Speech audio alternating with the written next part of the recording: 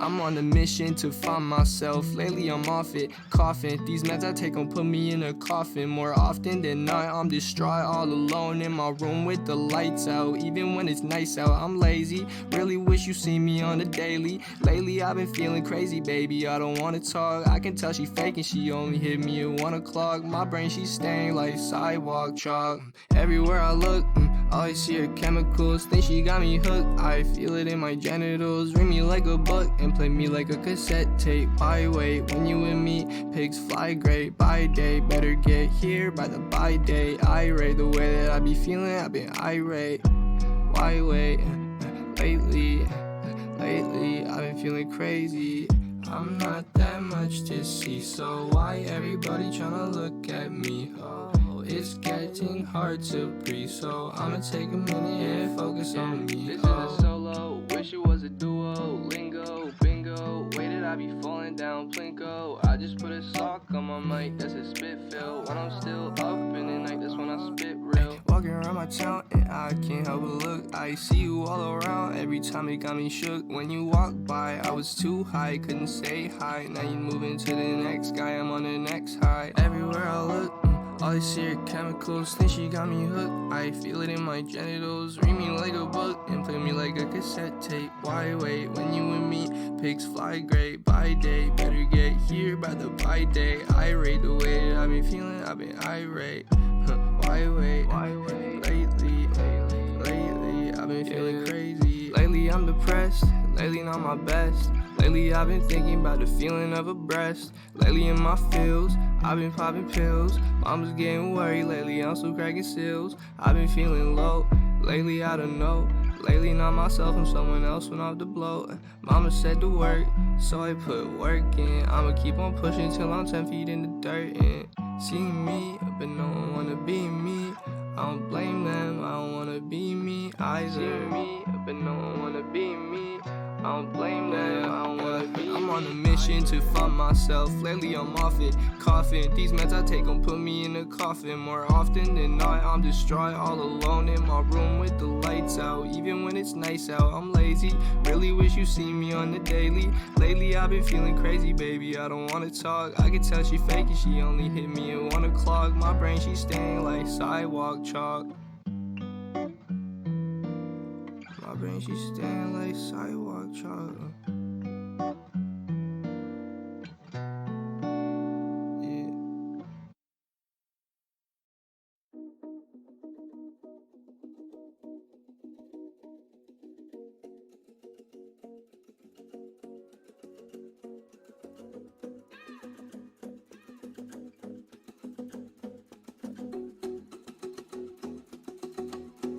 Do you think you could be my little runaway? I say we just leave and get away. Forget the whole world and run away. We'll make our own rules and run away. Run away, run away. I just really wanna get to know ya. Know you tired of all of the old ones. If you wanna lean on my shoulder, I could hold you until we're older. Just one look, I'm going crazy. Never knew this could be so amazing.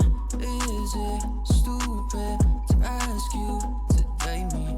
If it's the end of the world, do you think you could be my little runaway? I say we just leave and get away. Forget the whole world and run away. We'll make our own rules and run away. Run away, run away. Do you think you could be my little runaway? I say we just leave and get away. Forget the whole world and run away. We'll make our own rules and run away.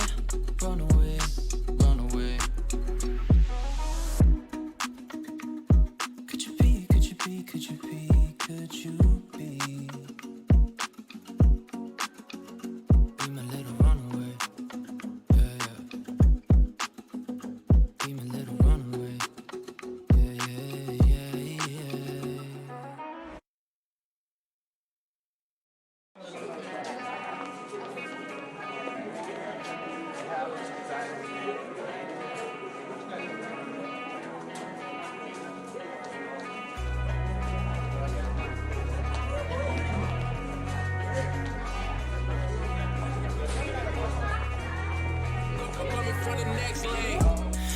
Everyone in high school doubted me. Woke up to a text, said they proud of me. Everyone in high school doubted me. Wake up to a check, now they proud of me. Everyone in high school doubted me. Woke up to a text, said they proud of me. Woke up to a text, said they proud of me. Said they proud of me. Should've never ever doubted me. Now I'm living drop top fantasies. Dressing for this life, yeah, it's meant to be. Got you feeling stuck in that rut life.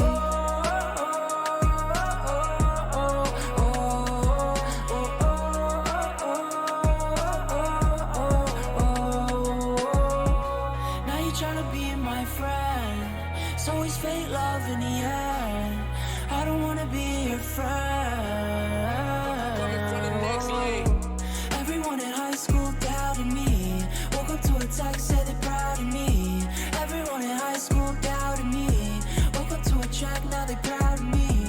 Everyone in high school doubted me. Woke up to a text, said they're proud of me. Woke up to a text, said they're proud of me. Said they're proud of me. Till the prom night, high school, I might get it. I can't leave till I just finish. You're too drunk to drive me home, so let's stay up and let's not go. I said, shawty, break it down for me if I have to. I'll be stuck with an F cause my paper passed due. And I remember when we met inside that first classroom. We would cheat, we would ditch, we would kiss after school. High school, I might get it. I can't leave till I just finish. I'm too drunk to drive you home, so let's stay out. Coming from the next lane. Everyone in high school doubted me. Woke up to a text, said they proud of me. Everyone in high school doubted me. Woke up to a check, now they proud of me. Everyone in high school doubted me. Woke up to a text, said they proud of me. Woke up to a text, said they proud of me. Said they proud of me.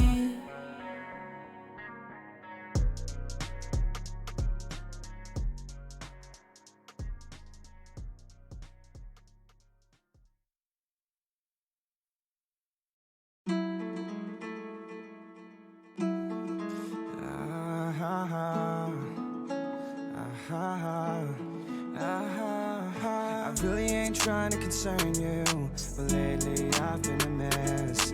And it's been pretty concerning how all my color turned gray.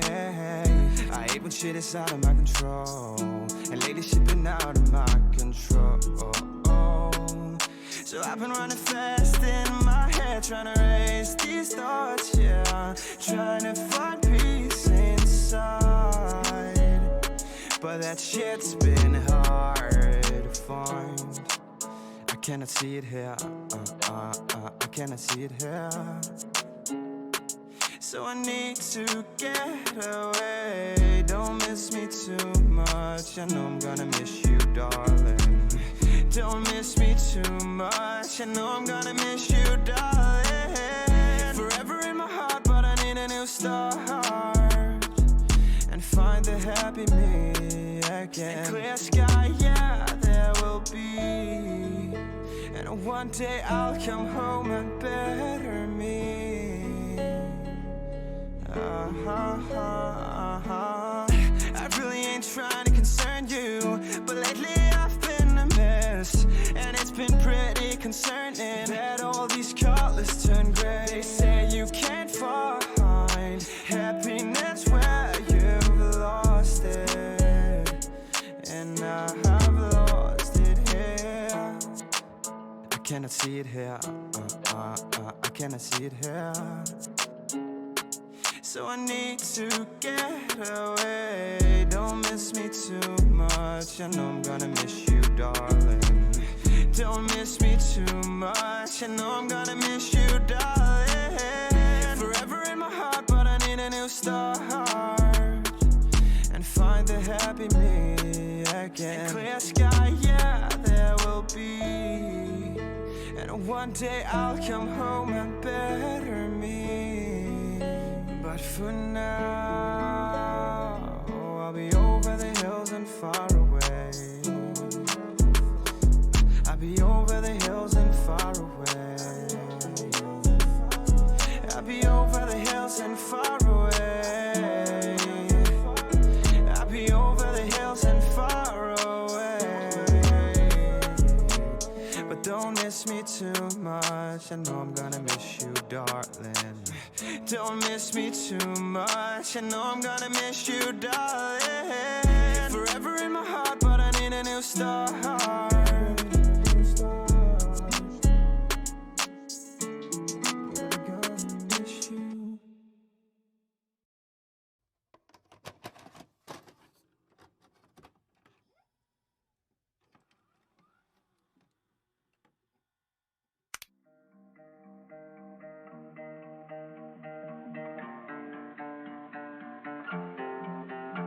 I gotta watch my back, probably pack my bag. You're like a computer crash, baby. I was wrong, so she left me. Now I'm down on my left knee, but I'm gone in a jet speed. Get around like a 10-speed. I gotta watch my back, probably pack my bags. You're like a computer crash, baby.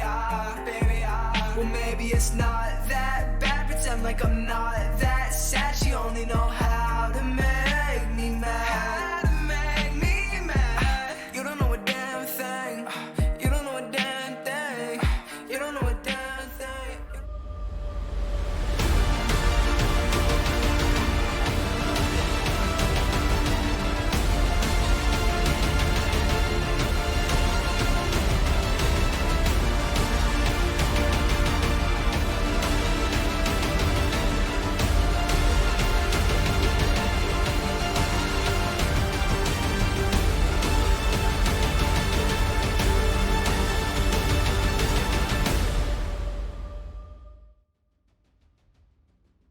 Hello, everybody, and welcome to the Rival Playoffs. And today we have a brilliant first game for you. We've got Fearless Charlie lining up against the Sorcerer side. Should be a very brilliant matchup today. I have no doubt it will be as we continue to live through the golden age of Rocket League, I think. There's just so many going on, so much going on, which is wonderful to be a part of it. And yeah, here we are, playoffs time. Again, and now we get to the serious bit. We're done with all the play-ins, and now we're at the pointy end. And of course, for this first game, we've got myself, Dispatch, and the beautiful voice of Greybeard today joining me for this first game. So as we do look over to the player stats today, a few players to highlight here, especially Foreman Dan from Fearless Charlie. Very involved players for their teams, having quite high goal participation, shots as well, and even on the saves end, so you got 126 coming out from Dan. And looking on the Sorcerer side as well, the goal involvement from Deadly Wet Wipe, 61 as well. Very aggressive teams here. It'll be interesting to see how they match up against each other. Well, what I'm very keen to see over the course of tonight is last weekend with the Prospect and Challenger, it pretty much went the way we would expect. There were no big upsets. It was the number one teams that found themselves duking it out in the final. Are we going to see upsets tonight? And I mean, these are two top teams, number one and number two in their respective conferences. Statistically quite close. 49 wins in league play from Fearless Charlie, 47 from Sorcerers, and their goal scoring, 213 for Charlie, 209 for Sorcerers, and conceding 146 and 145. It is close as it can be. And yeah, also look at the stats again. A 101 demo difference in favor of Fearless Charlie. That was the biggest margins I've ever seen. So looking at that, I mean, I know that Sorcerers are a very aggressive side. They really like to box teams in, especially you'll see from that man Deadly Wet Wipe a lot. But if Fearless can get disruption, I think they'll be able to shut out this Sorcerers team quite early.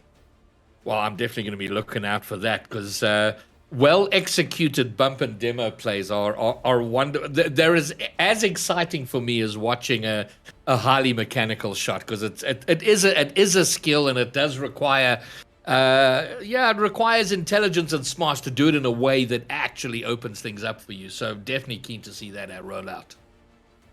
Very well orchestrated chaos is always beautiful to watch, but as we do try to get into this first game, if we can get the players raid up and lobby here. I don't know where to place this prediction. Obviously, Sorcerer is going to be my own franchise here, so it's hard not to be biased to them, but I think has potential to go all the way. I'm going to be nice. I'm going to say this one goes Game 5 to Sorcerers.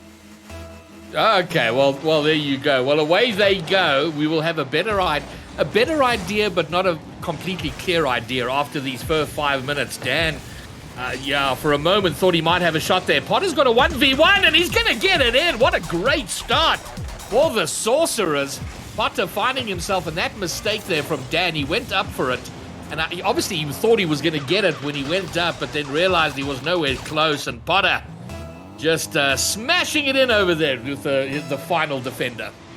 And a brilliant start for Potter. Potter is very well known for, let's just say, choking a few playoff scenarios. So getting the starting goal for the team is Deadly Wet Wipe tries to get over here. Potter over this one again. He's really pushing for this one. Zino on net now, but Buddha diving down from the bar, saving his team there. And once again, the early aggression really coming out from this Sorcerer side. I did say that this is a team that likes to box teams in. It can get quite scary as Potter barely getting that shot on net, but Dan to block. And the passes as well. The infield, Zino to Deadly Wet Wipe there. Really well played. Dan up for this one, unable to get it as Potter bangs this one long to the corner. But yeah, Sorcerers will begin to starve themselves out if they get under pressure. So if this Fearless Charlie side do get these demos, there might be issues. As Deadly Wet Wipe missing that one, and Buddha finding a goal in a leveler for Fearless Charlie. Yeah, and very much against the run of play, because this first minute has all been about the Sorcerers playing very quick, very aggressive, as you've pointed out, trying to box them in, giving no space and room, and then just giving up a goal. The Deadly Wet Wipe going up and whiffing it high up, allowing that ball in, and we're back on square terms. And the Deadly Wet Wipe being one of the highest players in the tier, very uncharacteristic from him, very mechanical player. We'll definitely see him going for a few cross-map air dribbles, he loves those, but we'll be able to see those later in the series. As Buddha now trying to flip the script here, opening up a shot for Form as Deadly Wet Wipe nearly getting faked out here. Form to send this one backwards, but his teammate rushing forward, unable to stay back. Deadly Wet Wipe to get a 50-50 here, but Dan ready to dive in for this one, but with no boost. Once again, Zino keeping the pressure up. Form gets a bit of a bump here to relieve pressure. Potter already up for this one, sends this one low, but Form waiting. The boost counts on this Fearless Charlie side are already very low, but as Dan here has a lot of boost to work with, but decides to pinch this one long. Zino to 50 this one middle. Deadly Wet Wipe to take this one up the wall. He's got a bit of time now, and with his mechanics you never know what he's going to do, but the air dribble, nothing comes out of it, and Dan there to clear. And both these teams really feeling themselves out in the first game as Dan trying to get a shot off here, but has to Form and nothing comes out. A demo coming out, Buddha on net here, but just past as Potter's able to clear that one. Zino flipping it to the other half of the pitch as we do now have Fearless Charlie in possession. Well, it has been, since they conceded, for the most part, most of the territorial advantage, the possession, the pressure play has been coming from the Sorcerers, but not being able to make it count. And as we go on, slowly, the defensive demo, magnificent there. As the game goes on, Charlie are slowly starting to make the way out of their own half, but a shot on goal here by the Deadly Wet Wipe will get the Sorcerers back in front. And he makes up for his error early on that gave Fearless Charlie their goal. That one, 101 kph into the top left corner, never missing that one. And Potter doing really well there, trying to bump out the defense, just 50-50 and buying time for his team, playing that one absolutely perfectly to give them the lead. All right, and they're immediately on the attack. Wow, and it half crossed over the line, but the save out by Buddha, I believe, gets it out, but immediately under pressure, and they have certainly been the team more under pressure throughout this game, and it continues, and here comes the Wet Wipe, but Dan gets a block and gets it away. Zeno with the miss might open things up. Buddha's, he had time, he had a lot more time than he thought. He could have taken control, but he shoots up high and wide. And the playoff nerves definitely kicking in for both teams, but both of them, well, the majority of players, I believe all of them but Zino, who's his first season, have played in playoffs in RSC, so he's the one that's going to be under pressure here. But as Deadly Wet Wipe gets the ball here, decides to hit this one high, unable to get a second touch that bounces off the ceiling. Form to send that one here, waiting on this one, but this one goes over Dan. Might find its way to the defense here, but with a bit of time, double commit comes out. Potter with a bit of time now. What we do, tries to fake out the first man, and nothing comes of that. A bump coming out again, and Potter really making up and trying to make space for his team. He sends the ball long, he 50-50s it, he plays it slow. He's playing very patient offense. He's always getting the bumps to open up his teammates. Yeah, and Charlie had a good period where they were fighting the way out of their own half, starting to build some pressure of their own. But for the moment, they're kind of back to where most of this game has been, which is Sorcerer's pressure, being fairly relentless. And what they would want to improve, I think I'd be disappointed how many they've scored. They've had a lot of shots. A defensive demo. Otherwise, that would have been a delicious pass. But Sorcerers, territorially and pressure-wise, continue. And we did speak about how many demos this Phyllis Charlie side can produce in a game, and we're definitely seeing it in their defense. Playing very aggressive to get the ball out as Butter up for this one, making Zano awkward form to send this one middle. Dan's here for this one for a triple play, but nothing comes of it as Deadly Wet Wipe sends this one long to Potter. Potter with the chance on the wall here. Decides to take this one slow, doesn't get it over form. 50-50 here. Deadly Wet Wipe with a bit of time. Decides to flip past that ball, a bit of an error there. Leaving Zino at the back here. Bump comes out, maybe an opportunity for Fearless Charlie, but Potter there to bail his team out once again. Form to send this one long in the path of Zino. Immediately given back as this one finds its way into the corner. A demo coming out on Deadly Wet Wipe, and every single time Sorcerers try to get the ball middle, it very much looks like that this Phyllis Charlie side, they're looking for the second man who's waiting for the pass and just eliminating them. Yeah, no, they've been very good that way. And for the most part, the large swaths of the game has been controlled by Sorcerers. Oh, nearly the 0-seconder to finish things off. But they've done enough. Only 2 goals in the end, but outscoring, I beg your pardon, outshooting Fearless Charlie by some distance. I do think, though, given all of their possession and territorial advantage, you would, and the number of shots, they must feel like they should have a lot more goals. And yeah, maybe we'll see a bit more of that in the series, but once again, as we saw a lot of tight series in the Elite Planes last night, 2-1 already, only a 1-goal difference in this one, and no matter how dominant they really were in that game, being the 4-shot difference, I believe, it very much felt like Fearless Charlie was still in that. They were doing the right things to deal with the second man coming in. We spoke about the demos near the end of that game there. But unless they manage to really start getting these demos going in offense and they start linking with each other, few triple plays, few infields coming out, but they're just not able to break past this Sorcerer's defense, which, considering their offense, has actually been very strong on all sides of the pitch. Yeah, and I would assume, I mean, Sorcerers have their own issues on not getting shots over the line for goals, but it has to be said, Charlie are keeping themselves in it by having a solid defense, but they got to figure out how to break out. And I do think Dan he didn't have a good game, and I'm hoping he settles in. Had a couple of misses and a little bit weak in that defense, which is part of where they've struggled to get the ball cleared out into threatening positions on the other side. So if he can settle in and kind of regain the form he's had throughout the league play, Charlie will have a better go of things in Game 2. As we do get into Game 2, we'll see if Dan, trying to start off Fearless Charlie on the right foot here. Potter to send this one up, unable to get anything. Deadly Wet Wipe up for this one, just over the bar here. Zino in for this one again, pressure coming in, but Dan there to bail him out, but it's Potter trying to get another one here. The pressure coming in very early, playing very confident the Sorcerer side, but Vaughn has something to say about it, hasn't got any boost. Opts to go for the flip reset under Deadly Wet Wipe. Butter sends one to the backboard. Potter immediately relieving the pressure, but Dan's there already. Deadly Wet Wipe up for this one. His air dribbles in midfield, always deadly.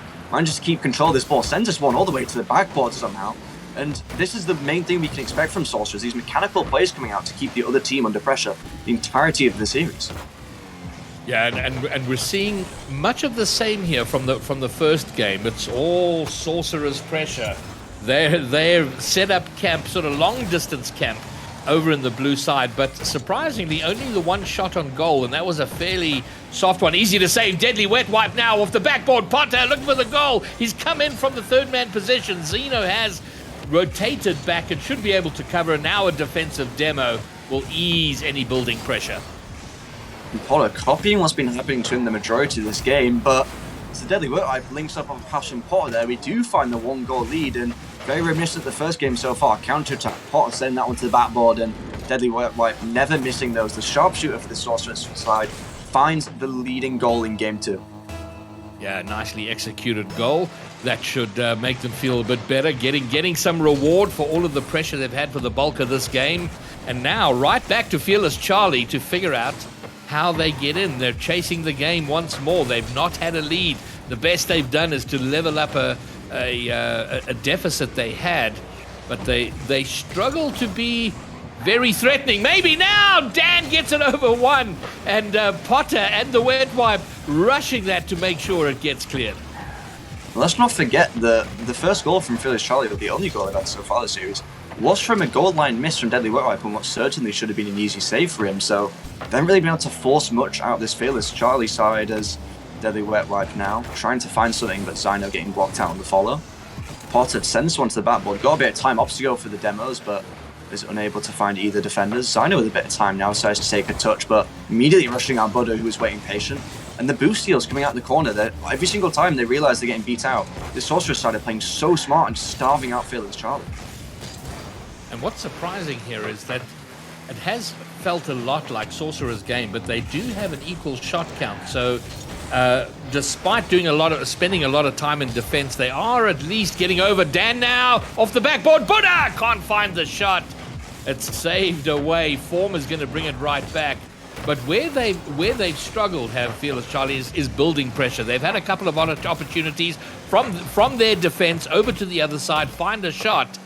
But none of that sustained pressure that Sorcerers have been very good at. And it's mainly Sorcerer's structure that allows that as Potter. Immediately rushing out the third man here. Zyno and Form racing for this one. They work right, playing this slow off the backboard, trying to read this. Bangs this one away as Buddha's already up. Buddha, maybe an opportunity here, sends this one to the backboard, but Potter to block out from the first, second, third man. The triangle positioning really bailing out this Sorcerer side as they try to launch another counter-attack here. Potter trying to get a shot on net from a pass up from Zyno, but Form ready for that one. Deadly Wet Wipe immediately rushing this one in. Potter getting the 50-50 with Form, but leaving his teammates exposed to the back here. Form to follow. Oh. This 15 inside the net, but Deadly Wet Wipe already ready. And it feels like Sorcerers just have unlimited boost play in this game so far. They're not being starved out, and they've just got every opportunity to deny Fearless Charlie. Yeah, and a very low-scoring game. Here comes Sorcerers once more. Briefly out of their half, but Deadly Wet Wipe going to bring it right back. Nice intercept by Dan, but that'll set up a shot for Potter. Oh, it's down off the crossbar. It is so awkward. Dan rushes in, clears, but it's right back. Potter now is denied by Buddha. So very nervy moments, but they do keep it out, and they are behind. It's just one goal. This is exactly where they were in game one. Another miss from Deadly Wet Wipe nearly gave Buddha another goal for the series so far, but as this one gets a bit awkward in defense, Potter 50-50 this one up. Buddha with a bit of time, tries to shoot low, but unable to get the angle. And Buddha, he's been really playing aggressive for this Charlie side, but just unable to find goals as Dan's left on the backboard here, beating out Potter. They really need something soon if they want to get back into this, but Zyno decides against it as Buddha also beating to the ball. Form backwards on the goal line here, manages to beat Zyno to the ball. Deadly Wet Wipe to try to send this one middle. Pops it slow. This one middle for Potter, who gets blocked out by Dan. The bump coming out by Deadly Wet Wipe here. All the pressure is on this Fearless Charlie side as finally someone commits from Sorcerers. Zyno's 50-50 with Dan, but Dan being him to the ball. An opportunity maybe here as he goes to the ceiling. Form down for this one, but Potter reads it. And as we reach the final 8 seconds, Buddha on the backboard up to Form here might get a redirect, but Deadly Wet Wipe to block that one out. Dan sends to the middle. The pressure's not gone yet. Form already up for this one, but Zyno 50-50s this one. Should find its way to the ground, but Buddha somehow lurking in the shadows here. Form to send this one up to the wall. Buddha ready for this one, sends it up to the ceiling. Form ready for this one again, as Zyno 50-50 in this one. Buddha to bang up the backboard. It falls to Potter, who will immediately kill this. And as we see Sorcerers move to match point and not really shutting out this Fearless Charlie side, but just not preventing them from scoring. They've really not been able to give them any chances this game. It's a very strange kind of game because, well, best of fives are a bit deceiving because you lose the first game, it's not the end of the world, you got time, but then suddenly losing second, you're facing series points and you have to reverse sweep. So it changes very quickly. That's where Charlie find themselves, but it is a close series. Without doubt, just the way it looks live. Sorcerers have the advantage in terms of their pressure. They are pressuring more. Charlie's keeping them out, but they're just struggling to score. A 1-goal game. It is that close. But Sorcerers on series point. And the crazy thing is that there's a 3-shot difference here because Buddha having 7 for his team pushes Charlie to a 9 compared to a Sorcerer's 6. You've definitely got to question the shooting consistency. 0 and 7. That one's really got to hurt, and that's the issue for this Charlie side, because I did say near the end of that game, not giving them any chances, but the issue is they are, but the Deadly Wet Wipe picking up 5 saves in that last game there, just shutting out every attempt that Charlie throw on the net. Well, the number 1 team in their conference, Fearless Charlie, it's going to be a bad showing for them if they go down in a sweep. That's not what anybody wants to see, not what any team wants to experience, but that's a very real possibility as it stands now. Buddha getting to that ball first makes it awkward for the Sorcerer. Zeno can only push it into his own corner, but Deadly Wet Wipe, as he has done so often throughout the last 2 games, catches it, takes control, and gets it out and brings it into an attacking, threatening position. And early on, we saw that open net miss from Buddha, and considering his 0-7 shooting from last game, he's really not on a hot hand so far, as this one might find its way in Zyno and able to get anything. And for the first time this series, in the final game where it matters most, Dan finding the opener for Fearless Charlie. Well, for the first time in, what is that, about 11 minutes of Rocket League, Fearless Charlie have a lead, something they have not had at any point. So that hopefully will start to change things around for them. And there's been a team bump in the midfield. There's been a demo, and Potter is backwards to the ball. So with all of that insta confusion, nothing much comes of it. Although Zeno has has an opportunity, a low boost, picks up the corner. Buddha will get the touch away. It's Buddha to bang this one middle. Dan already up for this one, unchallenged. Tries to send this one to the backboard where Zeno's already waiting. Bangs this over as Buddha is starting to leave this one here. 2 players coming from Sorcerers, getting quite hungry for the ball now. They do not like being on the back foot as 4 nearly letting one in his own net there. Pod's pinch this one middle as Deadly Wet fake challenging Dan for this one.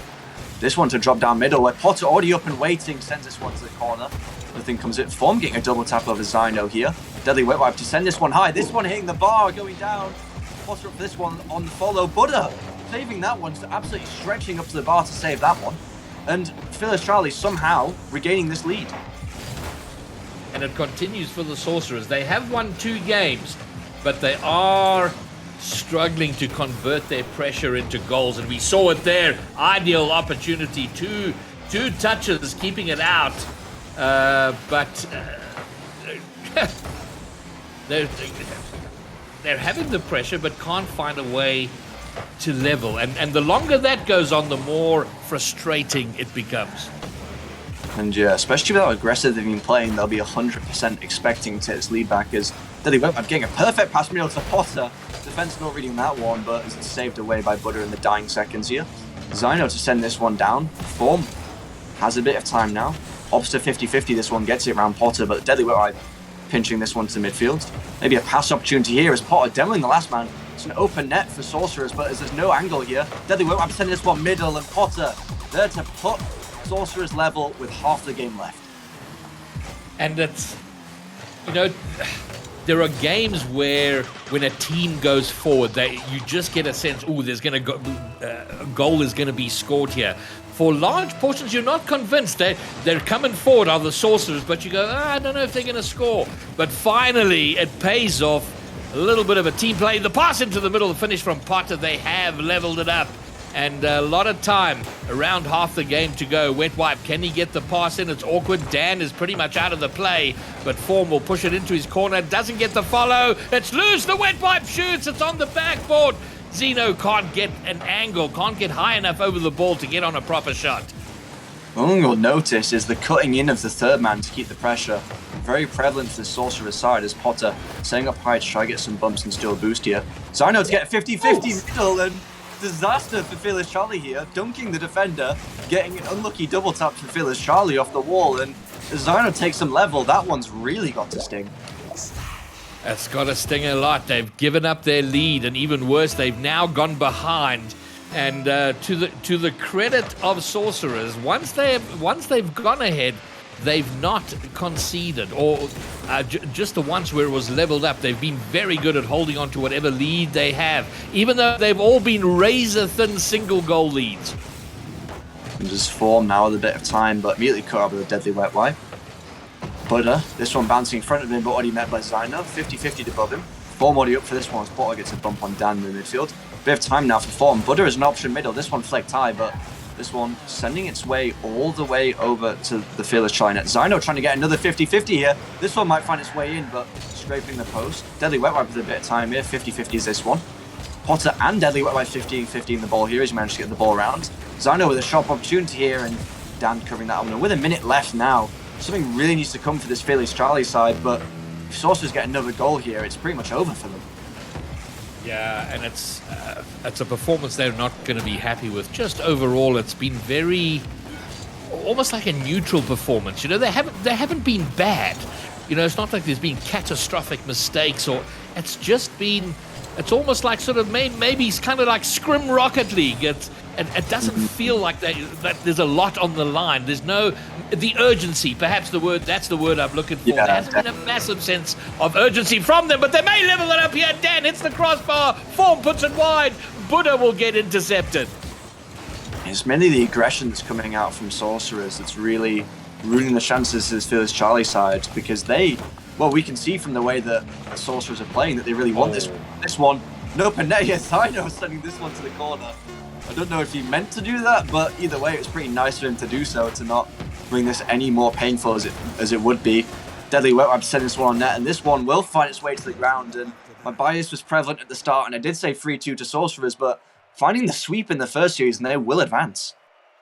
All right, well, two surprises for me. One is that Sorcerers one. Not that I expected or backed Fearless Charlie heavily to take it, but being the team that finished first in the conference and being slightly better in all the stats, I kind of thought, okay, they should take it. That's the first surprise. The second is that they lost in a sweep.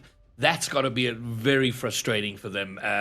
It just feels like they didn't put up a big fight. And yet the games were close. 2-1, 1-0, 2-1. These are really, really close games, and they just couldn't find a way to make it competitive. And the interesting thing to think about is that Fearless Charlie getting 2 goals there. We saw the first game, Deadly Wide missing what was an easy save for him and letting Buddha find the ball, and Dan 50-50ing the follow-up player from Sorcerers on the kickoff, and it's just bouncing off the wall and going in. They never really stressed this Sorcerers side and got goals by beating them out. It genuinely just looked like Sorcerers are the better team today, and when it's playoffs, that's really what matters. All right, well, it's not the end of the road, of course, for Fearless Charlie. They do get a second life. They've burnt one of their 2. They will go down to the lower bracket. Sorcerers will move forward, and I believe it's Fearless Charlie who will meet up with the Sentinels next in the lower bracket, and they will be hoping to figure out what they need to and make a strong lower bracket run. And I'll be moving to the B stream to go cast that game, as I believe you might be staying here unless someone else is coming in, but that should be a very interesting series to cast. But from us two, for now, that is it. A brilliant series to start off Rival playoffs. As I do look over here now, and I'm just trying to see the B stream result to see where they're at, but it really has been... there's been no B stream I've been updated on due to technical issues, but either way, we will find that result and see who does play against Montbéliard and who does advance to play Pyromancers in the Super Final. But that is it from me for now. It's been a great day so far of Rival playoffs, and I'm excited to see how it goes.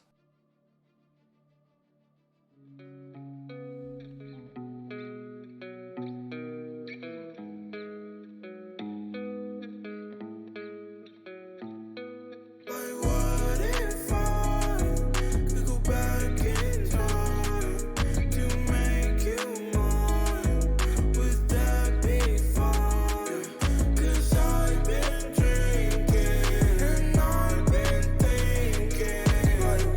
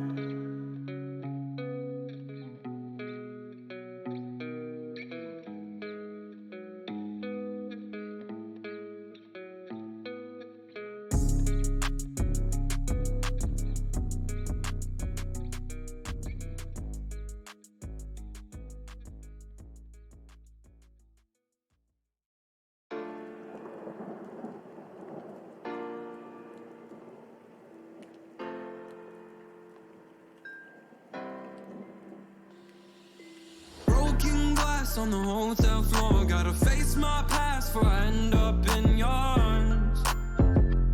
In your arms. I write my thoughts on an empty page, but no matter what I do, I still feel the same in your arms. In your arms.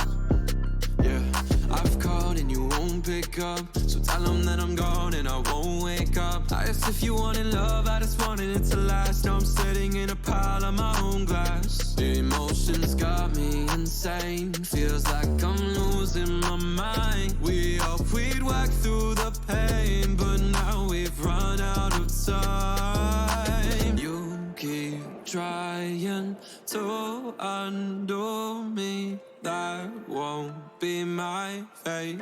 What is life when the money and the fame gone? Broken glass on the hotel floor. Gotta face my past before I end up in your arms. In your arms. I write my thoughts on an empty page, but no matter what I do, I still feel the same in your arms. In your arms. Yeah, for now sat in a pile of glass, reminiscing about our past and how I was happy then.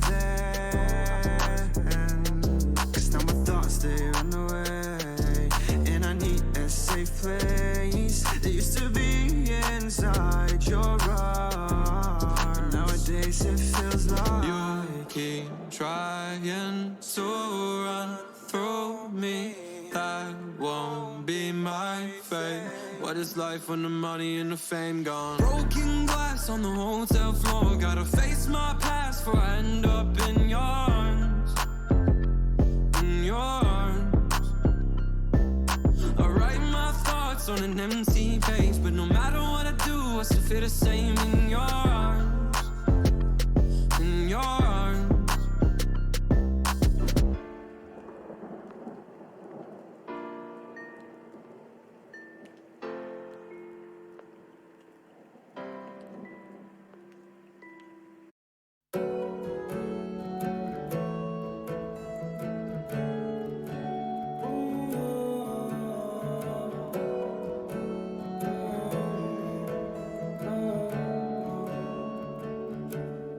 It's about 503, it's killing me. You've left me all alone. I still can't sleep, I can hardly breathe. I'm dying on my own. My heart's in pieces, can we just reset everything we've done? It's about 503, it's killing me, and I'm all alone. It's liquor for the pain, cause nothing was the same when you walked out my life. When you walked out my life. Yeah, we were so amazing, beautiful creation, gone in the night. Yeah, gone in the night. And like a storm, you destroyed my way of life. I cry every time I'm not yours, but you're gone. I guess I'm paying the price, cause I wasted your time. It's about 503, it's killing me. You've left me all alone. I still can't sleep, I can hardly breathe. I'm dying on my own. My heart's in pieces, can we just reset everything we've done? It's about 503, it's killing me. I'm all alone, and I know I've lost you, I've lost you, and I know that there's no coming back, so I just stay sad. It's about 503, it's killing me. You've left me all alone. I still can't sleep, I can hardly breathe. I'm dying on my own. My heart's in pieces, can we just reset everything we've done? It's about 503, it's killing me, and I'm all alone.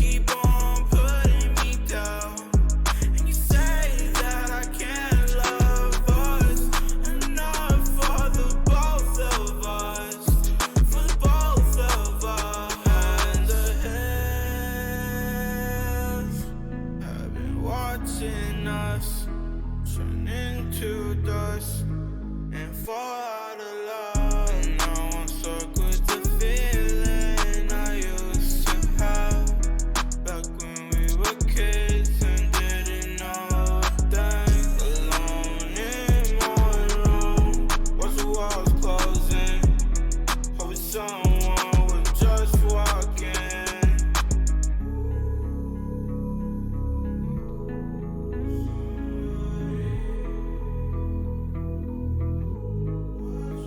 And the hills have eyes on my side of town. Yeah, that's the reason you keep on putting me down. And you say that I can't love us enough for the both of us, for both of us.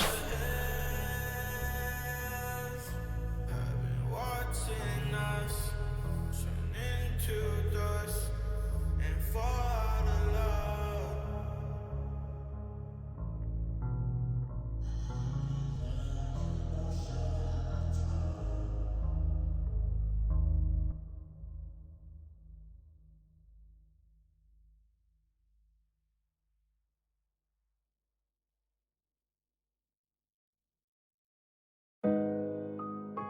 I hope you know. I hope you know. I hope you know. I hope you know. Yeah. I hope you know. That you are on my mind. Promise I'ma waste no time. Got down, but now I climb. Said I wouldn't make it, feeling so lost. I feel caught up in the matrix. Have to keep waiting, I gotta be patient. What's up with all these people hating? Yeah, anytime I gotta switch lanes. Always gotta be real, ain't no time to change. In my head, but I got better things. Feeling love all through my veins, yeah. It is really nice to meet ya, yeah. I'm a teacher, got different things to teach, yeah. But it don't really matter. Give you my love on a platter. I can see it in your eyes. I thought that I trusted you, but all you do is lie. But you really know that ain't different. Heart so cold, yeah, you can see me shivering. Am I the one to blame? Ain't playing all these games, but look how I have changed for you. I hope you know that you are on my mind. Promise I'ma waste no time. Got down, but now I climb. Said I would make it, feeling so lost. I feel caught up in a matrix. Have to keep waiting, I gotta be patient. What's up with all these people hating? Yeah, I go running a maze, forgetting all those days. Left them in the haze, it's better there. Wasting my moment, love like us, so can she play with it? She broke it, yeah. I don't care, I thought it would be better. Hate it, I put in this effort, Hate it, I put in this effort. Yeah, want it to be bad. I hope you know that you are on my mind. Promise I'ma waste no time. Got down, but now I climb. Said I would make it, feeling so lost. I feel caught up in a matrix. Have to keep waiting, I gotta be patient. What's up with all these people hating? Yeah. I hope you know. I hope you know.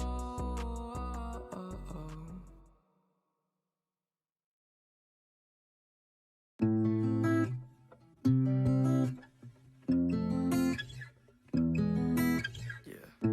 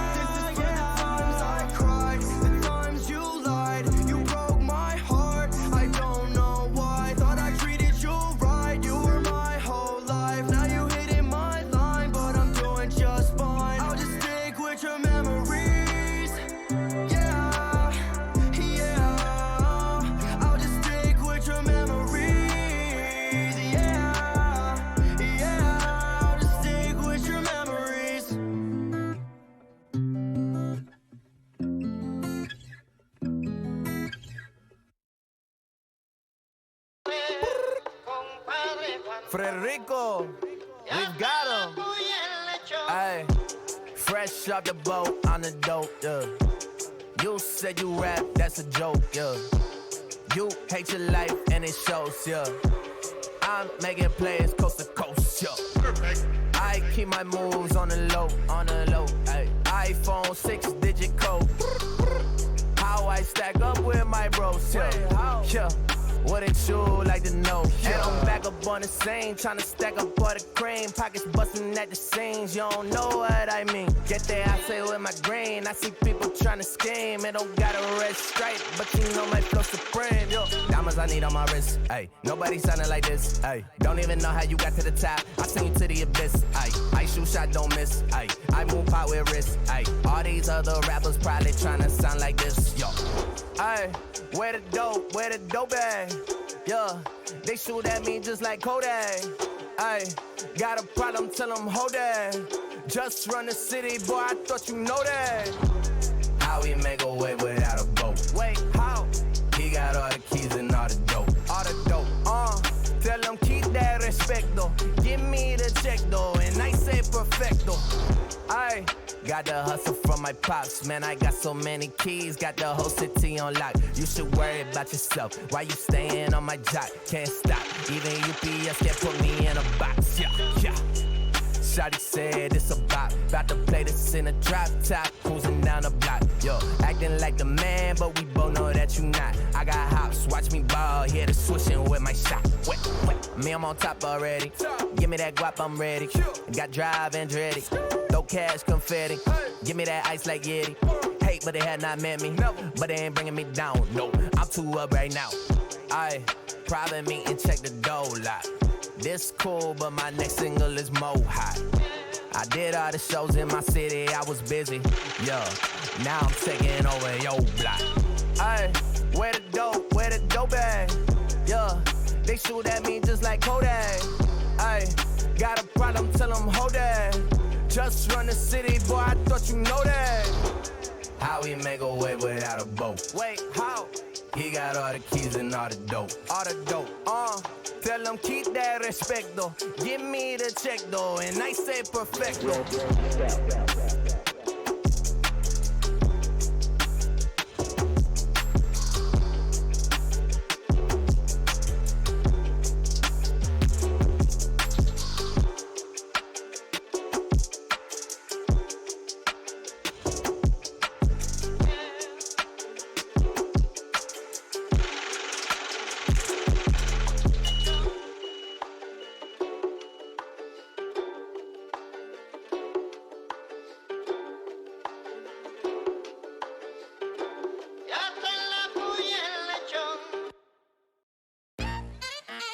Hey yo, this is the first song that I ever recorded. Check it out. Hey. I got all this money, but it's not what makes me happy. Used to be so cocky, but that's now all just the past me. Speakers loud, roof is down, riding through my city now. She's in for the picture, I'm open, I got no worries now. I've been chilling in the back of a class with a pack on my back and my mind in a Maybach. I'm afraid that I'm too laid back. I don't study, but I make great A-rap. Little shorty, and she wanna throw way back. Got a little bit of rock and a little bit of jazz and a little bit of top and a little bit of racks and a little bit of smile and a whole little laugh. Hey, I kick back, you know that my rap kicks. I've been smiling for so long, I might need chapstick. I ain't talking to you fakes, these brothers plastic. Kill a verse and they put me on the blacklist. I got all this money, but it's not what makes me happy. Used to be so cocky, but that's now all just the past me. Speakers loud, roof is down, riding through my city now. She's in for the picture, I'm open, I got no worries now. I got all this money, but it's not what makes me happy. Used to be so cocky, but that's now all just the past me. Speakers loud, roof is down, riding through my city now. She's in for the picture, I'm open, I got no worries now. One that coming from my neck, ayy, I'm just trying to do my best. I ain't ever son a check, but a brother know he blessed. I'ma go cop some shoes at the thrift. Honda Civic from 02, with your boo, yeah, that's my lift. I be flexing, that's a Walmart on my wrist. $30. That's the price of my whole fit. You got Gucci on your jacket and I'm laughing. Pass the proof, I ain't gon' have it. Yeah, the truth is what I'm rapping. I got all this money, but it's not what makes me happy. Used to be so cocky, but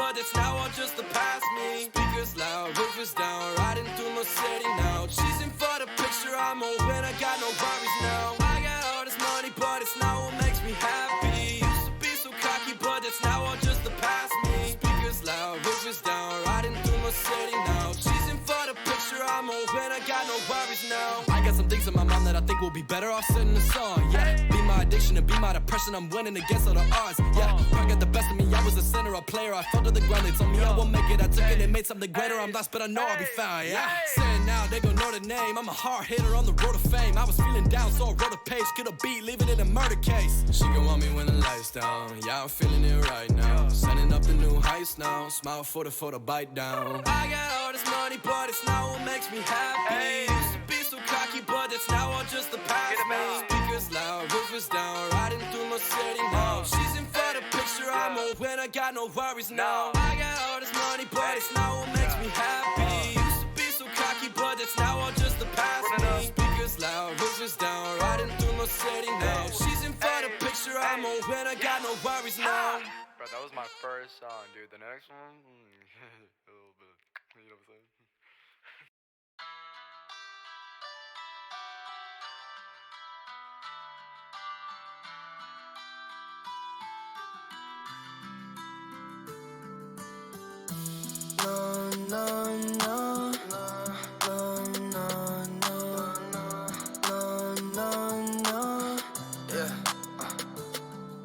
Save me, I needed you to save me. But every single time you break me, every single time you break me. Ooh, you break me down, you wear me out. I can't breathe now, you let me down again. You let me down, really hurts bad cause I need you now. In a messed up place, my head spins round. The only kind of drug that can calm me down, but you left me alone. Your heart made of stone, so I gave you my own, and you left me cold. Save me, I needed you to save me. But every single time you break me, every single time you break me. Ooh, you break me down, you wear me out. I can't breathe now, you let me down again. So where am I now? Start to feel good, then you come back round. Thought of me and you just brings me down. Gone, I'm good, I'ma figure this out, so I'm done for now. Me and you are finished, girl, it's over now. Looking for the pain till I come back down. I don't wanna feel the thing, so I'm numb right now. I said I'm done for now. Me and you are finished, girl, it's over now. Looking for the pain till I come back down. I don't wanna feel the thing, so I'm numb right now. Save me, I needed you to save me. But every single time you break me, every single time you break me. Ooh, you break me down, you wear me out. I can't breathe now, you let me down again.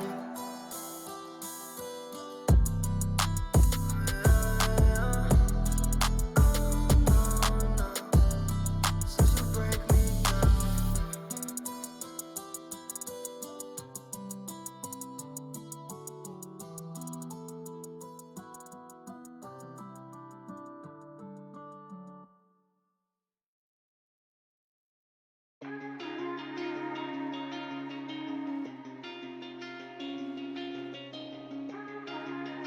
Sarge dripping that sauce, yeah.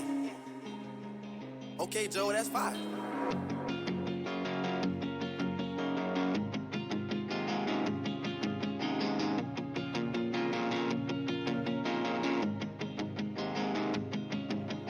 Black heart, our innocence has gone far.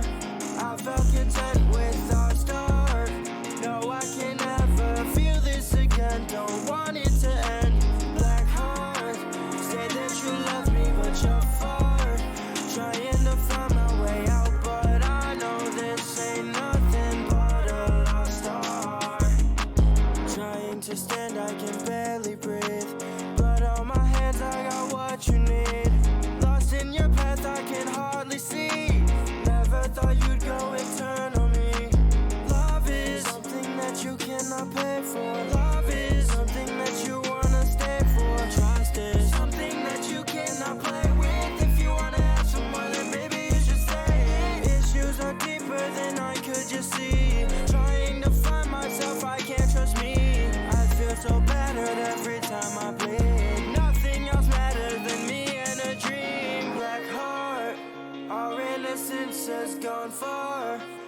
felt content with our start.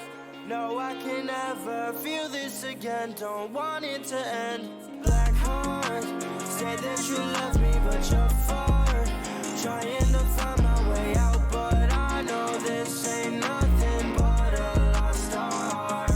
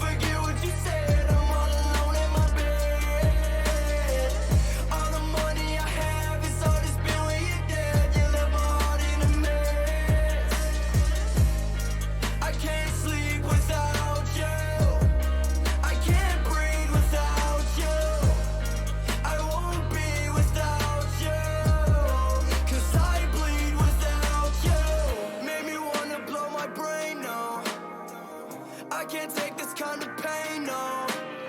You turned our loving into hate, no. You make me bend till I break, no. But baby, will you call again? I've been broken ever since you left. Swear you stole my heart, baby, no theft.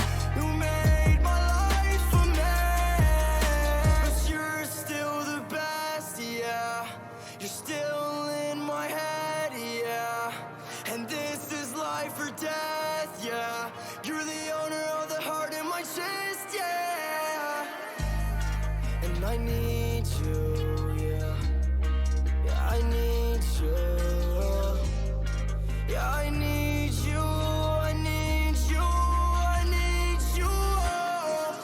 Take a shot to the head, try to forget what you said.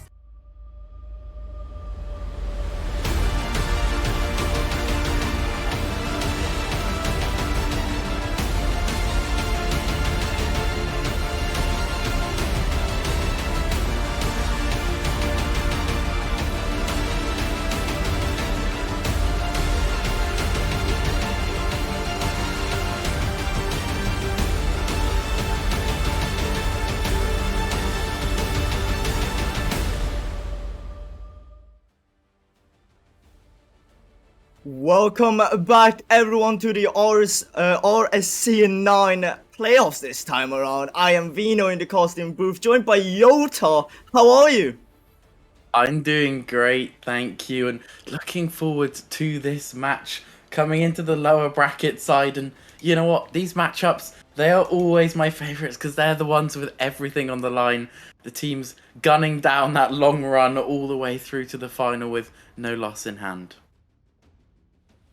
Very interesting, very interesting previous game, Fearless Charlie unfortunately getting swept, and that basically means that two Fearless rosters has already been swept by this weekend, which is really unfortunate for them. Last time around it was Fearless Bravo, this time it is Charlie, and a lot of speaking to do within the team, but Jota, do you have the graphics ready? Because you run us through what are tonight's game. Well, tonight's game we have coming up for us is Montbéliard. I think I'm saying that right. It's a difficult one for me to go for. Versus Unity. I do reckon I can manage the team name Unity. That one just about enraged for me, Vito. Oh, Montbéliard.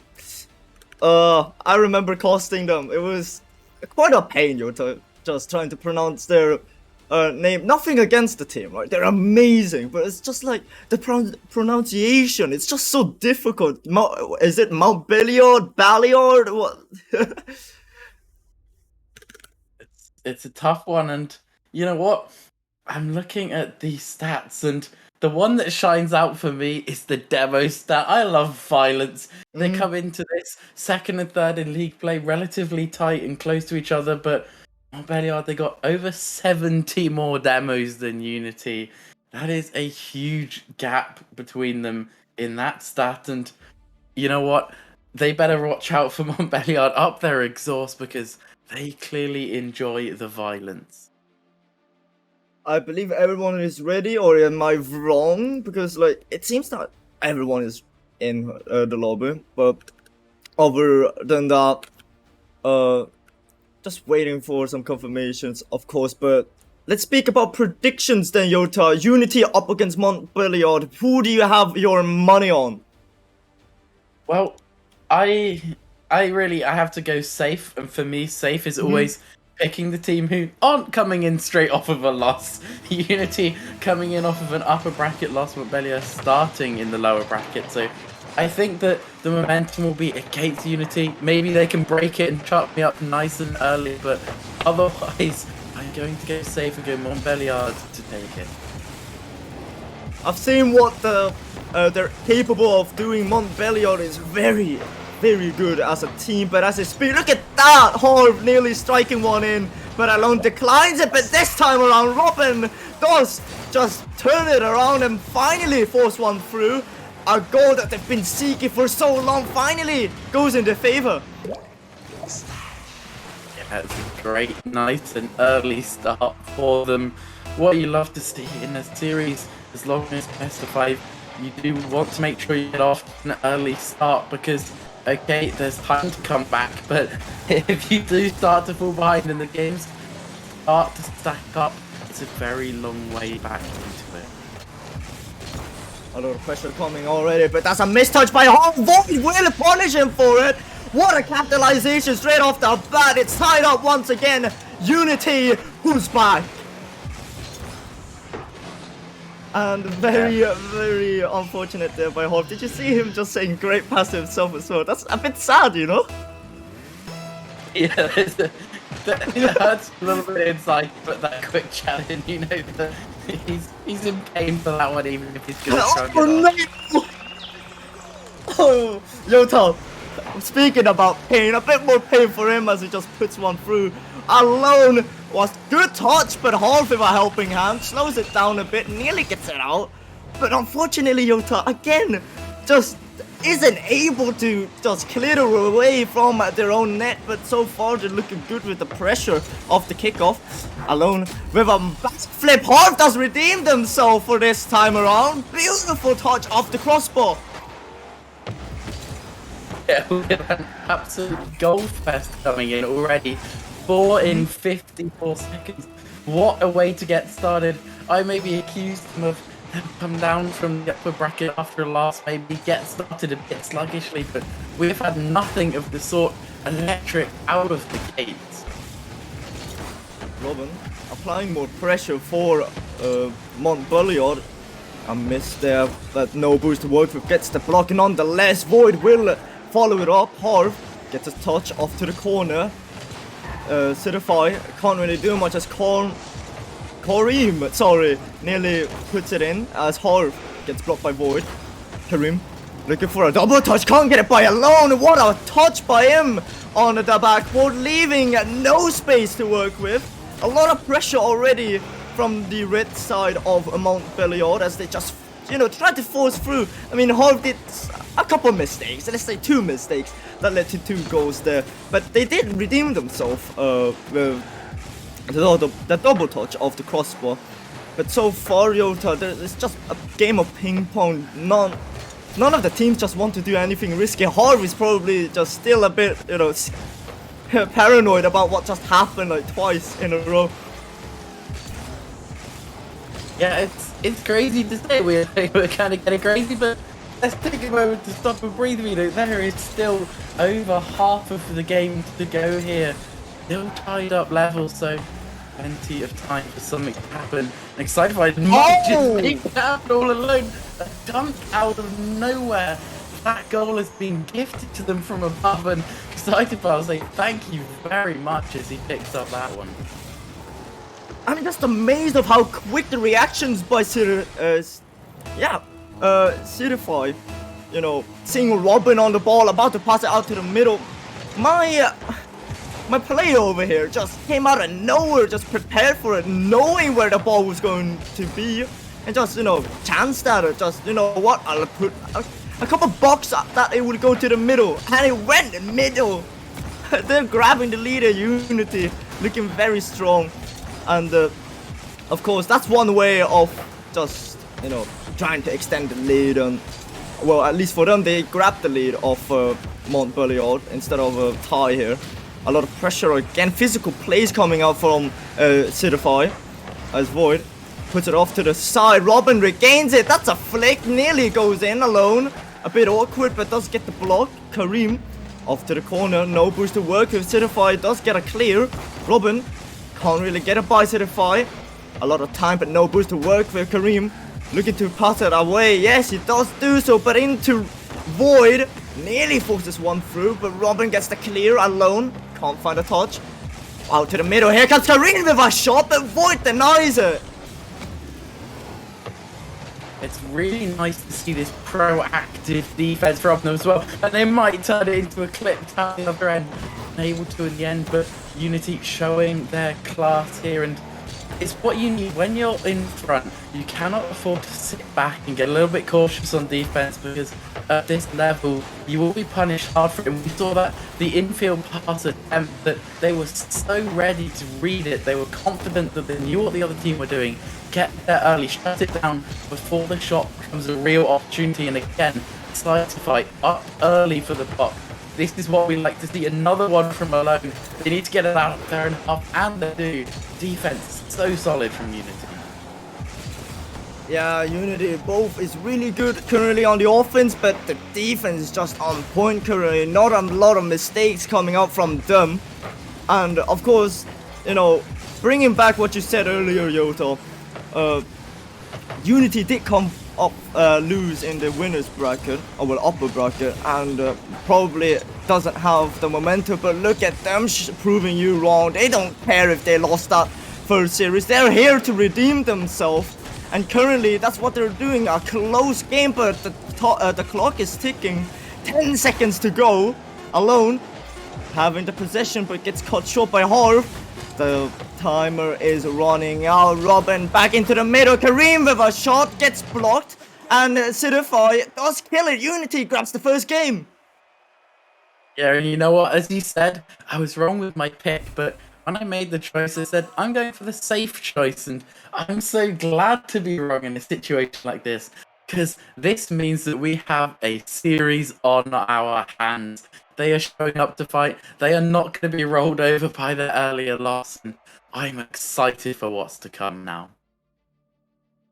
Oh, there's a lot of Rocket League action to be witnessed later on this evening as well, and Unity looking to just redeem themselves. But don't forget, it is currently 1-0 for Unity. They still have a long way to go if they want the series, so let's see what Montpellier's response would be in game number 2 in the series.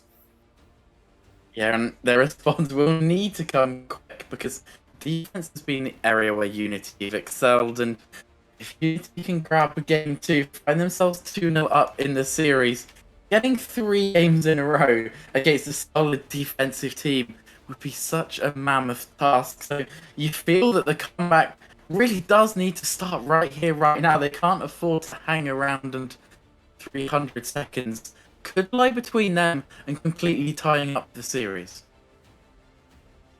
Harvard's currently asking for a timeout. Internet issue there.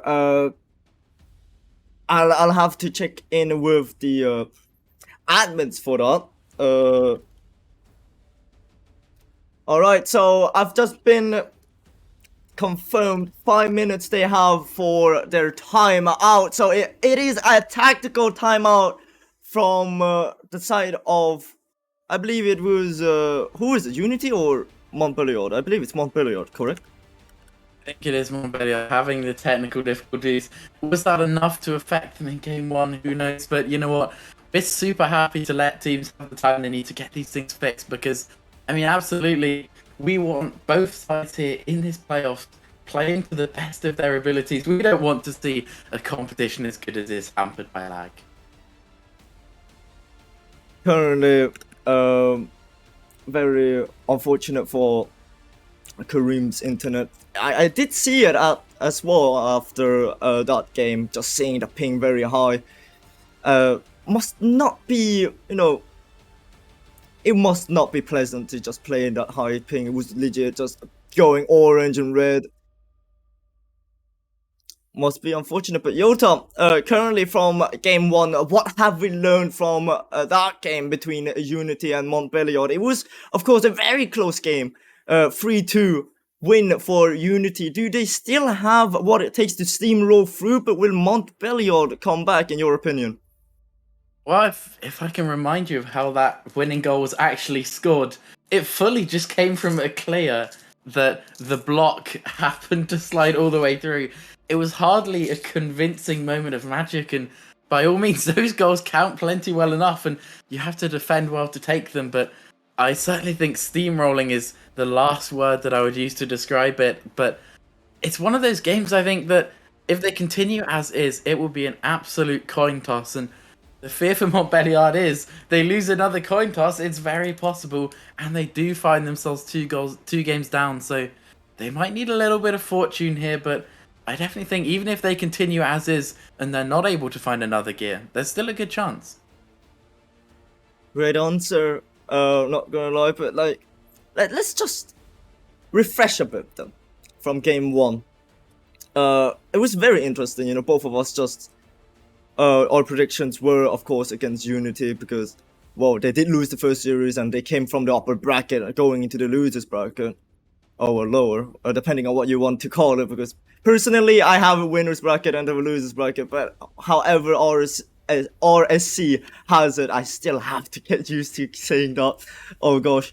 But of course, Unity against Montbéliard, it wasn't really easy. It was just them trading goals. Harv did make some mistakes as well in that game. One pass and one little own goal. A save that could have just, been very simple for them actually, but just ended up just slowing it down, not slow enough, I guess. Yeah, I mean it's Rocket League, sometimes strange things happen and they will haunt you for a while, but he'll desperately need to just get that one as far out of mind as possible and just refocus on the next game, because as we were saying, they've looked plenty good enough. And my other worry that we haven't really considered is that if this series does go long towards the game 5, whichever team wins this would need to take 4 series in a row. That's all today to make it through lowers. So realistically, fatigue could start to become a factor, and while you're going through lowers and you play a lot of series, it's great help while you're warm, until you get to the point where you've slogged through game 5 after game 5 and you start to get weary and you start making mistakes at the most important time when you get towards the final. So I do think that if whoever wins here is looking to go all the way, I think they want to get it done as quickly as possible. If it goes to 5, I am really worried for both of them in terms of their stamina. I mean, personally, I know how fatigued you can get when you do end up playing for a very long time, but let's get game 2 started without any more problems now. Everyone seems to have sorted their issue. It is Unity up against Montbéliard. Unity currently leading in series standings. Not series standings, sorry, series score. But did you see that quick one Harv did it, putting one away, but Certified just does nail to get back in time to send it away. Yeah, it's always a little bit fortunate to steal a kickoff goal, but what a lovely time it would have been for them to collect that fortune. They could not have done with it any more to just really reset the mental after that previous loss and a bit of a timeout break too, but they are back on the offensive again. Harv tries to drop it middle, but there is no one there for it. It is Kareem who collects it sidewall, air dribble up, looking for Robin mid, and you know what, they're not quite finding the passes Montbéliard, but they're starting to look for them, and that is what you like to see. There is promise in this offense. Yeah, a lot of promising efforts already coming out from the Montbéliard side. I mean, straight off the kickoff, when the timer hit 0 and it is go, green light, they were the one to strike first. but just couldn't convert it into a goal. As of Yekarim, as I speak, oh what a play that was! 0 boost and he forces it through. Good play to grab the lead. Yeah, you ask for initiative, you ask for quick conversion, and he reacts to Half's touch really quickly. That was just a loose ball in the opponent corner. He thought the fastest, caught it on his roof. The little pop over and then the touch back off of the wall and in. Very good composure from him to open up the scoring. A long time to go in this game. They are far from out of the woods, but as things stand, they look to tie up the series and they look to press on for a second here. Robin, a little fake maybe on Void there, but doesn't come to anything. It comes to a counter-attack. In fact, it's far down. Surely it's in.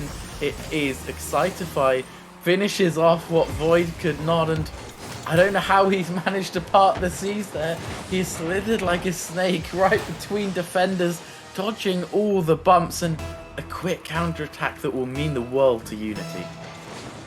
I was very worried for Excitify right there. You know, the ball, you never know how the bounce will be after the crossbar, but as I speak, Void gets the fake of a century over here on the last defender. Nope, you thought I would go for the ball, I'll just leave it hanging there. Just slots one through. Yeah, we were talking about mental game and composure. He's got mental game for days. That's a filthy thing to do to someone here.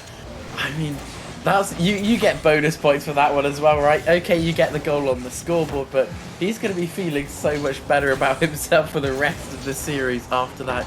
That's the sort of goal that as a player you score it and he is sat there smiling and he's nearly trebled his smile with that one. A really clean flip for his head, air dribble too, but this time the defense was able to hold strong on Belliard.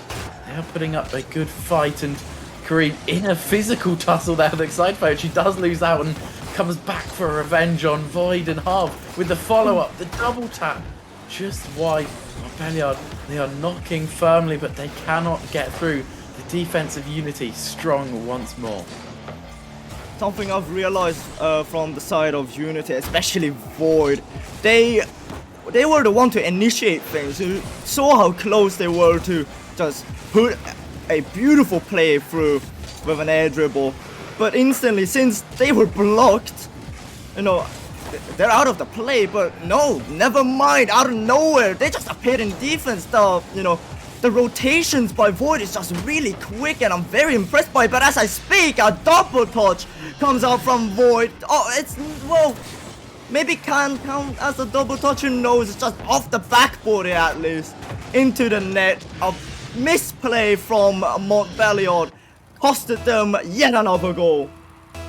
You know what? I don't think Void will mind if that counts as a double tap or not, because he has over double the points of any of the Montpellier players now in this game, and they are 2 goals up, inching closer and closer to a 2-0 lead in the series, and a series where Montpellier have not looked like a bad team, but Unity have capitalised so well, and their defence solid so far. Kareem looking to break this down. What can he do? He's put it backboard. Void, consistent as always, drops it to Alone. A quick counter-attack on the cards maybe, and it will be.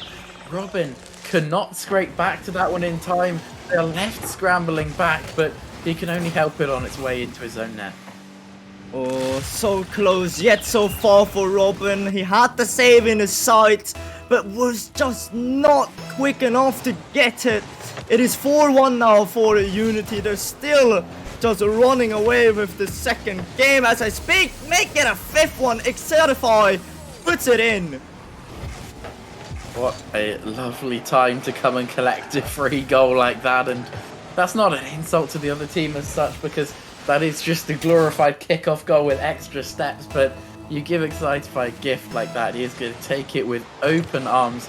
His 2nd of the game, the team's 5th, with 90 seconds to go. Game 2 is almost entirely out of reach, almost into consolation territory for Montbellier, and it could be getting worse here. Void pushing on for the 6th. There is no mercy being shown by Unity.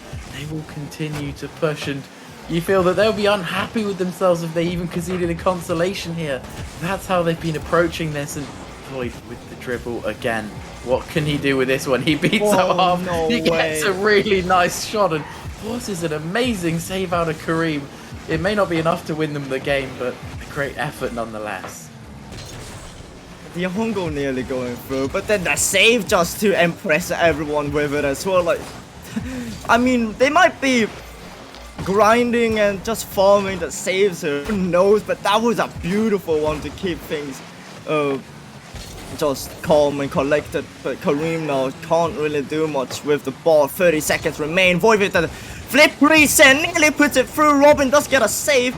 Double commit, a miss. Excitify can't find the back of the net. Alone into Void. Off to the side.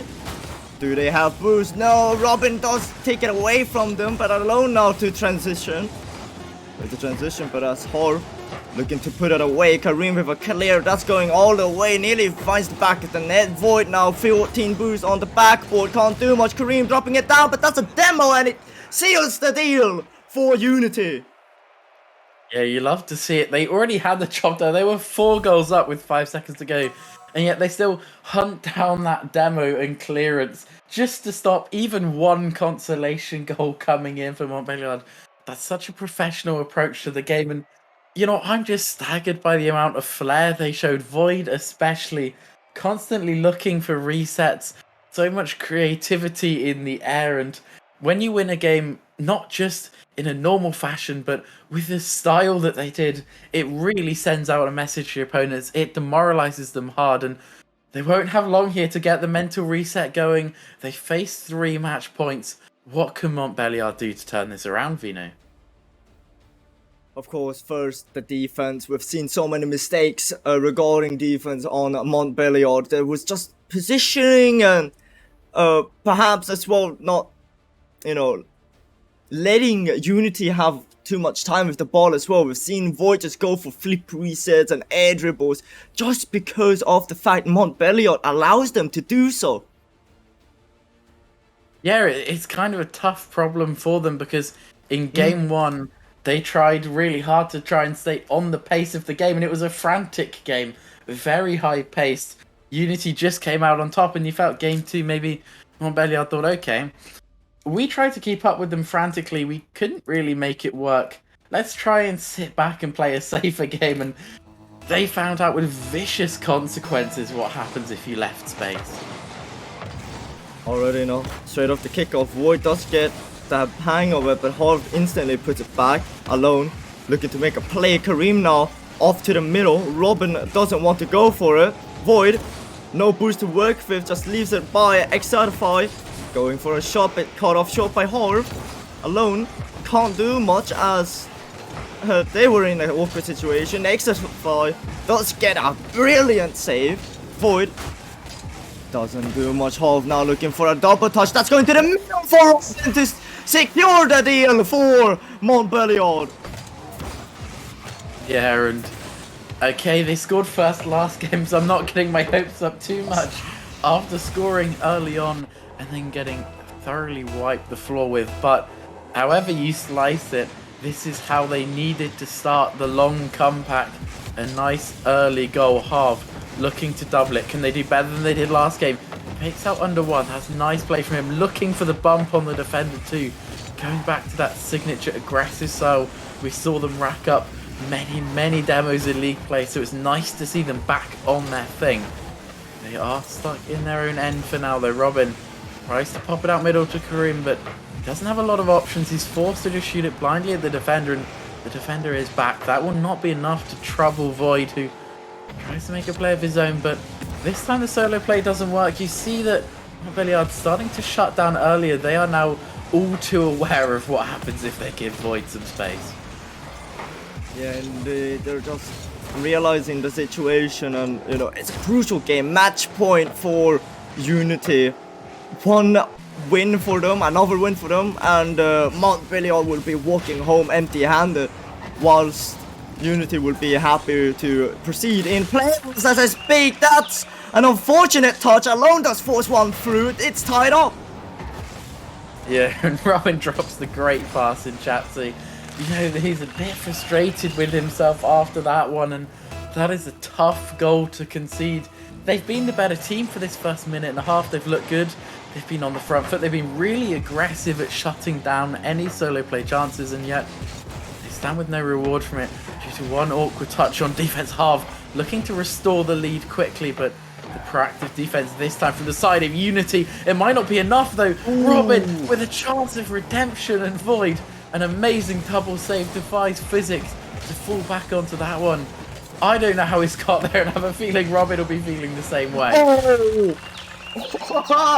Yo, as we spoke about the defense, look at the transition from Alone, getting the 50 on Kareem, Certify popping it out to the middle, Alone just keeping in touch with the ball, says, hey, I'll grab it, I'll put it in for us, grabs the lead for Unity, and this is looking very, very sticky for Montbelliard now. 2 minutes to go though. They still have a lot of time to tie things up. But as I speak, that's a beautiful play. Attempt by Hall, midfield pass, but no one to retrieve it. But so far, they're looking better than game number 2. And game 1, of course, you know. The ping issue seems to have been sorted. And everything seems to be sorted. So, very pleased to see that everything's going smooth and steady. But as I speak about being smooth and steady, Alone with a smooth touch. Yeah, very smooth for him. 3 goals, 3 shots. Simple as you like. They've been outshot in this game so far 8-3. But you know what? If every single shot you have turns to gold, it doesn't matter if your opponent is 3x your shots.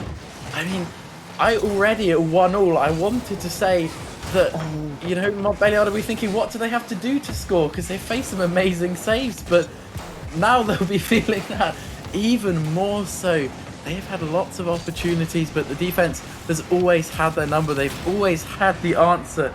Every question asked of them, and then on offense, chances just seem to come out of nowhere whenever Unity need them. There's another shot from Void. Alone, will he break it in? No, he saves it for Montbelliard. Says, hey, I'll help you around with defense if you can't do it yourself. Nearly puts it in his own net though, but you know, hey, maybe calculated, maybe not. Void into Alone for the back net, and that is a 4th one for Alone. Hat trick was last one, just extending their score here. Alone, beautiful goal. Yeah, I think after scoring 3 from 3, going 3-1 up, Alone had a moment where he forgot that he wasn't Vatira and cannot just score every single impossible angle presented to him. He found his limits, but only 15 seconds later he got straight back on the scoring train.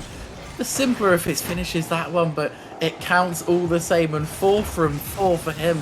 He's been all the difference here in this game, and what a time to step up big when you're on match point. And it might not all be done yet though. Kareem, a lovely dribble down, forcing a brilliant save from Void, but yet again they have all the answers.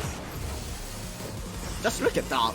Alright, let's appreciate this. The save from Void, Exodify off the ceiling, gets the touch by Harv, open net, says thank you for it. And they've just been ripping Montbelliard apart.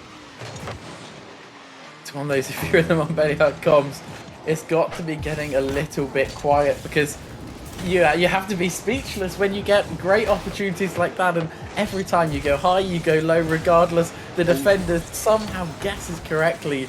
They're like playing rock, paper, scissors with someone who can read their mind, it feels like, and Kareem and Robin won't be able to combine to make anything happen this time, and it's dire straits now. 4 goals required, 40 seconds to go, and they're on defense too. Kareem looking for a clearance, but that one's dunked out. Robin with the catch now, unable to transition well. Excitify with the early challenge in. They're getting the disruptions going, and they don't need perfect defense Unity, but again, we've seen them with their perfectionism, but this time they will let one slip, and it should be fine. But you know, we can't call this series yet, you know. 3 goals in 17 seconds, it's not impossible. Winnable for Montbelliard if they tell themselves to step it up. It would have to be the best comeback in the history of RSC for them to win this series now, but they've got a chance actually. Harv with the catch, he's got the reset going backboard with it, but Robin could not follow up. That was close to a moment of something special, but Void will run down the clock, go to the style points 2, and of course it falls to the golden boy alone. He raises it to 5 goals from 5 shots, and that is well and truly the nail in the coffin. Alone having 0 saves, 0 assists, but he doesn't care. He has a 100% shooting accuracy. Oh, what goal. Yeah, just look at that. 5 goals and 5 shots. Look at that. Unity walk away with a sweep. Yeah, and they're going to feel rough about that one, because I think you'll agree with me. They didn't play that badly, to be honest. Especially that last game. They outshot Unity despite losing 6-2, so it'll go down on paper as a 3-0, and anyone glancing across the bracket will think that they were handily outplayed, and they were, but I don't think they were bad. I really just think that Unity, they found some sort of perfect stride where every predictive save and pre-jump was perfectly on the mark, and as you saw at the end, the shooting accuracy was nothing short of lethal. The question is now, is this the beginning of the Cinderella story for Unity as they now move forward? We'll be seeing them again, I believe, after this short little break. But other than that, what an amazing series that was, Yota, wasn't it? It really was. I think we might have the upper final first, but you know what? You said, can Unity go all the way? And we also said before, if they get things done quickly, that'll help them not get fatigued. They answered that perfectly with the sweep, so they're going to have some time to freshen up before their next match. And honestly, if they keep playing like that, I'd back you to see them on the final right here later tonight. Oh, very exciting. Don't go anywhere, ladies and gentlemen, since we're heading into a short little break momentarily. Of course, the story here now is, will a Unity make it into the grand finals? We hope to see them in the grand finals. They played amazingly. It would be a shame to not see them up there. But other than that, don't go in there. Don't go anywhere. We will be right back.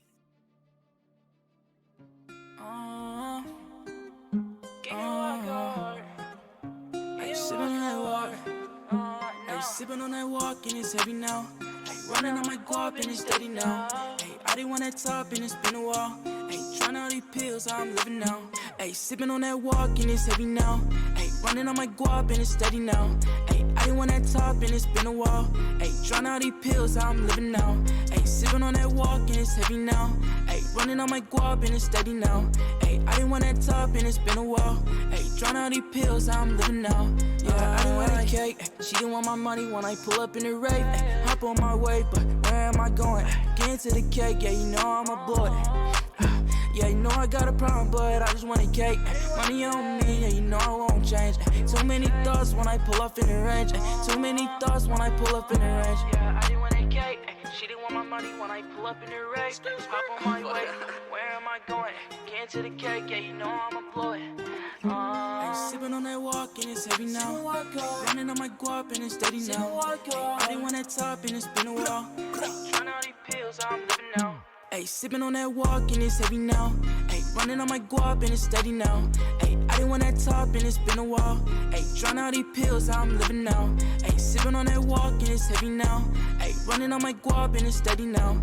Ay, I didn't want that top and it's been a while. Ay, trying all these pills, how I'm living now. Ay, pop a little molly, hope I don't die. Why she always lying? Yeah, I see it in her eyes. Pull up in the coupe, now she going right. Pull up in the coupe, now she going right. Now I'm feeling alright. I'm speeding through the night. I'ma curl my whip, and I hope I don't die. I didn't want that cake. She didn't wanna fuck me when I pull up in the rape. Hop on my way, but where am I going? Get into the cake, yeah, you know I'm a boy. Sipping on that walk and it's heavy now. Running on my guap and it's steady now. I didn't want that top and it's been a while. Trying all these pills, how I'm living now. Ay, sipping on that walk and it's heavy now. Ay, running on my guap and it's steady now. Ay, I didn't want that top and it's been a while. Ay, trying all these pills, how I'm living now. Ay, sipping on that walk and it's heavy now. Ay, running on my guap and it's steady now. Ay, I didn't want that top and it's been a while. Ay, trying all these pills, how I'm living now. Ay.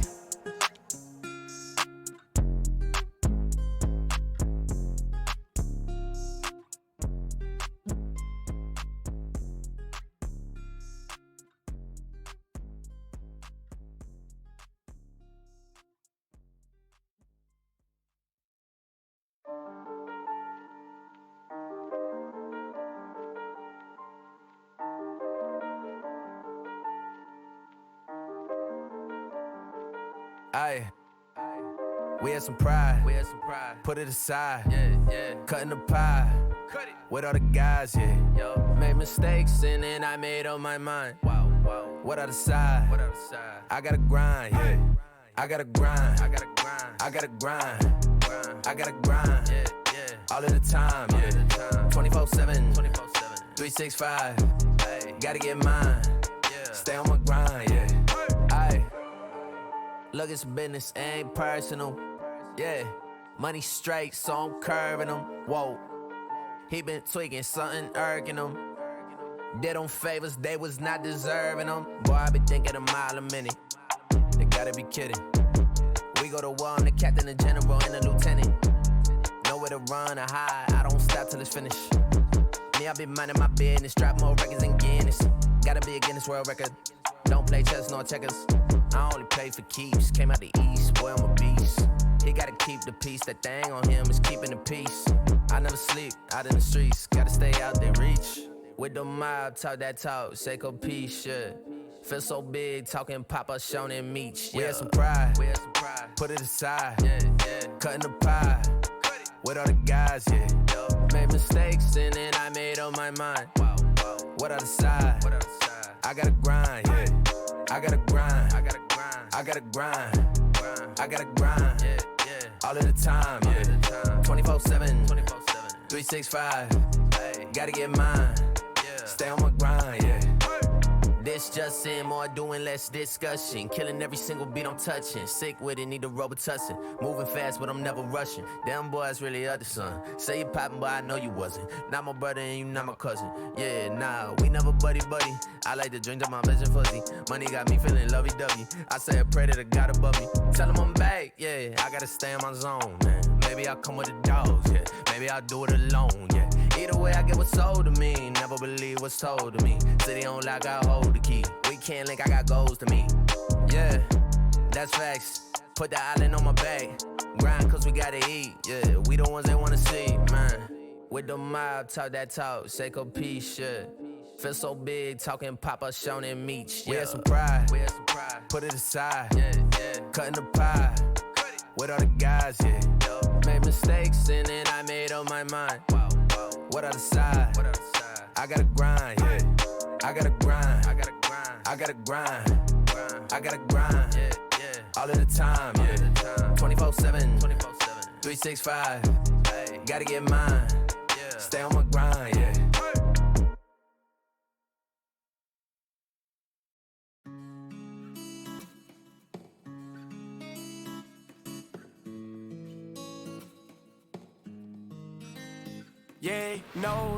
No love from me. I can't show nobody fake love. Cause I've been in my bag lately, getting cash, baby. So don't you act like you been here from day one. Graduated from a simp, turned into a big boss. Now she see me getting rich, cause I'm about to take off. Yeah, my life is like a movie, this is only take one. And I ain't got no time for no one with fake love. Where the love go? I don't know, but I need something that's for real. She just want designer, red bottoms in the hills, California. She just want the limelight, gold digger. She gon' see me when the time's right. Heard that little boy was try to play me. Heard he talking crazy, now he coming to congratulate the kid. I think it's funny how they try to hide the hate and be the first to smile up in your face and show you all this fake love. I can't stand the fake love. Where the love go? Where they go? Where the love go? I can't stand the fake love. Where the love go? Where they go? I can't show no love, can't show no love. No love from me. I can't show nobody fake love. Cause I've been in my bag lately, getting cash, baby. So don't you act like you been here from day one. Graduated from a simp, turned into a big boss. Now she see me getting rich, cause I'm about to take off. Yeah, my life is like a movie, this is only take one. And I ain't got no time for no one with fake love. Where the love go? Tell me where the love went. She don't care unless it benefits her budget. And I can tell she only in it for the gold. She gon' have to learn to get it on her own. Tell me why the boy was talking on me like he was sweet, then turn around and try to doubt me when we up in the street. I can't show no love for a hater, a traitor. Showing fake love, see you later. I can't stand the fake love. Where the love go? Where they go? Where the love go? I can't stand the fake love. Where the love go? Where'd it go? I can't show no love, can't show no love. No love from me. Yeah, I can't show nobody fake love. Cause I've been in my bag lately, getting cash, baby. So don't you act like you been here from day one. Graduated from a simp, turned into a big boss. Now she see me getting rich, cause I'm about to take off. Yeah, my life is like a movie, this is only take one. Yeah, and I ain't got no time for no one with fake love.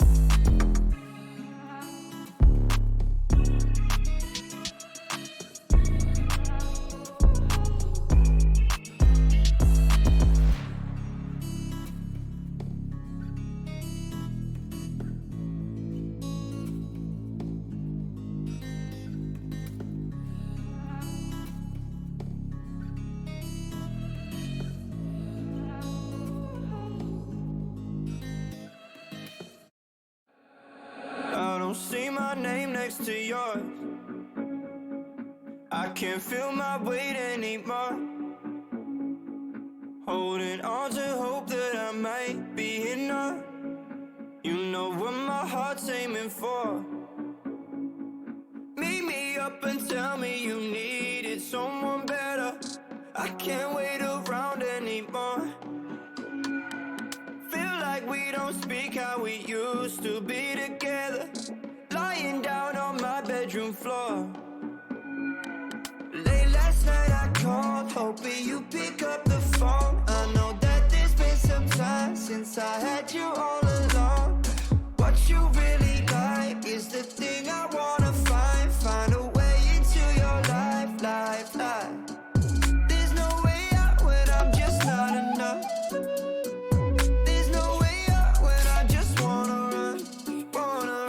There's no way out when I'm just not enough. There's no way out when I just wanna run.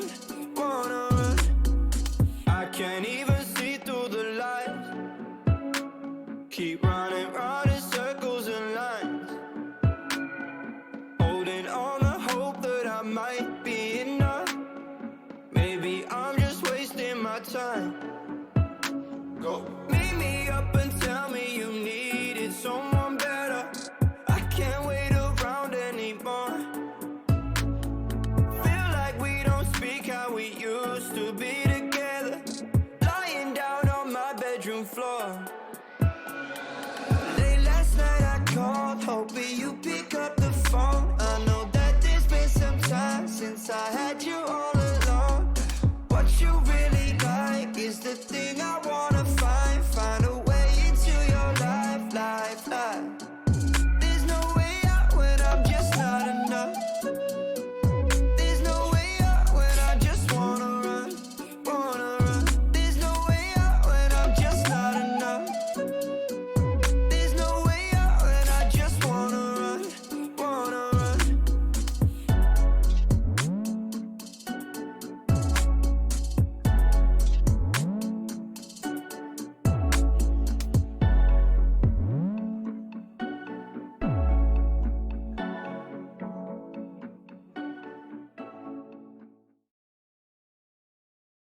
My image has been confidential. What you're trying to make it look like something new for? I'm always confident. You're being extremely truculent. Whatever truculent mean, if that's good, I'm there. Never again make me the underdog. Speak that into existence. All I really need is a vision. All I really need is persistence.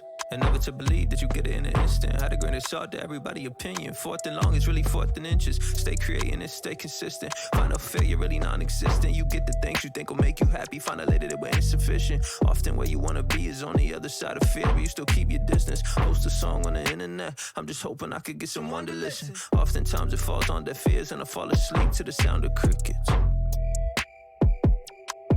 Chirp, chirp. Hey, who putting in the work?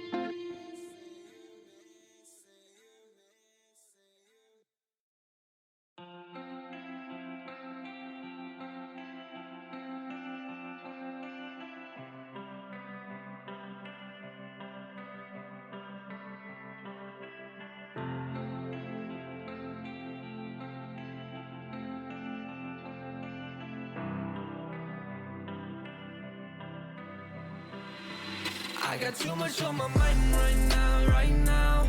Too much going down right now. Will I wake up before I hit the ground? How do I escape my troubled mind? Need to slow it down right now. Kick it with no slate, just cool it down. I believe in me, myself, oh my. I'ma just do me, live my life. I've been losing reason in this face. My mind has got me losing my own race. If I moved, then would I get away? I can't help but thinking of your face. My head's been turning navy, I've been going crazy. I just need to get off this ride for a while. I've been gone lately, spaced out, just faded. I think I need to go through each day at a time. I gotta keep track of my focus. Lot of people thinking they can own it. Girl, that's why you left, I saw your motives. Left me feeling dead, but hey, I chose this. Now I drink too much, need new doses. I will miss you, hope you get your roses. I'll keep writing down what my soul says and try and let go of the old days. I got too much on my mind right now. Too much going down right now. Will I wake up before I hit the ground? How do I escape my troubled mind? Need to slow it down right now. Kick it with no slate, just cool it down. I believe in me, myself, oh my. I'ma just do me, live my life. How would you notice? How would you notice if I just let go? How would you notice? How would you notice if I just let go? How would you notice? How would you notice if I just let go? How would you notice? How would you notice if I just let go? I got too much on my mind right now. Too much going down right now. Will I wake up before I hit the ground? How do I escape my troubled mind? Need to slow it down right now. Kick it with no slate, just cool it down. I believe in me, myself, oh my. I'ma just do me, live my life.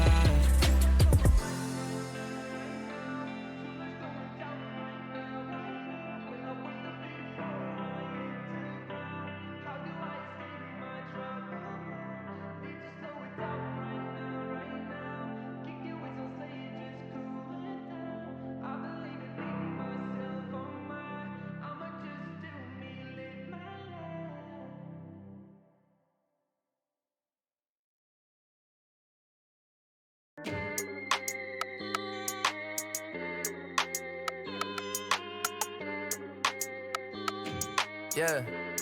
What? Ay, feeling like I'm top 5. Top.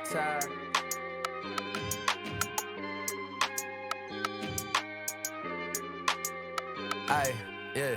Look, I know I'm top 5. This gon' make the block ride. Caught him on the back street. Gotta tell him bye-bye. They don't want no beef. No, this isn't Five Guys. Yeah, I'm coming for the chicken. I ain't talking Popeyes. White girls, black girls. We don't do apartheid. I was working part-time. Tell them part of my grind. Just a light-skinned boy coming from the dark side. Always talking that real. Go and check the archives. Ay, get it how you live it. And why on the fitted, you be telling them who did it. I be going crazy with it, I should be committed. I know that they jocking me, they never gonna admit it. I'm fired up, no it's not tied up, we winning.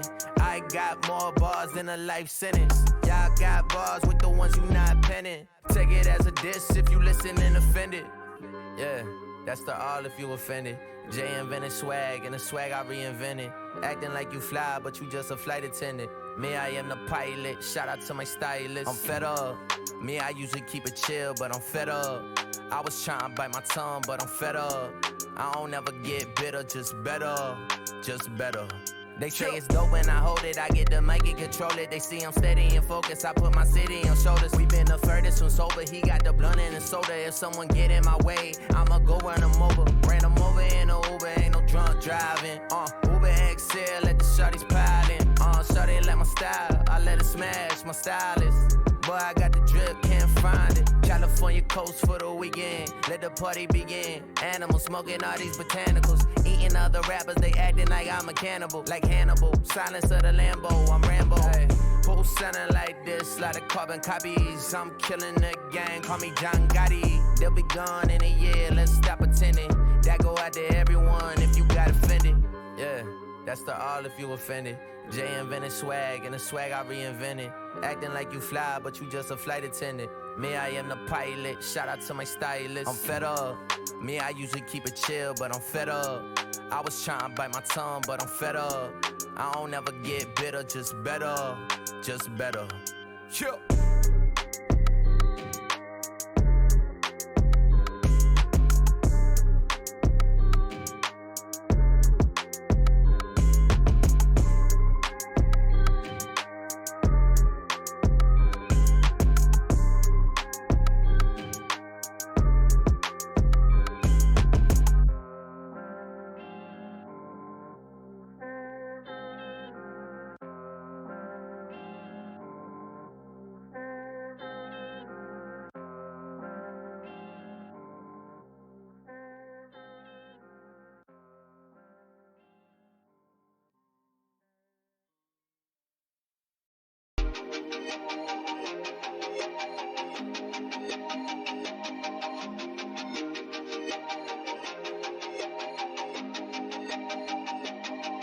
If I see you again, then hell froze over. Try to tie the ends, it's a no-leaf clover.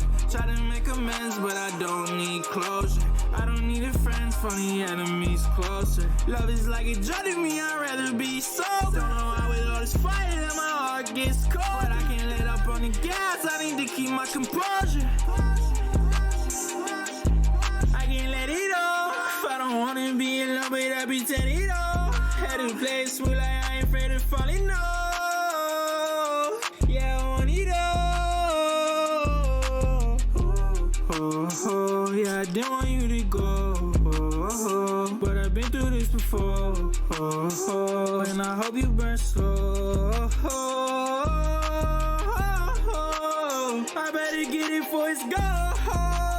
I feel like I've been on this earth for so long. And I really just been hurt so far. If I see you again, then hell froze over. If I see you again, then hell froze over. If I see you again, then hell froze over. Try to tie the ends, it's a no-leaf clover. Try to make amends, but I don't need closure. I don't need a friends, funny enemies closer. Love is like a drug to me, I'd rather be sober. Don't know how with all this fire that my heart gets cold. But I can't let up on the gas, I need to keep my composure.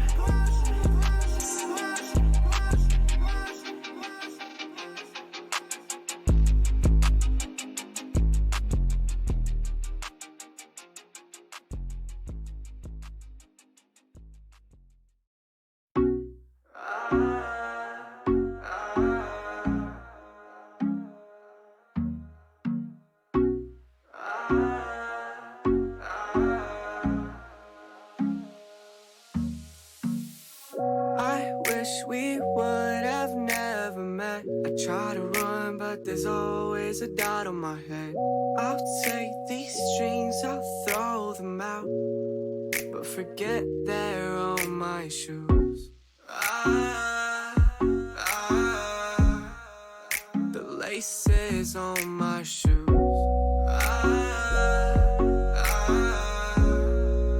The laces on my shoes.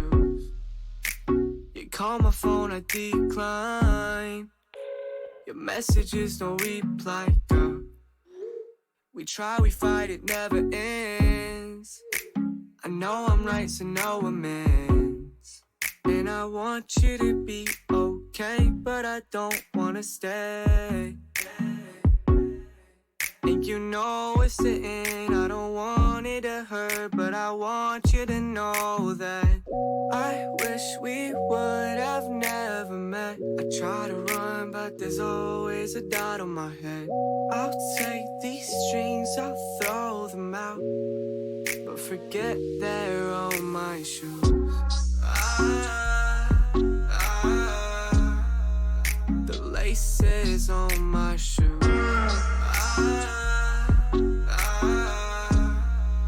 The laces on my shoes.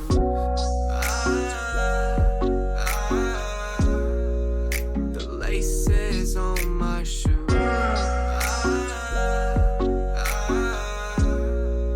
The laces on my shoes.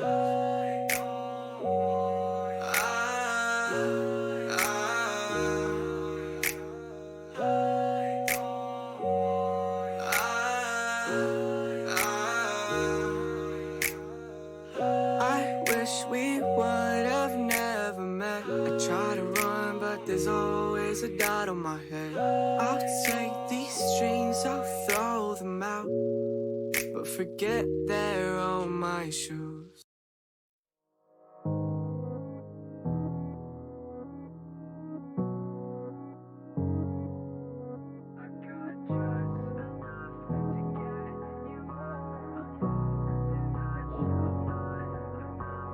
Reached those amazing highs. I know you hate the way that I do just enough to get you up. It feels like I'm losing touch, I'm not enough.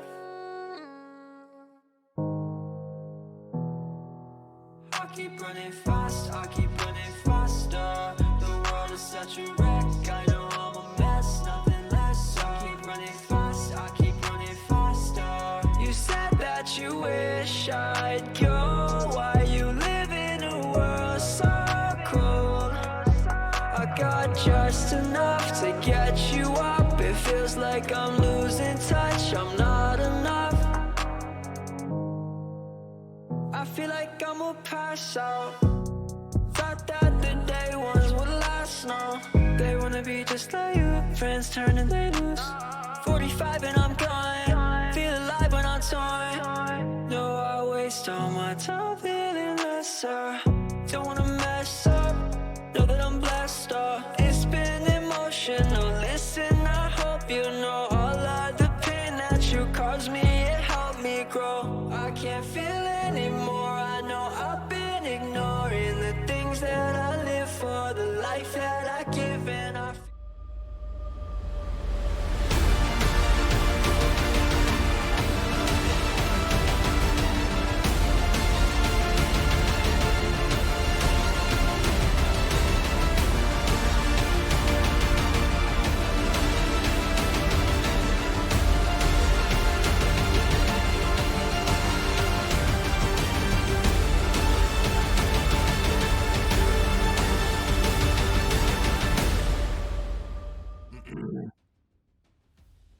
Hello, everybody, and welcome to the RSC. It's your boy Hops back on the mic once again for this evening's playoffs. The duo is back, Hops and Vector. Yeah, exactly. It smells right. It smells good, doesn't it? And what a game have we got to start our run off. Sorcerers versus Blizzard, two of the top teams here in the rival tier, facing it off to claim that first spot in the grand finals.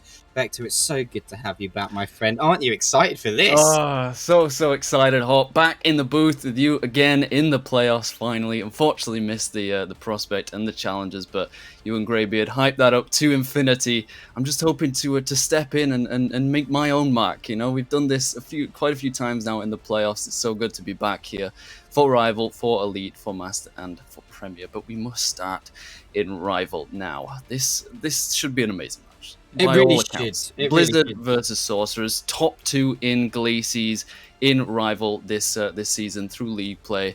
Blizzard took first by quite a margin. I think it was like 5 or 6 games. And the head-to-head record between these two is actually 5-3 in favor of Blizzard. They both drew, and Blizzard 3-1 over Sorcerers. So from that, it looks like this could be Blizzard's, but both of them were convincing in their upper round 1 matches. So this should be quite a stormer of a series. It really should be. I mean, Blizzard have dropped that game to Unity already.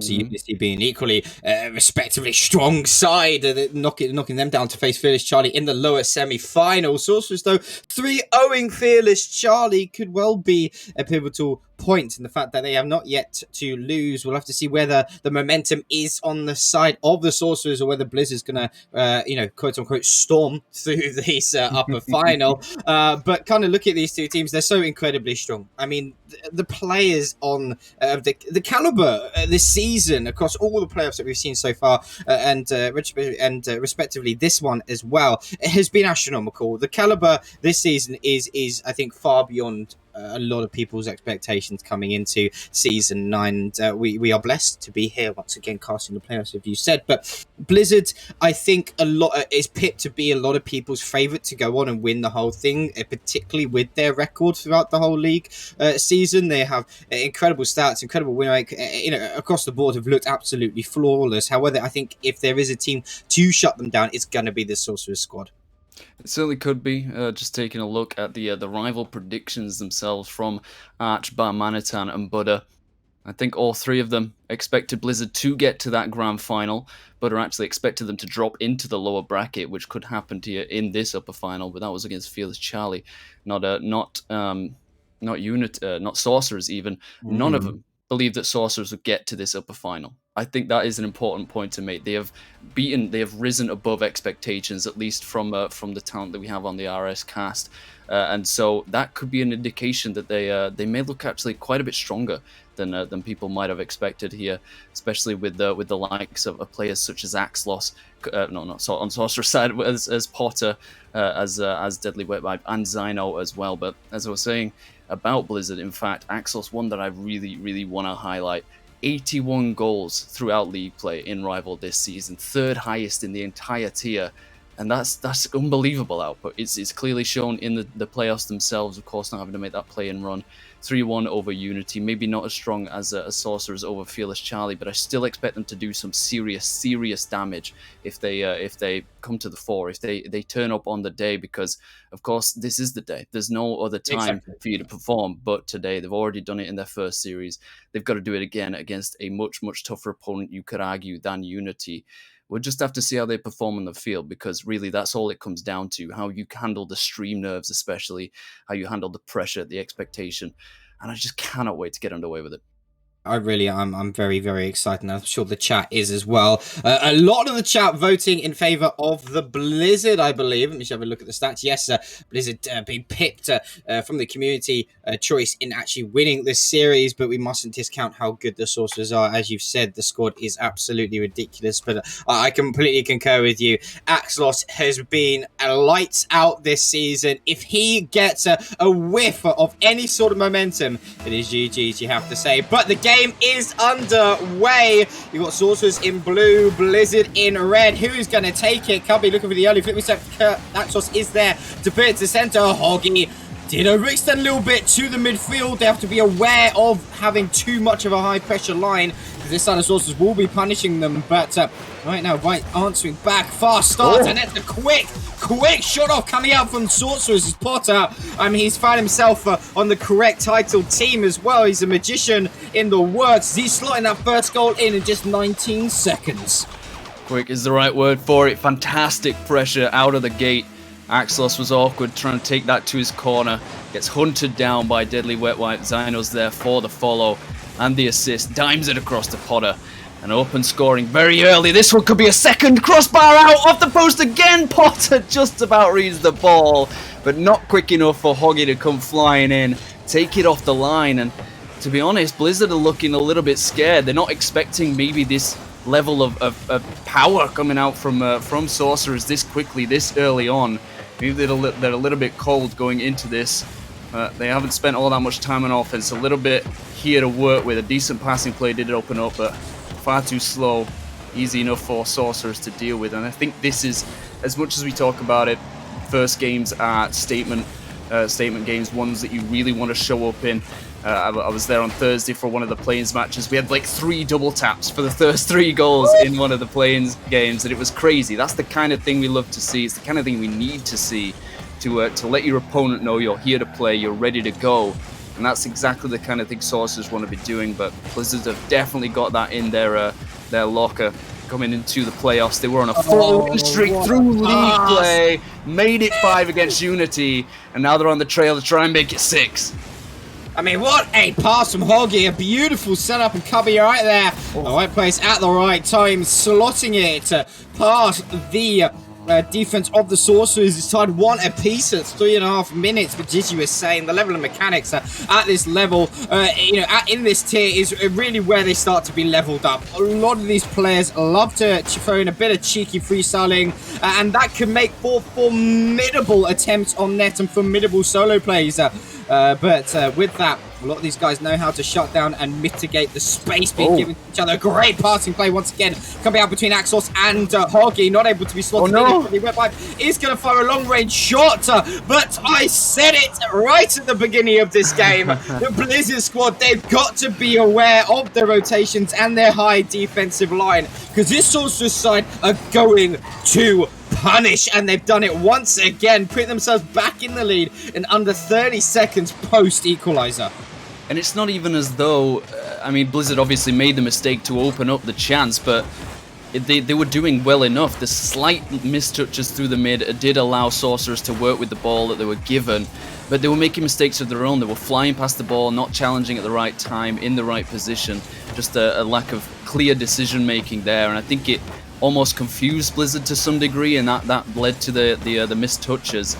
And all that matters is it's led to an unequal game once again. Deadly Wet Wipe, the great clear out here to keep it away from the second man. Axos and Cubby looking for each other once again, but Zyno's got plenty of time to clear it out. Demoed for the trouble. Deadly Wet Wipe again, cutting through that midfield, trying to get ahead of the ball, ahead of the play, instead of waiting for it to develop, allowing Blizzard to get any sort of momentum. We know what they're capable of doing with that. Once they've got it, Axos being the disruptor. Hoggy was there, but he had no option but to pass it to a blue player. Potter's there for the follow-up! And he beats his man, beats the ball and the play. They're doing it again. This midfield control is amazing. How much space he gets, and then with an amazing directional play to send that under the crossbar and send Sorcerers 2 goals ahead.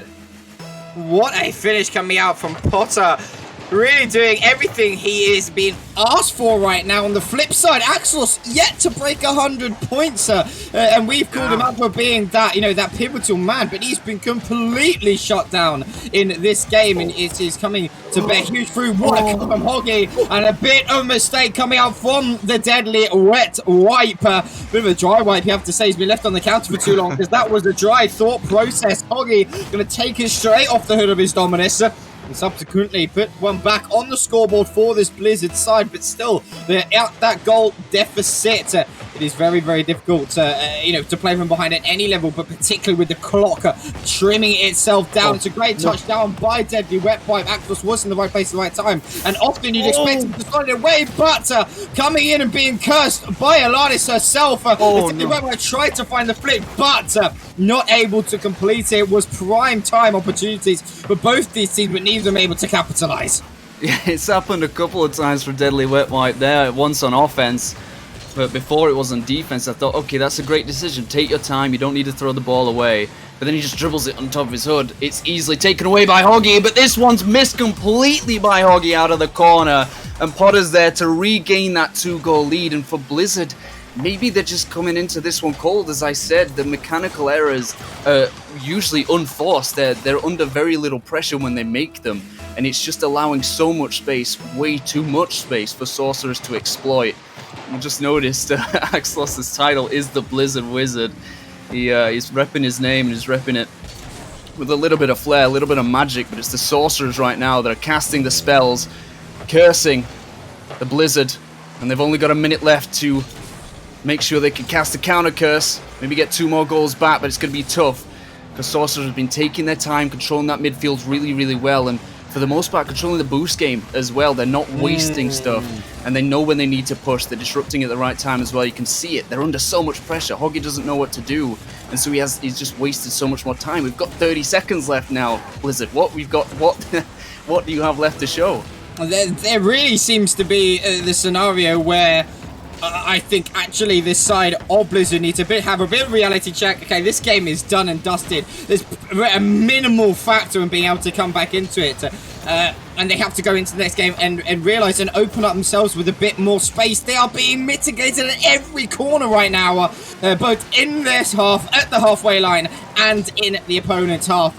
And you're not going to get any sort of progress or in Rocket League if that is the case. It may be a consolation goal coming out, but it is going to hit the ground. What an opening start coming out from the Sorcerer's squad, setting the precedent and making a statement here. As you said, they weren't predicted to be in this upper final whatsoever, but they are proving all the doubters wrong.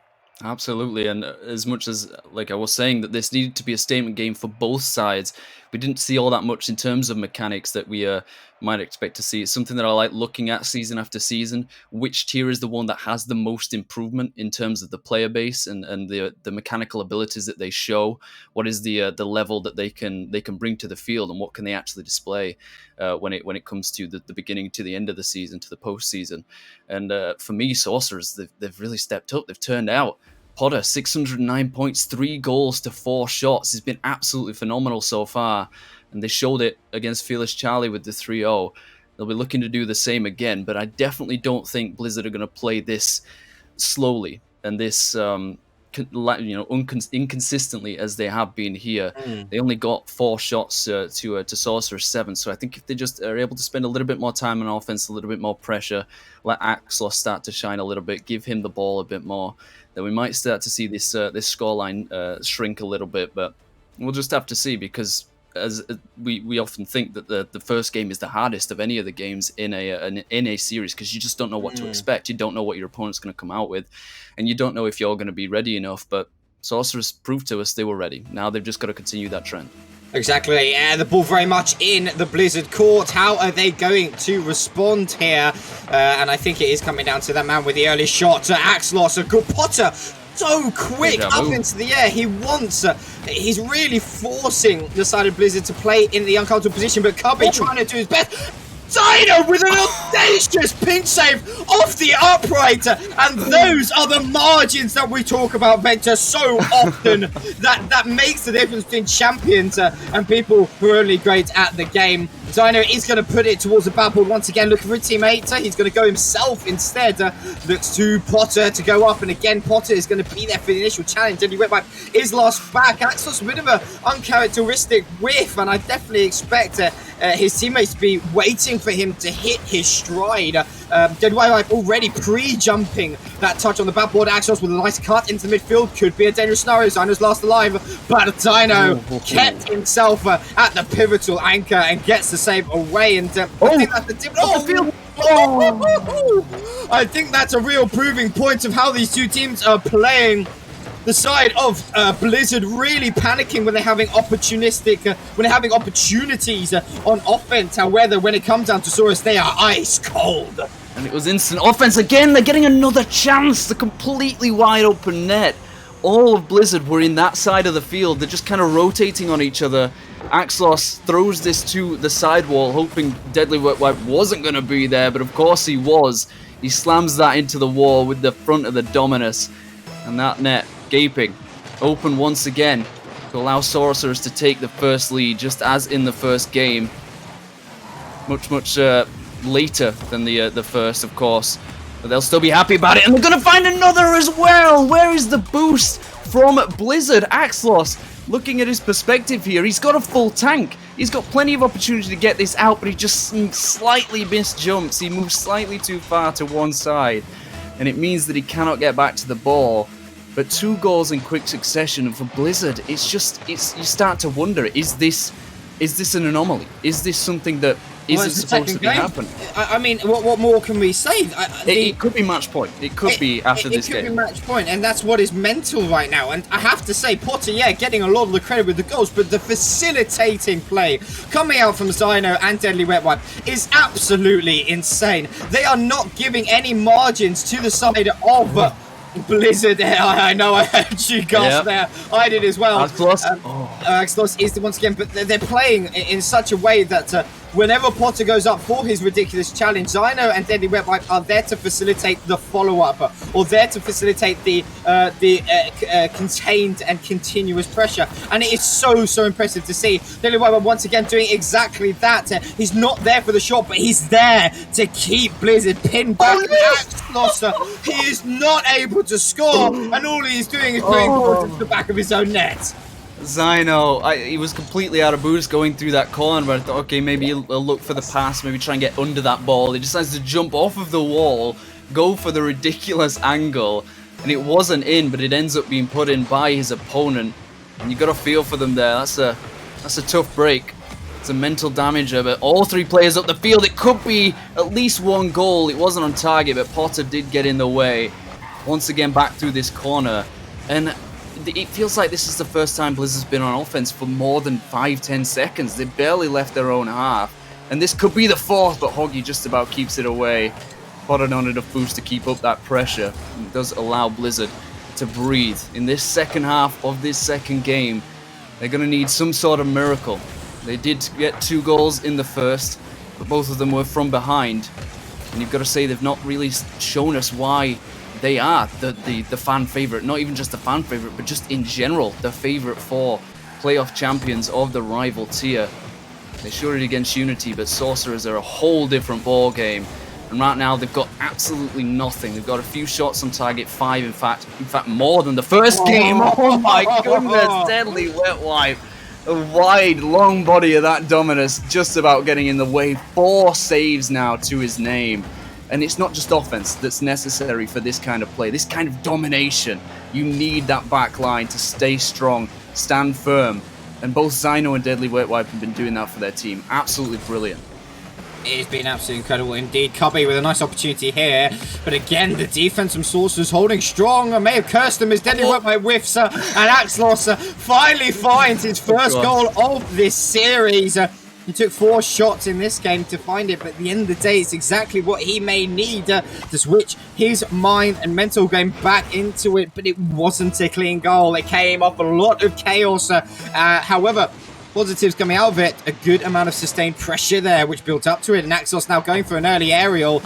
Is going to be met on the backboard by Zyno. Deadly Wet Wipe trying to find the clearance of his own. Cubby's going to go off the corner once again, finds the touch. No, he can't as Potter is there to put to the corner. Hoggy looking for the pass over to Axos, but Axos a little bit too far back. Hoggy's going to go again and play off the corner. Does find Axos this time, but awkward touches from both of these teams. Nothing really being sustained. Eventually the clearance coming out of Potter as Demo's trading back and forth as Hoggy's going to whiff. And those are such pivotal and uncharacteristic errors from this side. They seem to be panicking at every corner, and Potter is able to find this shot once again. Every single time an error is made, they are punishing them, and they play to the backboard. Dino's going to be there looking for the shot. One player was in the way. That was Axos. Potter almost finds the flick. Axos comes back for another save. Deadly Wet Wipe shot is also covered by Cubby.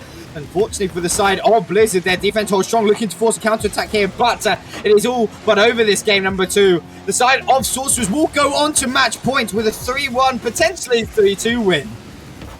Who'd have thought it? Who'd have thought we'd be in this position? Blizzard looked like a shadow of their former selves. They came into this match thinking they were going to ice over Sorcerers, they were going to freeze them out, and it's almost the exact opposite scenario, the exact opposite story. They've shown very, very little. They've not been able to heat up whatsoever to warm into this, to grow into this series. They have no more chances left. This is the last one. Of course, they will get knocked down to the lower bracket should they lose this series. Reverse sweep opportunity, maybe. Maybe they're doing it for the content, for the storyline. These guys, that kind of team, you never know. You can't count anyone out when there's still some Rocket League left to play.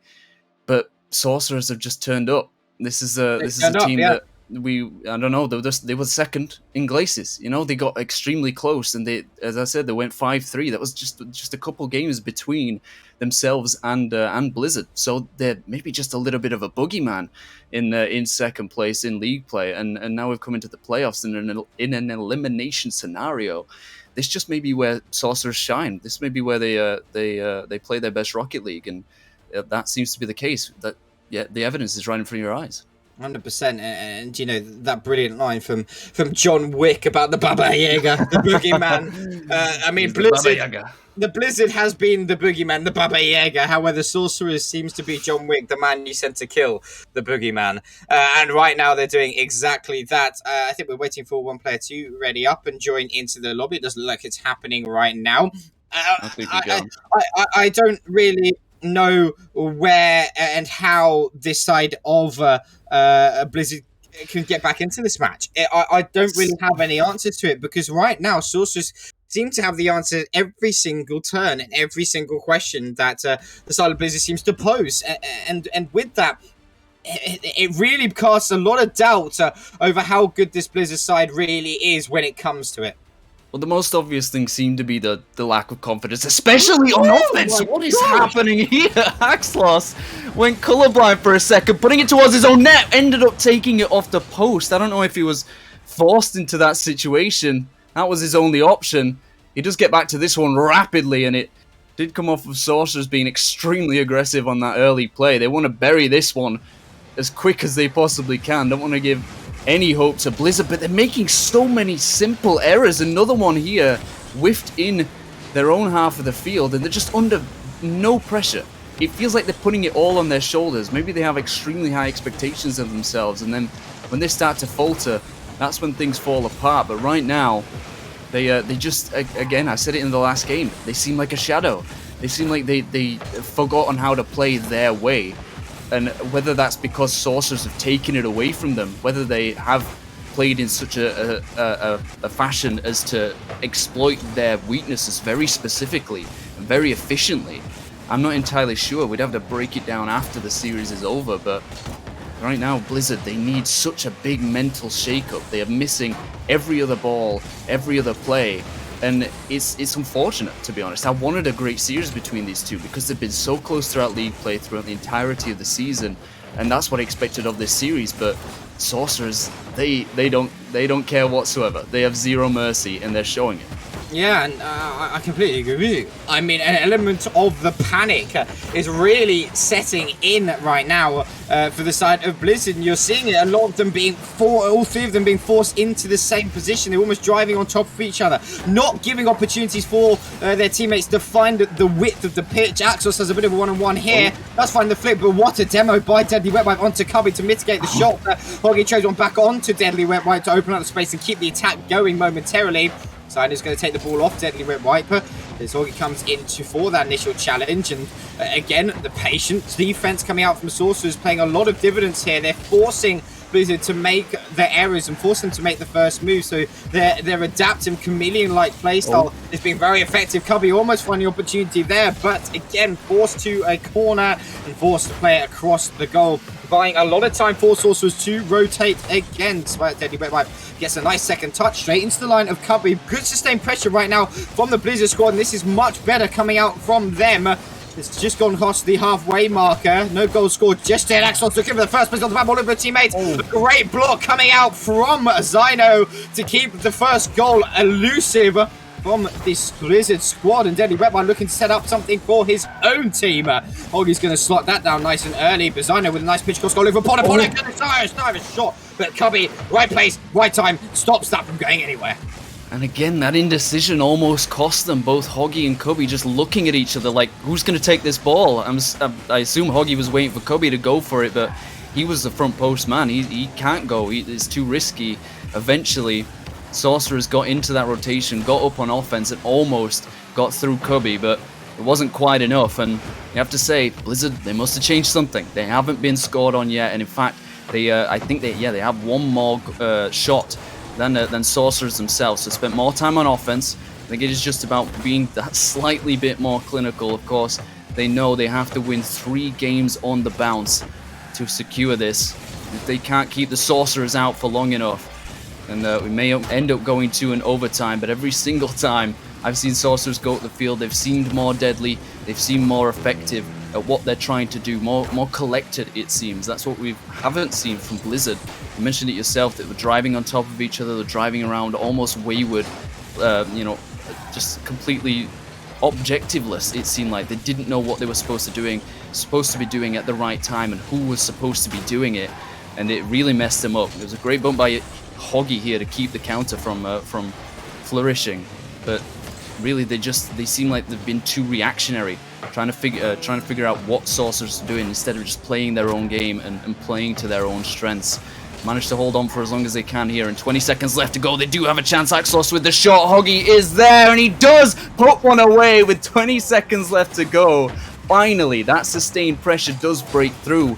But again, it's only really from an error from Sorcerers. You talked about their patient defense, and it was flexible for most of the time. But this one break, just one lapse in concentration, and it allows them through. Yeah, it's so impressive to see, indeed. Great response from Blizzard right now, though. They have got the lead in their hands. They have got this game 3 to take. It's theirs to lose. They've got to find down this. It's not over till it's over, exactly. I don't want to speak too soon, but Hoggy putting the second goal in. It's over. It's over. Okay, so Blizzard are on the board. They're not going to be swept, and I think this is definitely the way back into the series for them. If it was a sweep, you could very easily count them out, actually, of the playoffs if they got swept in the upper final in the fashion that this Sorcerer side were looking to do it in. But at the end of the day, they've got this game, and now the door has been left ajar. How are they going to go back into the game number 4? I don't know, because as I said, it's still the side of Sorcerers. They are on match point. They could whisk the carpet from underneath the Blizzard squad at any given moment. But we'll have to wait to see in the next 10 minutes, 5 minutes potentially, is going to decide it, or whether we're going to go to a game 5 or whether we're going to say good night down to Blizzard into the lower final, which obviously will be here back on stream. And just for an update, over in the lower semi-final right now, even Fearless and Unity have gone to a game number 5, so we'll keep you on tabs on that, on how that was all flowing whilst we go. But this time, if we look across the scoreboard, Potter not breaking 100 points at all throughout that whole game, and he has been the man. He's been the playmaker throughout the whole previous games 1 and 2, and with him being shut down, the Sorcerers seem to struggle still in getting back into the game. But at the end of it, even though he was not above 100 points, it wasn't easy for Blizzard. They still struggled immensely.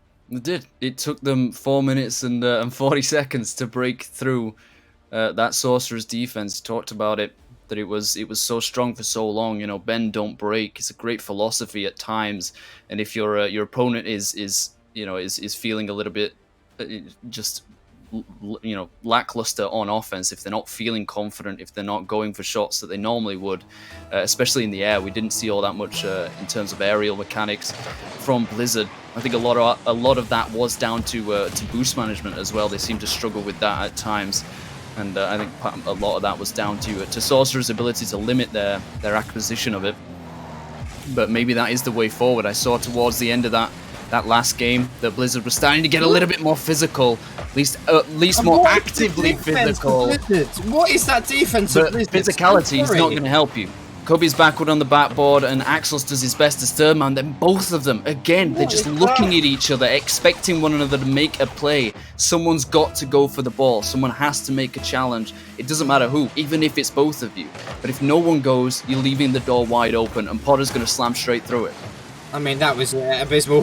Deadly Web having to get a little bit pop up as one of the Blizzard players was firing in for a concurrent shot. Deadly Web is there, plays it off the side once again. Does get a bit of an awkward second touch. I don't think he was deliberate. Did force Potter to have to go straight up into the air, but regardless, they're still keeping control of that midfield line, courtesy of Zyno, sending it right back into the red half. Potter is there, plays it off towards the side half.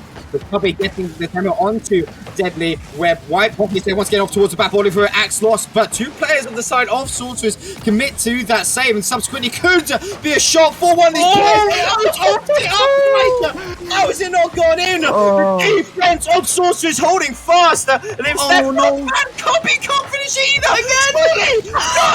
What am I looking at? Even when you try your best, Top, sometimes you just do not succeed. Alanis has invaded the lobby, and the crossbar is left rattling. After so many attempts from Blizzard to equalize, they still can't do it. Big miss could lead to a goal, though. Almost a team pinch from Sorcerers. They were maybe looking for something a little bit more direct and out of the danger zone, but it won't matter. Axlos to Cubby, and Axlos is there again for the shot. Finally, they do not hit the woodwork. They do not wake up the fourth man to come and rescue the Sorcerers, and Blizzard get themselves back on the board once again from Axlos, the high-octane scorer for this rival tier team. And if it takes that many chances, they've had 6 shots to Sorcerers 2, and they could barely score in the last few games, and they're having to fight so hard just to get one, just to get that, and it takes all of the defense to be out of the way, and it makes you fearful for fans and for the players themselves.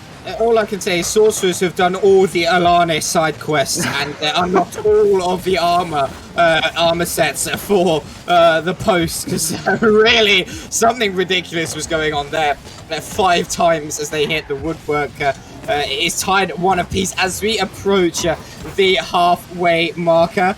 Hoggy and Dino go for the challenge. Dino's going to get there first. Axos going to try and go up to meet it. Not the best of touches. Go straight down to Deadly Wet Wipe. Looking to take it alone. Does find the flick reset. Can't find the second touch. Could have been some lights out action there. Dino's going to keep it alive. A great 50-50 win goes towards the backboard. However, fortunately for the side of Blizzard, Cubby up quick enough to find the clearance to mitigate any sort of further dangers. Axos with Sunny Cubby! Oh, saved away by Potter at the last second as Deadly Wet Wipe's going to come off the side wall looking for a clearance. Potter's going to be there helping his teammate as well. Axos, a bit of a whiff! Whiffs as well! And Axos mistouches being so deadly! It's so strange. I don't understand. All 3 of them have been making so many errors. Hoggy with another one here. Axlos is not quick enough. Potter with the shot off the crossbar. Once again, they get away with it. Blizzard completely out of sync. Out of alignment, it feels like. Completely whack right now. And they're only just holding on, just as they did in the last game. But they've got to stabilize. They've got to realize what it is that they're doing wrong. I mean, it feels like the fundamentals just because they keep missing the ball. That's something that you can't necessarily coach. It's a mental thing for the most part.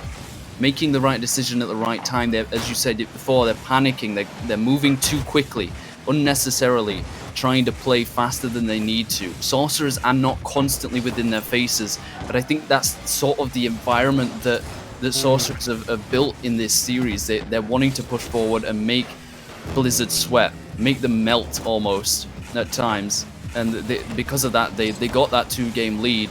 They only just fell apart in the third one.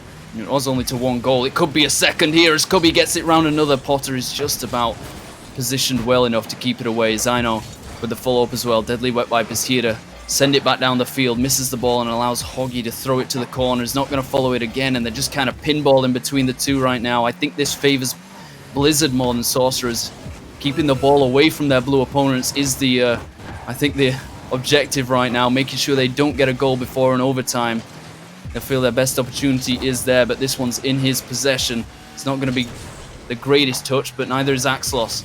Cubby gets it back to him. Another double commit. They are desperate for this go-ahead goal, and Zyno's going to be there to keep it away from Hoggy to keep their chances of a 3-1 alive, but it could be going to Game 5 if Blizzard can get this back up the field. Deadly White misses. Zyno pass it straight to Cubby. If Axos can keep it alive, but Potter's there. No!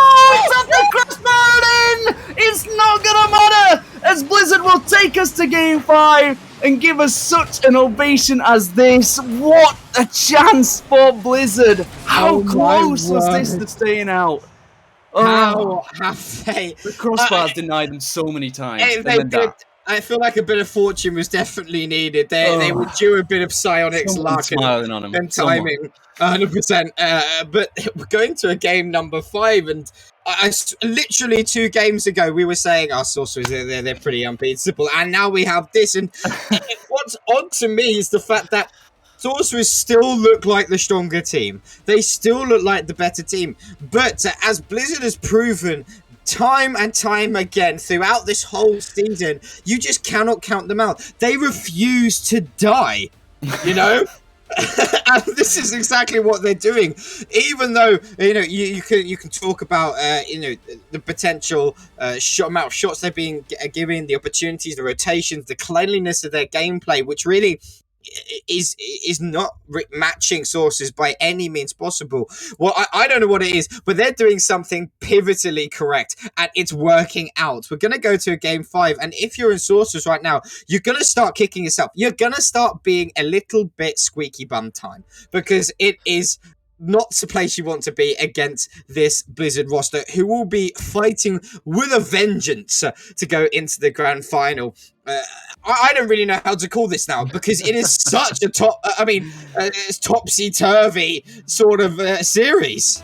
It's the top two from Glacis. I think most people wouldn't have expected anything less than a game 5 between these two teams. They drew, and they 3-1 in the league itself, and again the quickest goal we've seen from this series. 9 seconds in, and then it's that man Potter, that man, a Deadly Wet Wipe, assisting again, and a fantastic angle to take that off the upright into the back of the net. And it feels like deja vu again and again and again.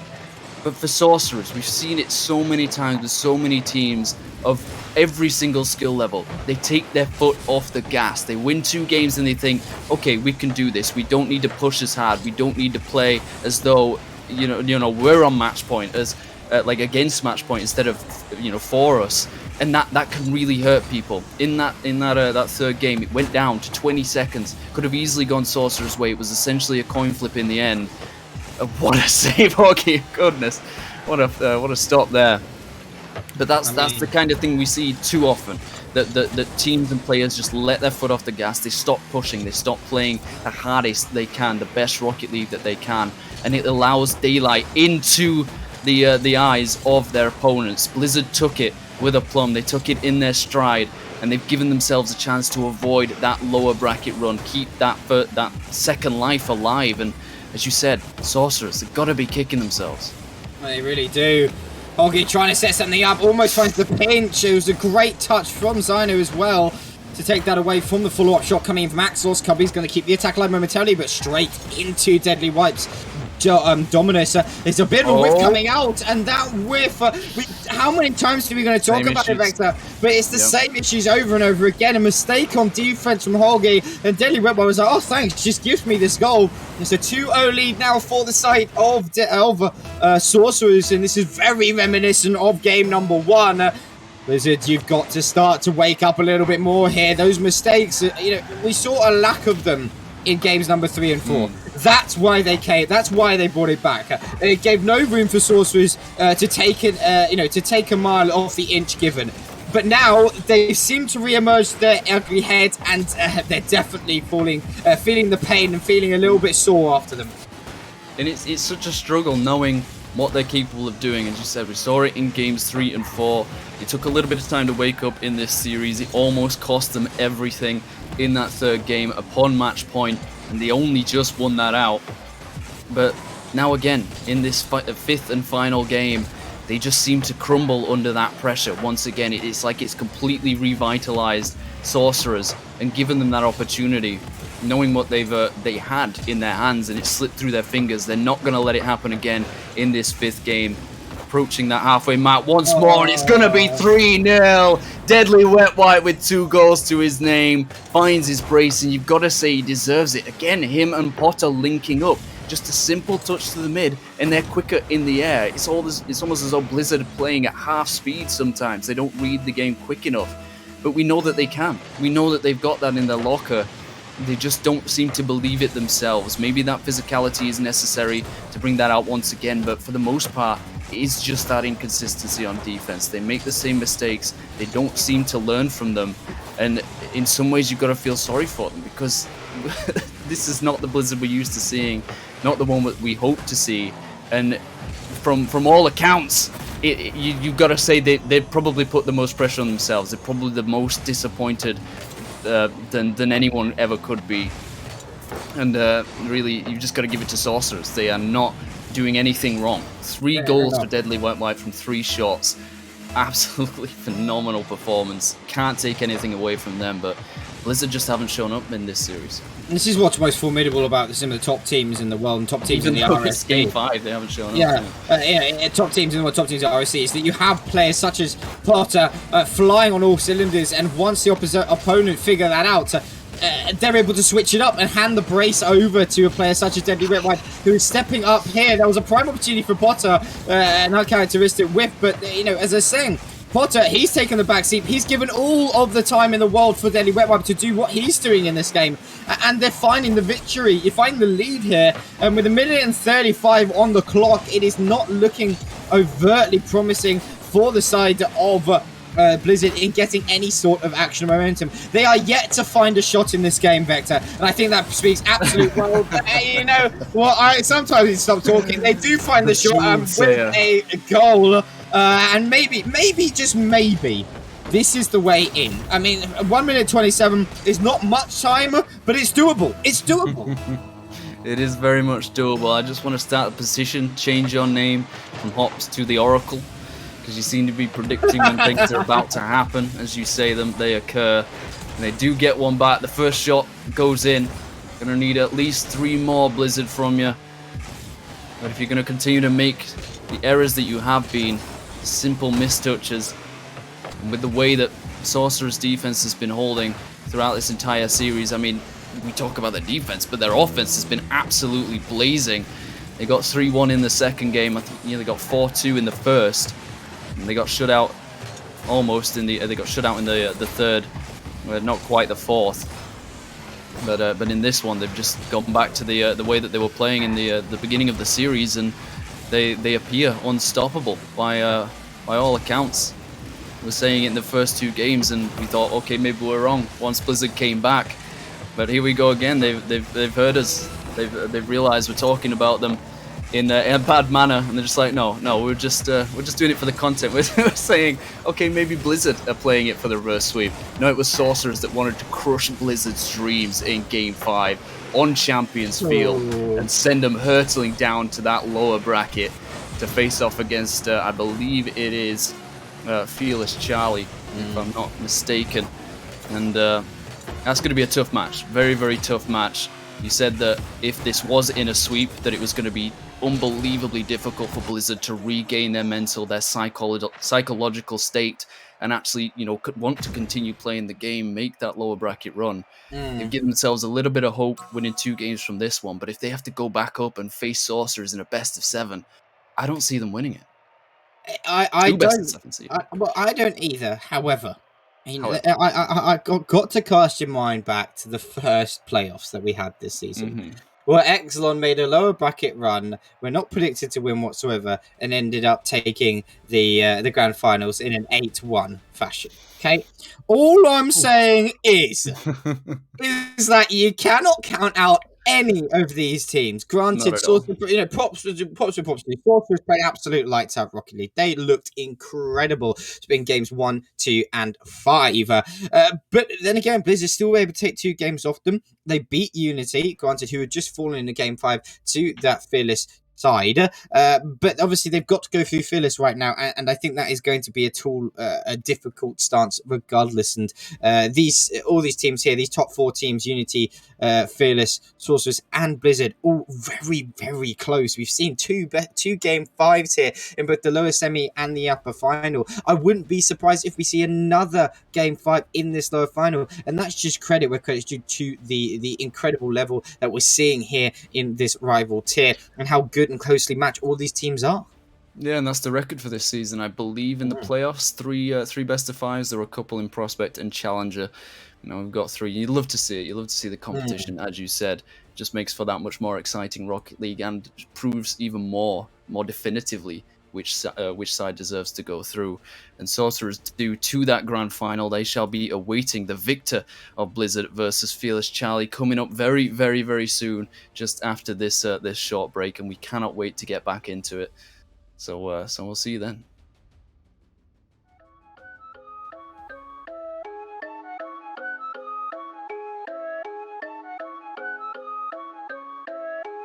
Aye, counterfeit.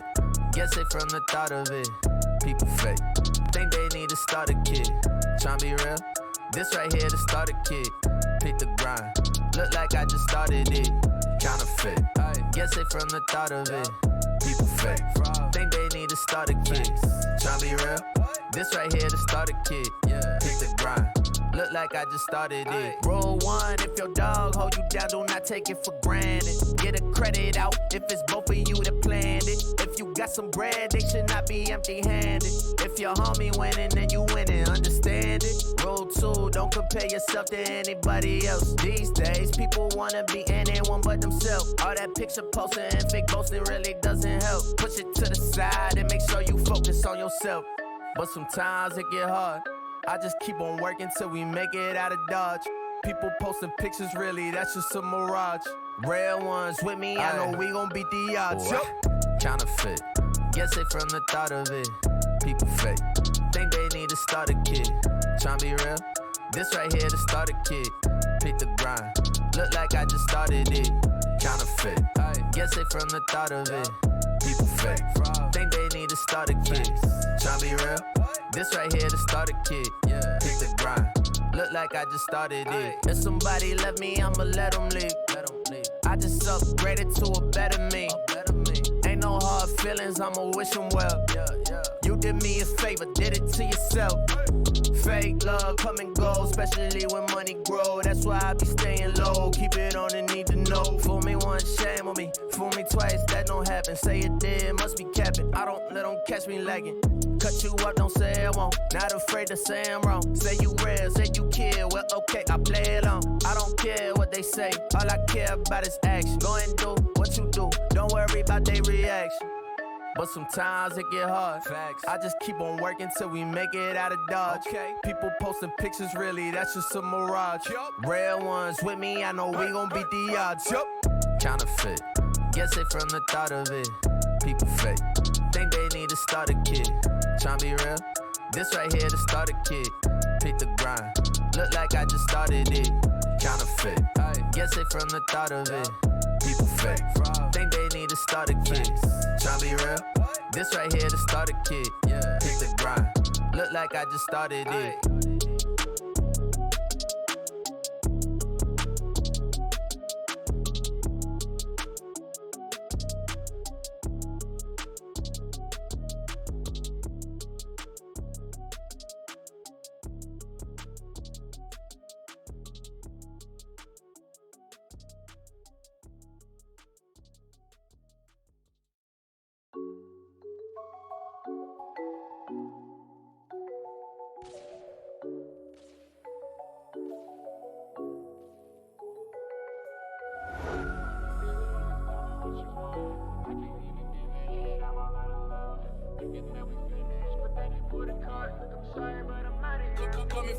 I got my hope on full, but my heart's on empty. Don't know what you want, you've been gone and you left me. Give what I got, it's for naught, to the next please. Stuck in my emotions at a loss when you text me. When I'm in, you're out, you gon' take me down. You complain about everything, oh wow, nothing's changed about how you came around. Yeah, always try to blame me while you play around. So tell me what the deal is, tell me what you want, yeah. I can't even give it, I'm all out of love. Thinking that we finished, but then you pulled a card. Look, I'm sorry, but I'm out of here. I think you out of love. Simple little changes, probably all subtle. Notice that you ain't the same, and I'm puzzled. Wonder what it takes, I'm breaking down rubble. I had to switch lanes, I'm safe in my bubble. Look, I don't know what I'm feeling. We back and forth depending. No matter what the weather is, you're never gonna get it. Packing my bags, moving, I'm finished. All out of gas, I've been empty, diminished. I got my hope on full, but my heart's on empty. Don't know what you want, you've been gone and you left me. Give what I got, it's for naught, to the next please. Stuck in my emotions at a loss when you text me. When I'm in, you're out, you gon' take me down. You complain about everything, oh wow, nothing's changed about how you came around. Yeah, always try to blame me while you play around. You talk on my name, I was lost in a phase. You were wrong in your place and you wanna be shamed. And you're off with the lames, got me gone into space. You were coming for my image, but it blew up in your face. Well, really you the villain, but always put on a front. Got me second guessing feelings, I'm wondering if I'm wrong, yeah. Manipulative and timid, you rigorous with your love. Been addicted to the feeling, but lately it's getting wrong. Look, I don't know what I'm feeling, we back and forth dependent. No matter what the weather is, you're never gonna get it. Packing my bags, moving, I'm finished. All out of gas, I've been empty diminished. I got my hope on full, but my heart's on empty. Don't know what you want, you've been gone and you left me. Give what I got, it's for naught, to the next please. Stuck in my emotions at a loss when you text me. When I'm in, you're out, you gon' take me down. You complain about everything, oh wow, nothing's changed about how you came around. Yeah, always try to blame me while you play around. When I'm in, you're out, you gon' take me down. You complain about everything, oh wow, nothing's changed about how you came around. Yeah, always try to blame me while you play around. Whoa.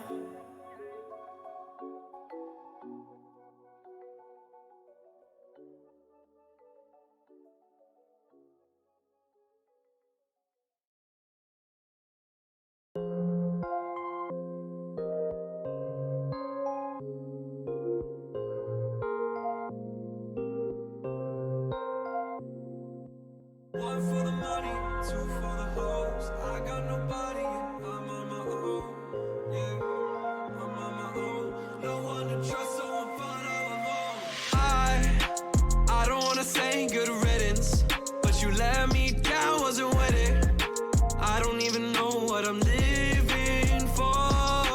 You held me down, couldn't pivot from the hell I made that I live in.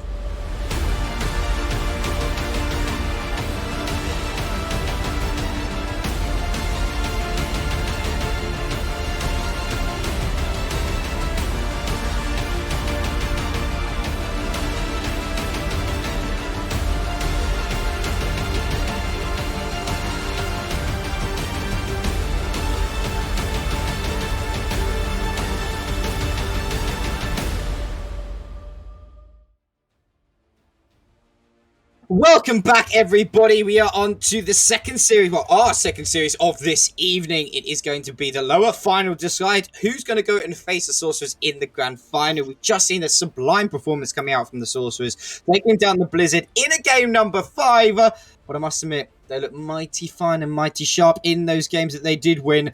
Blizzard now here. Have to face up against this fearless Charlie roster, who have looked very, very strong. It's the top number, it's the number ones from both of the conferences facing off here. I don't think we've seen it yet where the number 2 seed has actually made it to the grand final and are waiting through the upper bracket run. But regardless, we're going to have one of the top teams from these two conferences not in the grand final and have to settle for that third place spot, which, at the end of the day can be quite surprising if you look at the records of some of these teams. But regardless, it does mean we've got one hell of a series ahead of us. Certainly do, and I do believe most people's predictions have probably been thrown completely out of the window at this point, as very few, I think, assumed that Sorcerers would get as far as they did to that grand final. No one in the three predictions, Arch, Balmanistan, and Buddha, thought they'd get as far further than the lower final, and now they've just completely smashed that expectation apart. But the opposite side fought Blizzard. They 3-1 Unity, then they just got beaten in a game 5. They had the potential for that reverse sweep, but now it's going to be even tougher against the fearless Charlie side, who they themselves got swept out of the upper bracket by the Sorcerers and have had to scrap tooth and nail in 2 best-of-5 victories against the Sentinels and Unity in this lower round. And you have to feel like that pressure of the lower bracket, no more lives left, is so much more difficult than that upper bracket. We've got maybe just a little bit of a chance. I mean, maybe that can give you some complacency. Maybe that's what seeped into to Blizzard's blood after they beat Unity, and that's what allowed Sorcerers that extra step up. But as we talked about just before the break, this is one of the toughest tests I think Blizzard is yet to face. Of course, we already said it in league play. First versus first, Ignis versus Glacis, and this is going to decide the debate, you have to say, for the conferences. And we'll just have to see how it goes, because Fearless Charlie on the rise, on the up, full of confidence, and Blizzard, just getting dropped down, iced out from Sorcerers. It's such a tough situation. I think the big question is if this goes to a game 5, do Phyllis Charlie lose game 5? You know, are they a team that just know how to play game 5s? Because you know, you've been competing in esports.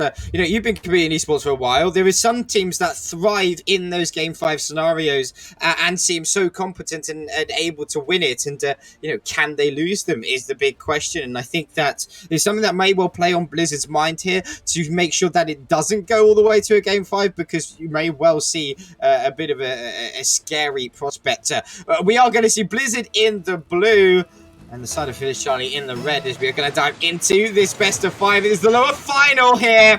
Who is going to claim the final spot in the grand final? Said final a couple of times there. And who's going to be sent out of these playoffs in a respectable but rather measly 3rd place? Yeah, a lot of finals. The final time that one of these two teams will take the field tonight. And for RSC Season 9. And is it going to be Blizzard in the blue? Maybe they prefer being in the blue. Top of the bracket, top of the match. Home team, if you will. Or will it be Fearless Charlie, who have only just got to this point through 10 games of Rocket League now after getting swept in that upper round 1. They've struggled and they've scrapped. And that may just be what gives them that edge. They've had to fight through the rough and the smooth. And it may just be enough, but Buddha stops it on the line! Hoagie cannot get there either!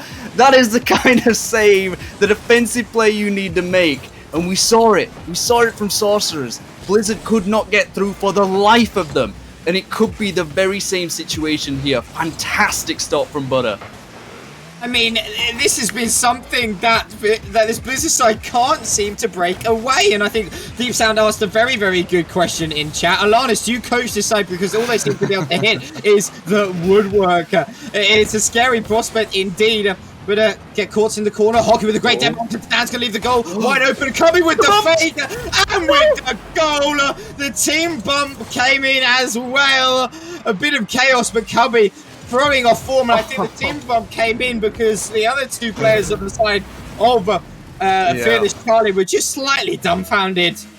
There was just so many things went wrong there. Dan was already demoed out by one of the Blizzard players, and then he spawned just in front of Buddha as that 3rd man. But you got to give it to Cubby though, as a fantastic fake and finish, and they getting put under so much more pressure than they did against Sorcerers. They've flipped a switch, it seems like. They're a completely different looking team, and Fearless Charlie just don't seem to have that ability as Sorcerers did to keep them out and to actually keep the danger out of the danger areas, to keep these touches away. They're doing well enough, and it was only 1 goal. Plenty of time to remedy that and create some offense of their own. But you can already tell in this first game, it's becoming so much more physical. It almost seems to embody the lower bracket ethos of these teams fighting from below. They're having to get down and dirty and get a lot of grass and mud in their spokes, in their engines. And it's looking like it's going to be that kind of series. Whether or not that favors Blizzard or Fearless Charlie, I don't know. But at the halfway mark, it's in the favor of Blizzard so far. And maybe that is the physical thing that they were trying to do against Sorcerers, and they just couldn't do it. Maybe Sorcerers were too quick, too clever. Too speedy. Too speedy. Too speedy. That's the plain simple answer to it. And Hoggy now going for a nice another shot. Axos caught facing the wrong way, unfortunately, for the follow-up. But it is only a 1-goal lead. We know only single goal leads are very fragile, can be broken down in an instant. Fearless Charlie, though, they've got to get out their own half first. There's a plethora of shots on both sides, but definitely being more prominent on the side of Blizzard as they are still looking to push this offense. But a nice catch in the corner, forced to 50-50. Dan having to reverse across the net to just make sure he was in the right place in case a shot came in. Can't be looking to put aerial work, but caught out by form very early on here is Hoggy now on the other side of the field trying to open things up, but Cubby with a demo onto form to go slow things down. Bullard decides to just send it absolutely towards the blue backboard. A bit of a light touch coming out from Dan. Is it going to transpire into too much for the side of Fearless Charlie? And subsequently, they're already back onto playing catch up on their own side. Cubby trying to set something up, and Axos flies in for the finish. This is as simple as it can get, really. Hoggy wins out with a 50. Cubby's already there, and this is the confidence we didn't see against Sorcerers. We very, very rarely saw that second man so pushed up, so advanced, and ready to deal with whatever play came out of the first man. And that's just what we needed to see from them. Whether or not Sorcerers were able to mitigate that and keep them from being that pushed up, maybe their rotation was slightly different. They got in the way, and they kind of threw a wrench in the gears and didn't allow Blizzard to do that. It's completely different from Fearless Charlie. You can already see the confidence here from Hoggy. Fakes out one, gets the flick out or another, but Dan just about gets in the way. Form trying to catch the ball, keep it through the corner, but it's dropped again to Hoggy with the free shot, and he does get it past Sputter, but Dan's back post. Cubby with the fake, he tries to get it round another, and you can so clearly see how happy they are to make these kinds of plays. They know that they're capable of doing it. We know they're capable of doing it. So what's changed between now and, well, between Sorcerers and Fearless Charlie? I'm going to say it again, speedy. That's Sorcerers. They were so quick to every single ball and every challenge. We saw the amount of times that they were able to mitigate any sort of midfield presence that Blizzard were looking to put forward in Fearless Charlie. They do not have the same level of tempo that the side of Sorcerers are playing, and subsequently Blizzard are just happy to start running away with this. They've only got 10 seconds left in the game. 2-goal lead, you can say that's pretty comfortable from the clock ticking down as it is. It's only a miracle needed, and I don't think that's happening with Axlos' touch. Cubby looking to make it a third. Blizzard tries to find Axlos, but it is going to be taken away regardless. It is Blizzard's game 1. They will go up in this series here. Fearless Charlie, really, where are you? That could have been devastating for Fearless Charlie if Cubby pulled that off. The fact that they're even willing to go for it at this point, we thought they might have struggled in this one with the way that they dropped down from that upper bracket, with the way that Sorcerers just, I mean, they slapped them at times, let's be honest. They faltered a little bit in games 3 and 4, but in that 5th one, they really showed why they were the better team. And now Blizzard are doing the same thing to Fearless Charlie, but I think Charlie are used to this. They've been in this situation. We know that they've gone to 2 Game 5s on the bounce and won both of them. They're used to this pressure. They're used to this scenario. And I don't think that this is the be-all, end-all. It was only 2 goals, and Fearless Charlie did actually manage to get 3 shots away. So it is just about cutting out the time on offense that Blizzard were allowed, start to control that midfield, push up more quickly and more in like prepared terms, go up earlier, go up sooner, and get in their way, because that's what Sorcerers are so good at. You said they were speedy, but sometimes it wasn't about speed. It was about deciding to do something sooner and being in the right position quicker, because it's more about efficiency than raw pace a lot of the time. So that's because what Sorcerers are capable of doing. Now it's just what Fearless Charlie need to be capable of doing, and they still have a couple chances. And as we get the players into the lobby, we'll have to see how they fare with that. But this was a great start for Blizzard. They needed a win coming out of the gate, and they got it. So they're on the run. Exactly, the momentum in their half. I mean, the scary thought in the back of my mind is they've got 10. They have to win 10 more games to be crowned champion. Yeah, and that's the daunting element of it. At the end of the day, though, they've got to get past this Fearless Charlie roster. They have done a good job so far, and Hoggy looking to do an even better job. Takes it away from Axlos. Axlos gets a lovely bump. Cubby's just going to another bump. Oh no, Axlos, can you be there this time? No, he can't either. And I think if Cubby just kind of fired a plain, simple shot towards the net, it would have gone in. They've been able to maintain the pressure, though, throughout all of that chaos. Clearance eventually does come in, but they're trying to press something. Goes off the map, look for a teammate, can't find anything. Hoggy forces 50-50 onto Form. He doesn't come away on top of it, but Cubby's able to bounce back and take it away. But it was a nice challenge in the midfield. He was down with a huge 50-50 win. But somehow Cubby gets back in time to take it off his own line. Form's going to be there once again. Plays onto Babel, look for done. But Hoggy, his clearance could be lethal. Oh no! Cubby, okay, thank God. Thank the Lord. I want to get a check. I want to get a stat check. Any statisticians here, they got to watch this mod back and tell me who hits the crossbar more, whether it's Alanis or the side of Blizzard, because we may have to change the curse's name. I thought you were going to say between the 3 players on Blizzard. That might be a start we need to start tracking as well. Got to give it to Hoggy, though. It was a rough one. He was low on boost, and he had to time it perfectly. But thankfully for him, his teammate Cubby comes flying in to clean up, keep their blushes, and they managed to retake the lead once again in this second game, but they don't look quite as strong, as confident. That first miss was a classic case of just trying to do too much, trying to be too clever. Keep it simple, get that lead, and then start flexing. Then start going for the freestyle stuff. You want to get that go-ahead goal, maybe 2, just to try and secure it. Because if you start doing that, then you might lose confidence again. We saw it very much in that upper final, where they were trying to do things and they just kept getting shut out. And for Fearless Charlie's sake, that's what they need to start doing, getting more confident themselves and pushing up the field. They start here, the decent shot from Form, but it's an easy save for Hoggy, followed by Butter is easily kept out. Dan attempting to keep this offense alive and does well on low boost. Can only get it to the corner though. It's a lonely ball. He gets the bump to try and disrupt, allow his teammate to get forward, but again, Butter just a little bit too far back as the third man, and it kills that offense. They need to keep that pressure up on rotation, or they're not going to be able to break through that first man defense from Blizzard, but they do get it through here to the crossbar, and it was close enough, but again, Form cannot quite break the barrier.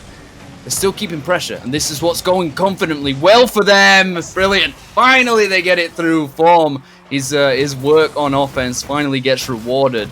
But is this more of the same from Blizzard as what we saw in the upper final? Just slight mistakes on defense, or was it just better offense from Fearless Charlie? I think potentially a combination of both. The side of Blizzard, yeah, exactly. I think Blizzard, they've looked better in this series, undoubtedly.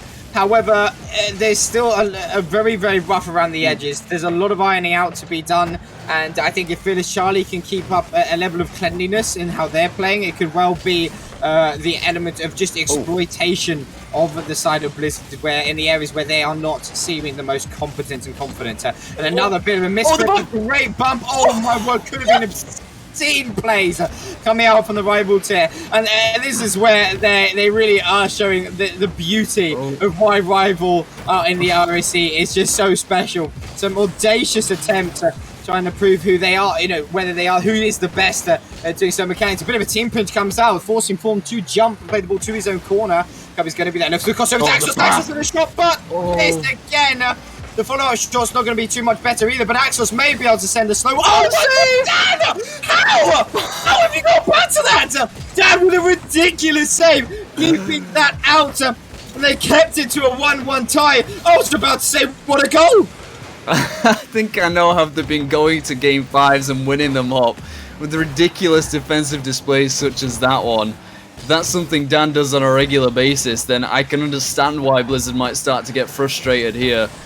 They've had fewer shots than they did in the last game, fewer clearer shots especially. This one could be going straight over Cubby's head, but just about gets back to it. Dan doesn't read it, and it's an easier flick on for Axlos. But as the final minute approaches, it's gotten much closer than it did in the first. It was, of course, again, only 2 goals in the first. But now Fearless Charlie have managed to break their duck. Could they do it again? It's in the wrong half of the field for them. Cubby and Hoggy look to link up.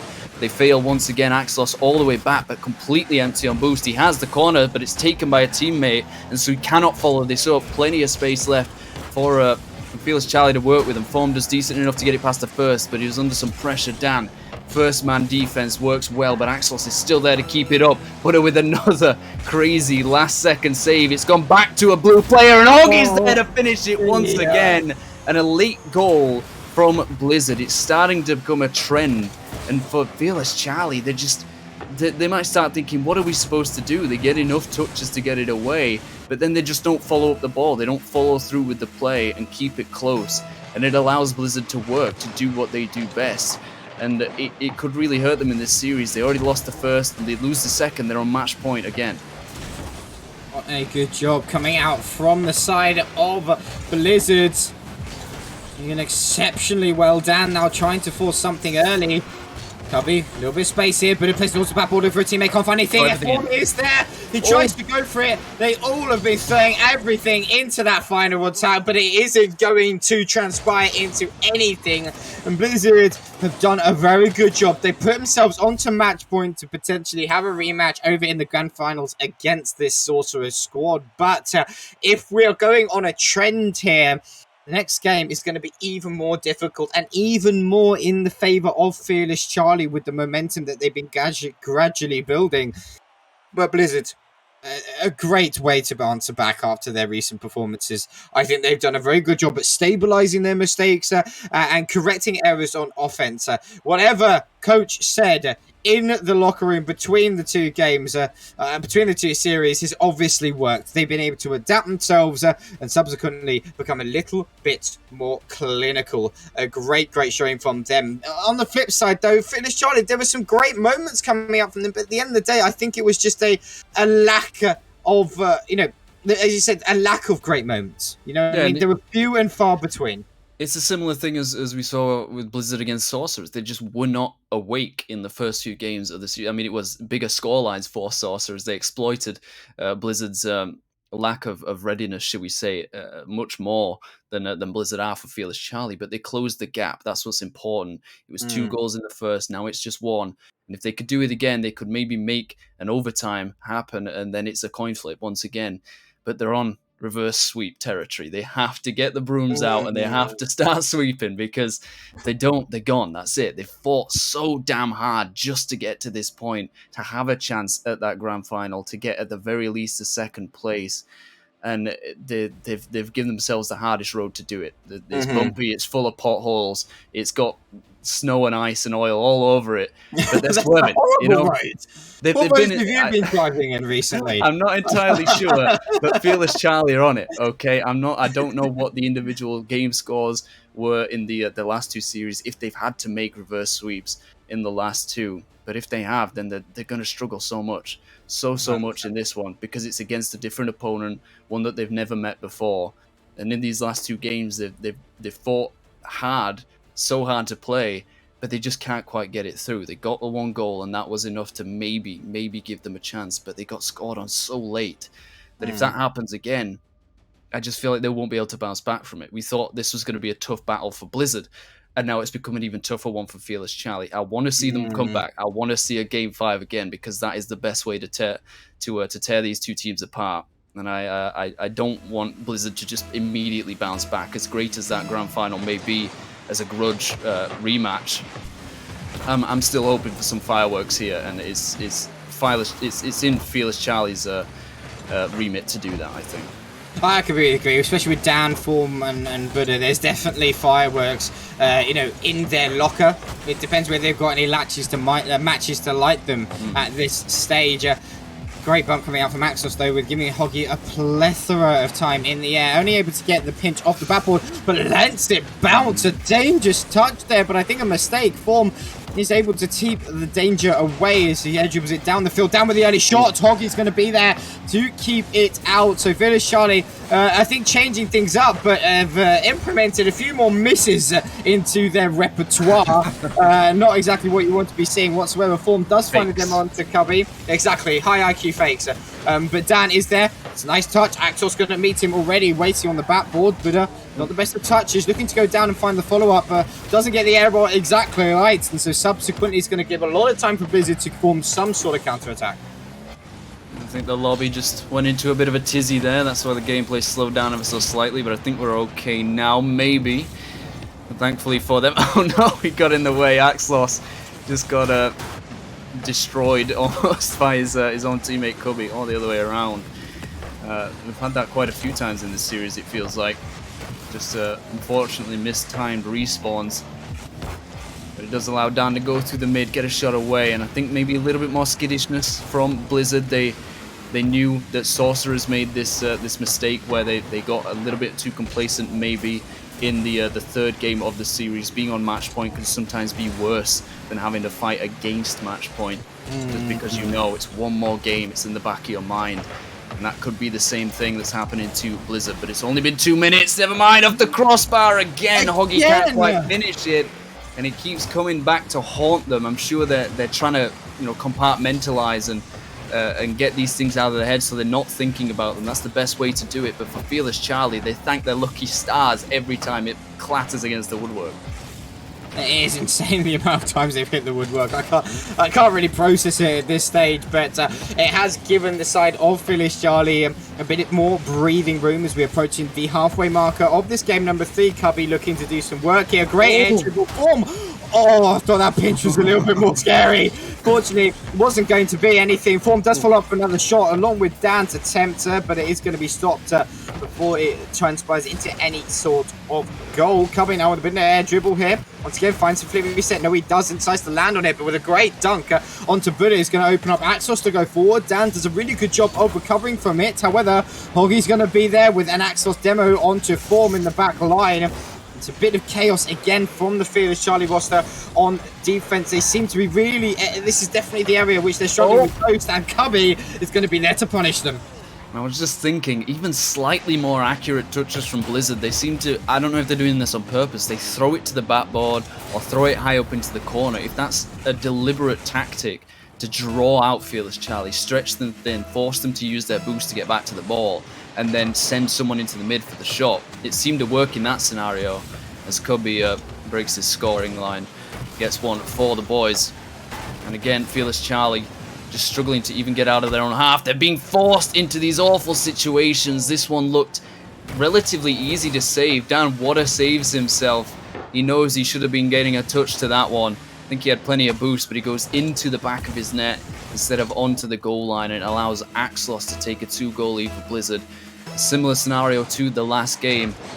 But I believe in Fearless Charlie. I know that they can be better than this. They're in this lower final for a reason. That lower bracket run is so difficult to make, especially in a tier such as Rival, where it can be so hot and cold with people's form. We know that this is a great team. They finished first place in their conference. The consistency isn't the issue necessarily, but we've said it plenty of times. You know, League plays a marathon. This is a sprint. If you don't play every single game to the best of your ability, to best Rocket League that you can, then you're going to be punished for it. And they've only got a minute left to find at least 3 more goals. Oh no! It's a counting lesson for the Charlie roster. This hurts so much.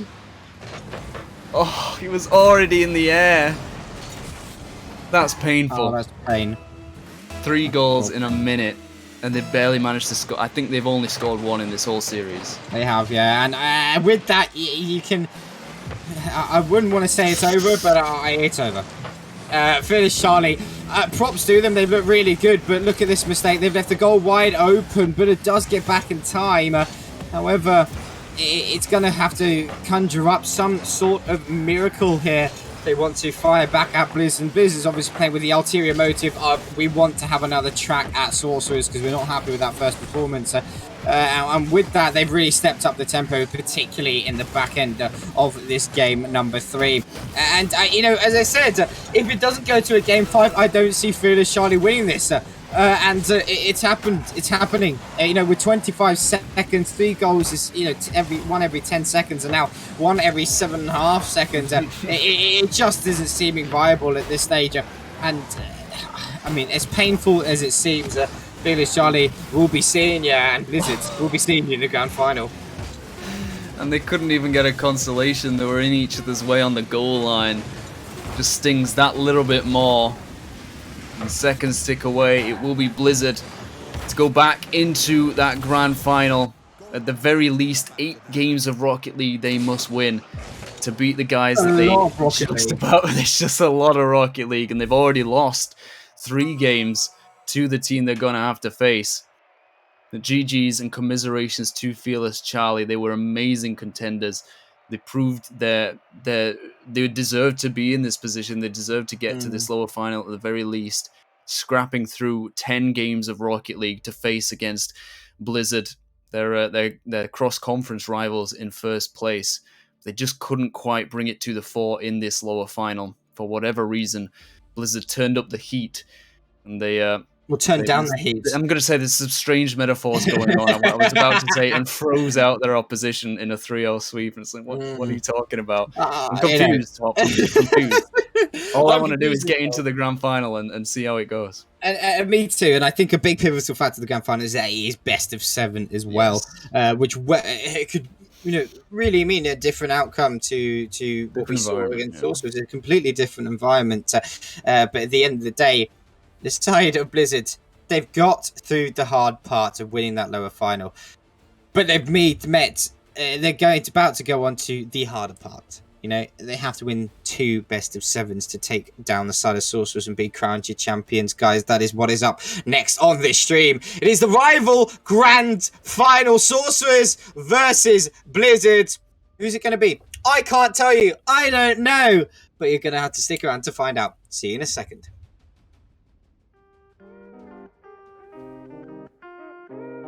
Hey.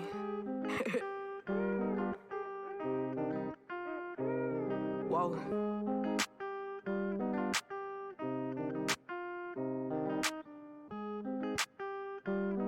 Hey. She making me go insane. Wanna see that my girls and I'ma change. Little shawty, I know she messing with my brain. Don't need no side, cause I got my main. She making me go insane. Wanna see that my girls and I'ma change. Little shawty, I know she messing with my brain. Don't need no side, cause I got my main. And I know it will never change. Gotta get through the struggle, going through the pain. Lately my bros been acting so strange. Run up on me, we gon' let it bang. Lately I've been chillin', been thrillin' for some time now. Gotta get my bag, I can't waste no time now. Gotta get my head up, I can't leave it down. Can't leave it down now. Getting my bins, I the ever. Got 'em in my fellow.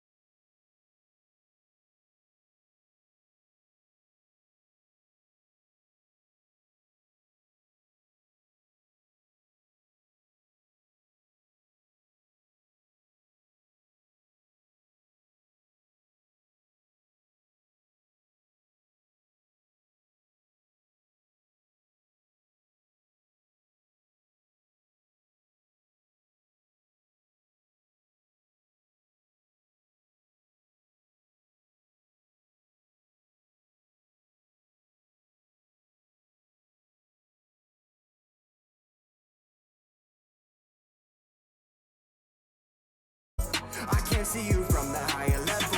Higher level, higher level. These mountains that you climb kinda start to look like pebbles, yeah. Higher levels, we on higher levels. All these things that you flex ain't the things that make you special. Higher levels. Big talk, you loud mouth, I take the beat and I chow down. Feast all up in the booth, the studio like a powwow. Just count down till I blow. Fired up like pyro. You act dumb to go viral, but you only ever the sideshow. Like, hey, you can never take me out. I keep taking different routes. Copycats keep trying to switch it, but they missing all the clout. Every day I deal with doubt. I just rap what I'm about. All the haters I defy, double size my account. I just count the profit, keep on making comments. We get it poppin', got your girl talking my favorite topic. She know I rock it, not your average Joe, my life exotic. And you're just jealous, you don't got it. Got me way up in the skyline. Won't be phased, I'm on my grind. Higher levels, you won't see me till I fly by. Day by day, I keep picking up the pace. Middle finger to the ones who acting fake, big mistake. Yeah, shout out my boys, man, we paved the way. Rolled with the punches like a crashing wave. To the haters, they think they special. I can't see you from the higher level. Higher level, higher level. These mountains that you climb kinda start to look like pebbles, yeah. Higher levels, we on higher levels. All these things that you flex ain't the things that make you special. Higher levels. You don't know about the hours, you don't know about the minutes. You don't know about the blood, the sweat, the tears that I put in it. I've been living like a hero, they've been calling me a villain. Haven't pocketed a dime, even though I made a killing. You don't know about the hours, you don't know about the minutes. You don't know about the blood and sweat and tears that I put in it. I've been living like a hero, they've been calling me a villain. Haven't pocketed a dime, even though I made a killing. Look at the obstacles we overcame. Can't take the picture, we're inside the frame. And to the haters that think they special, I can't see you from a higher level. Higher level, higher levels. These mountains that you climb kinda start to look like pebbles, yeah. Higher levels, we on higher levels. No, this that crazy spot where your angels turn to devils. Higher levels.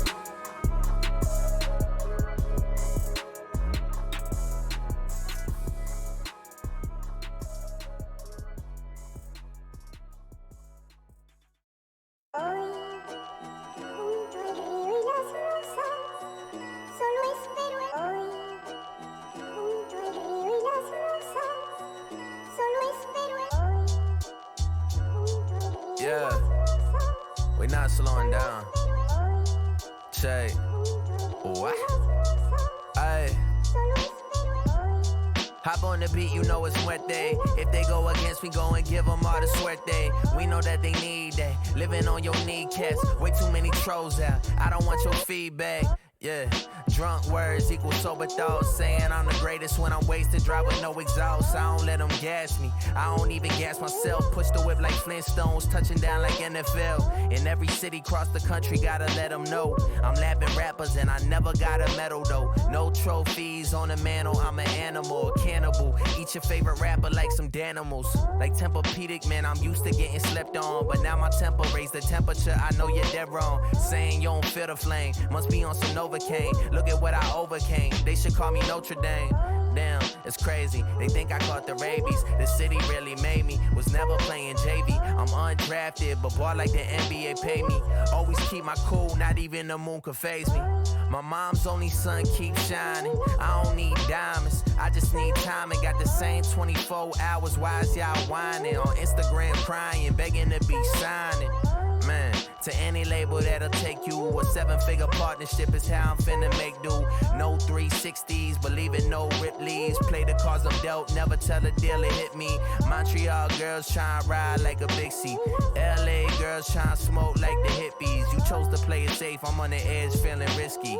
Need the money and the credit, tell them keep the receipt.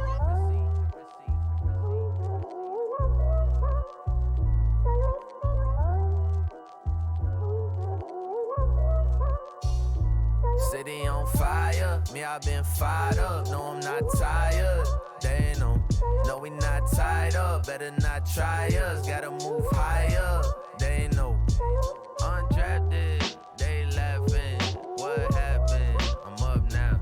So independent, I was spinning. I ain't have it, I'm up now. Yeah, I hate the season.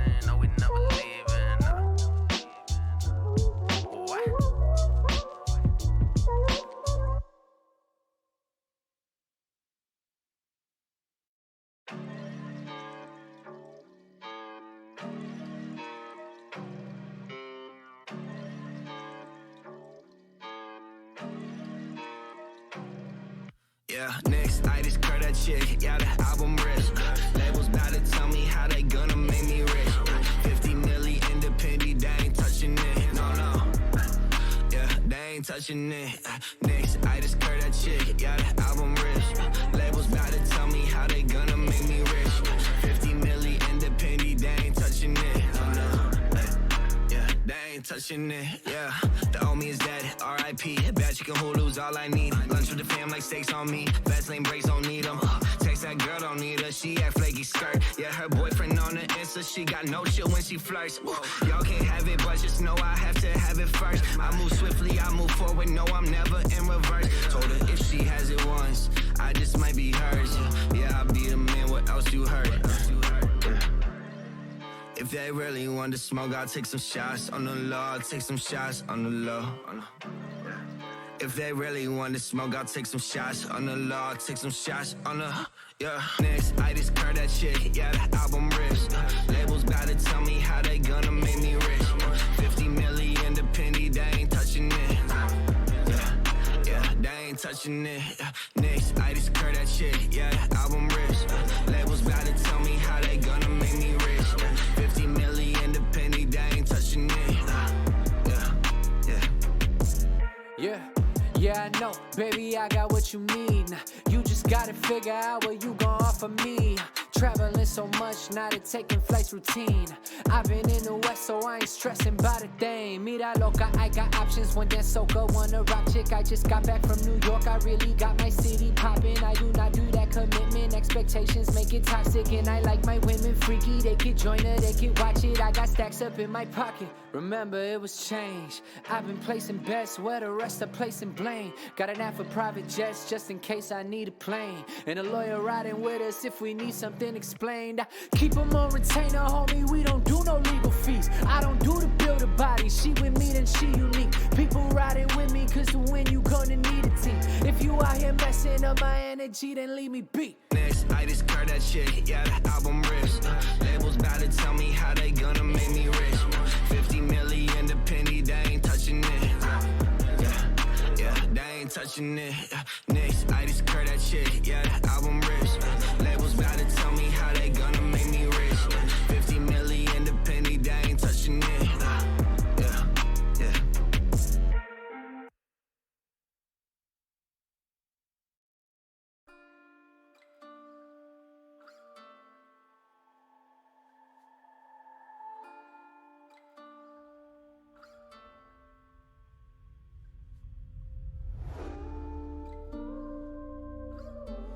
They distort my reality.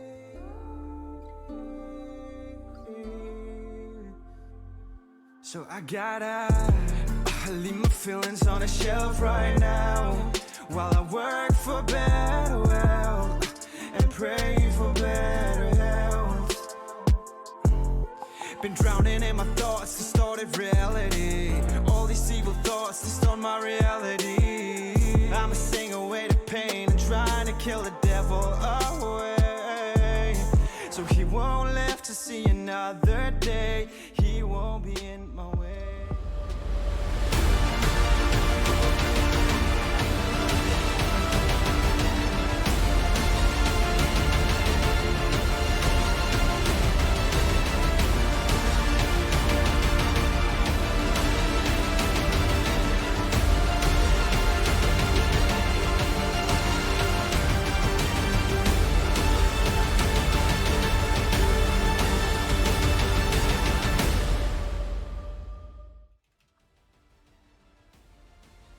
Everybody, we hope you're doing well, and just in this little intermittent break that we've had, we thought we'd come back on camera and just talk through what we've seen so far in the playoffs in the rival tier, and talk through the bracket and how everything has lined out and panned out, and also maybe give a few teasers of the announcements to come in the coming week or so. Vector, I mean, it's been an exciting couple of weeks with all of these playoffs. Obviously, Prospect with starting it off with an outstanding performance from Exelon, able to get the bracket reset in the grand final and eventually going on to win it. Obviously, we've seen Challenger as well, which was all equally as fabulous. And obviously, we're here in Rival. And I think we should cast our eyes over the bracket and the journey that has led us here now. The planes as well, or just the playoff bracket itself? Exactly. The play-ins equally as important. And guys, for information, playoffs play-ins happen during the week, and everything is streamed up as well. So you'll be able to catch the whole route for the players into getting into this position. And we've given ourselves a bit of a hard work to have to transition in and out of everything. If we can have a quick glance at the play-in bracket, and this is how exactly had everything kind of playing through. Toxin obviously being one of those teams that I think a lot of people kind of saw as a bit of a wild card. Coming in here, they did a good job of taking down Uranium and Sanctum in their first 2 playing games, but Sentinels, they just got the better of them by the end of it. Montbéliard, at the end of the day, they were that final hurdle for Yoruba, who once again weren't able to get over it. Montbéliard did find themselves in the playoffs, but neither of them here now. They both got round 1, the first round did, which isn't, I think the happiest performances you want to have whatsoever, but at the end of the day, they thought through the play and run, and they were able to get there for a reason. Of course did, and something I like to see in the in the play-ins is a little bit strange. Like in the first match, Concerto beat Pandora, then they got beat by Yoruba, then Yoruba got beat by Montbéliard, and it's just going up those levels of talent, of ability. And of course, as you said, those first rounds, Unity 3-0ing Montbéliard, I think probably quite a lot of people didn't expect that to go the way that it did. But again, the Fearless Charlie run coming in from the upper bracket, only just getting to that lower semi-final, going 3-2 against the Sentinels, and then eventually having to 3-2 the Unity as well. But again, focusing on our grand finalists, the top 2, Sorcerers versus Blizzard in that upper final. If no one saw it, it was a bit of a strange one at times. Definitely not the Blizzard we expected to see going into the match. Sorcerers took 2, and then we saw a potential reverse sweep come out. But in that game 5, they just really turned it on, Sorcerers, and took down Blizzard, sent them packing into the lower final against Fearless Charlie. And Blizzard just came alive. They just became a new animal, and then almost decimated Fearless Charlie at times. The first 2 games were pretty close, but then the last one was not close whatsoever. And they get a second chance to go up against Sorcerers, but as ever, as important as it is, a best of 7 now. And they've got to do it in 2. At minimum, 8 games of Rocket League to beat Sorcerers. And they could only get 2 of them in very tight, nail-biting fashions in that upper final. So looking at all these things, accumulating coming up to this grand final, it feels like it's going to go Sorcerer's way, but we've seen crazy things happen. We saw Exelon do it against Alta in Prospect, and honestly, I feel like a similar situation could happen here. Blizzard have got that fire in them. They've got that desire now to get that the grudge match, the rivalry that saw developing between these 2 teams. They battled each other in league play, and now they're at it again, and I think it could be a different scenario in this grand final. I completely agree with you. It's going to be hella interesting to see how these 2 teams fight it out. At the end of the day, I think... I don't know, actually, no. I'd love to see what chat is going to say about this.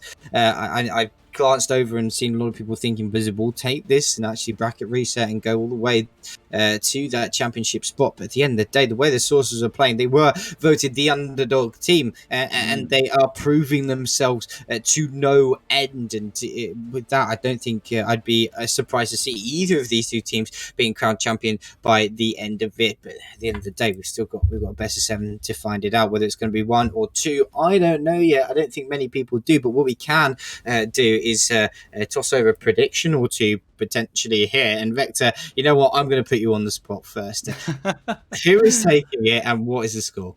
Well, I wanted to go to the power rankings and be like, at the start of the season, people thought Sorcerers had come in 5th, and they came in 2nd. The predicted champion was Sanctum, and they were nowhere near these playoffs. So this is so difficult. We saw what Sorcerers were capable of doing to Blizzard, but they did get to that game 5. They had that comeback ability.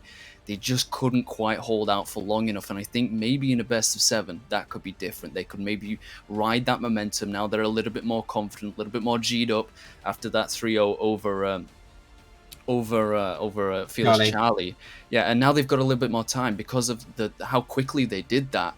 they might actually now have had more time to sort of analyze that match against Sorcerers and now figure out their errors, figure out the mistakes. They've had time to breathe, time to reconfigure things maybe a little bit, change their strategies and their tactics.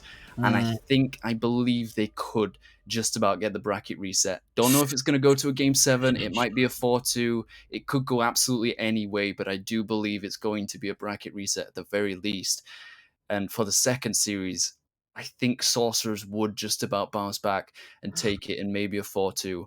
But I would absolutely adore to see both Game 7s. As long as it would be the best way to determine who's the true champion between these two teams, because really both of them have deserved it with the pedigree that they've shown, the levels that they've risen to at times, and just the way that they've carried themselves throughout this entire season, throughout this postseason. So I'm extremely excited to see it, but I think there is going to be a bracket reset. So a bracket reset with Sorcerer's clinching victory away from the jaws of defeat. Just about. In Blizzard at the end. I don't know. You know what? Part of me is saying this is a Sorcerer's 4-0. Like, part of me saying that. But the other part of me comes along and says, what are you saying? You're absolutely ridiculous. This is a Blizzard 8-0. And then there's another part of me saying this is 2 Game 7s with either of them going so on. You have no idea. You're just have absolutely juggling all these predictions. What do I do? Exactly. I don't really know so many predictions. That's probably why my sanity is unhappy with that. Exactly. It's probably why my sanity has been questioned so many times. But if I was a betting man, I would actually go on Blizzard. I actually think Blizzard, they've got a level of capacity that I think they're going to be able to take down Sorcerers. I think it will be a hell of a hard game, and I think it will be 2 Game 7s that come marginally closer. But I think at the end of it, it will be Blizzard. But at the end of the day, I could really be wrong here.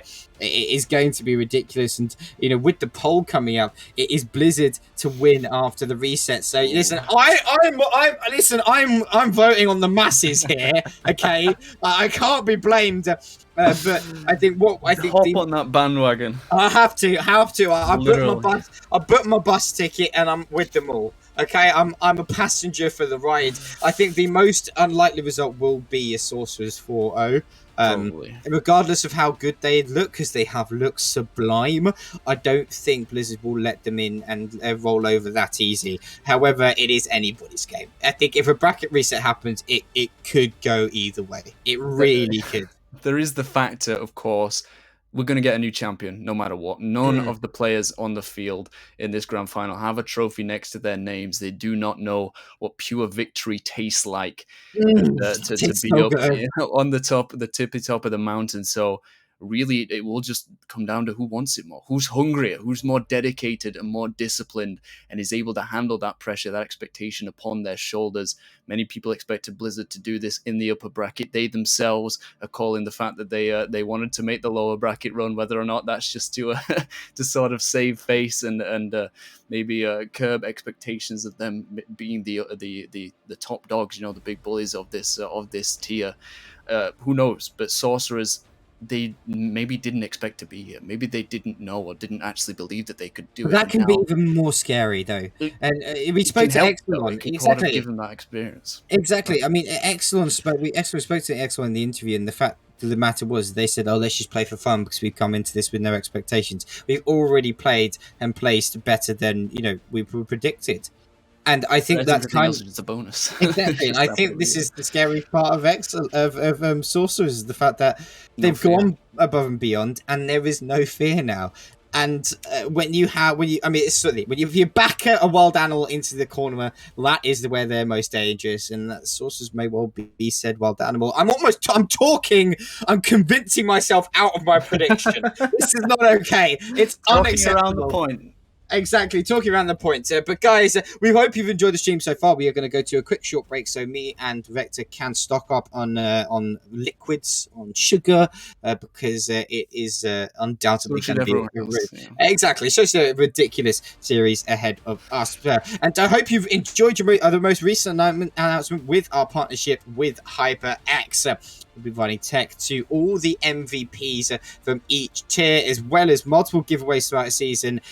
and admin rewards of tech. I mean, it's pretty PogChamp, you have to say, coming out from that. It's a great partner to have. It's a solid partner to have, indeed. If you don't know who HyperX is, are you really a gamer? I mean, that's what you've got to know who they are. Let's not start questioning these things. Exactly. But guys, don't go anywhere, because there's a lot of action ahead of us, and we'll see you just after this short break.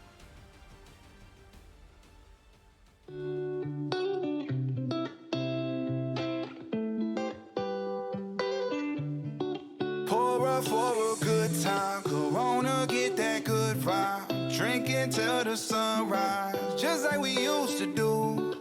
Mexico, let's go there. Yeah, sex is slow, I don't care. Where we go as long as I'm there with you. Just like we used to do. Still tired like your friends, what we used to do. Yeah. I say the feeling's mutual. Distance between us dissolves when I fly over. Pull up, shotgun, sitting wide open. Hop in, tell me how your life been. Used to talk every day till the night's end. Been a year now, I'ma need the whole school. You thriving, update me on them goals too. Yeah, I could listen to you forever. Filling up a few of them strong, never let them take us anywhere they plan to. Don't jump the gun, but when we sippin' something, you already know what's up. Lean back, I'll take you where we used to go. We both familiar on what the future holds. Bottoms up for the time that we wasted. A later we got reacquainted. For a good time, Corona, get that good vibe. Drinking till the sunrise, just like we used to do. Mexico, let's go there. Yeah, sex is slow, I don't care. Where we go as long as I'm there with you. Just like we used to do. You work hard, you need a vacation. I take your lifestyle, rearrange it. Put you on a plane with a destination, a white sand. All this funded off a mic stand. My right hand, I'm catering to your life. From the room, see the waves to the shoreline. Skin tan, you blended with the locals. Burn bread on you, something we could toast to. I'll promote you, show you to the universe. Got a couple on reserve, but you was first. Yeah, always have, always will be. You're the only one who gotta know the real me. So lean back, I'll take you where we used to go. From the clouds, you can view the coast. I feel the same for you. I don't even gotta say shit. A later we got reacquainted. For a good time, Corona, get that good vibe. Drinking till the sunrise, just like we used to do.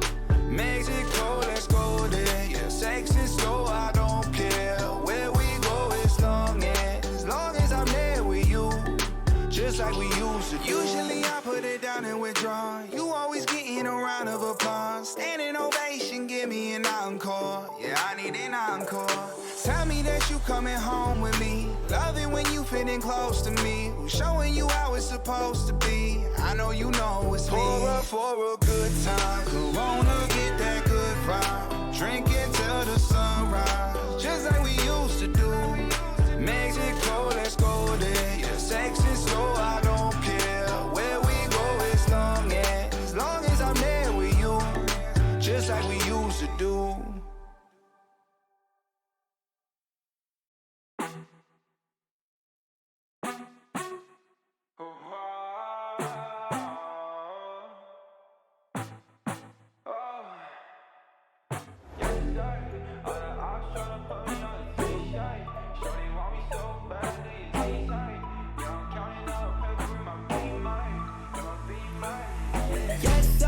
Out of eyes tryna put me on a t-shirt. Shorty want me so bad, do your knees hurt? Yeah, I'm counting paper guap in my beamer, yeah. Choice. If you want one, then you coming with a paper. I ain't texting shorty back, see you later. Yeah, you catch me on that gas, I'm a racer, yeah. Lil' shawty, always out of molly, you ain't really got a talk, so like why you tryna stop me, yeah. Ain't nobody finna come and body me. I know what you want, but you ain't gonna come top me, what? Yeah, I gotta check, I'm finna cop Balenciagas. Yeah, I'm living with no stress, I don't gotta carry choppers. Purple Corvette, now I'm riding with your daughter. Gucci camo vest, quit the plotting, I'ma stop ya. Yeah, I've been riding with a gang, I've been shut up with a thing, I've been rolling with the same shawty. Ay, I ain't capping every lane, ain't nobody stop my game, shawty wanna make it rain with me. Yes, out of eyes tryna put me on a t-shirt. Shorty want me so bad, do your knees hurt? Yeah, I'm counting paper guap in my beamer, yeah. Choice. If you want one, then you coming with a paper. I ain't texting shorty back, see you later. Yeah, you Catch me on that gas, I'm a racer, yeah.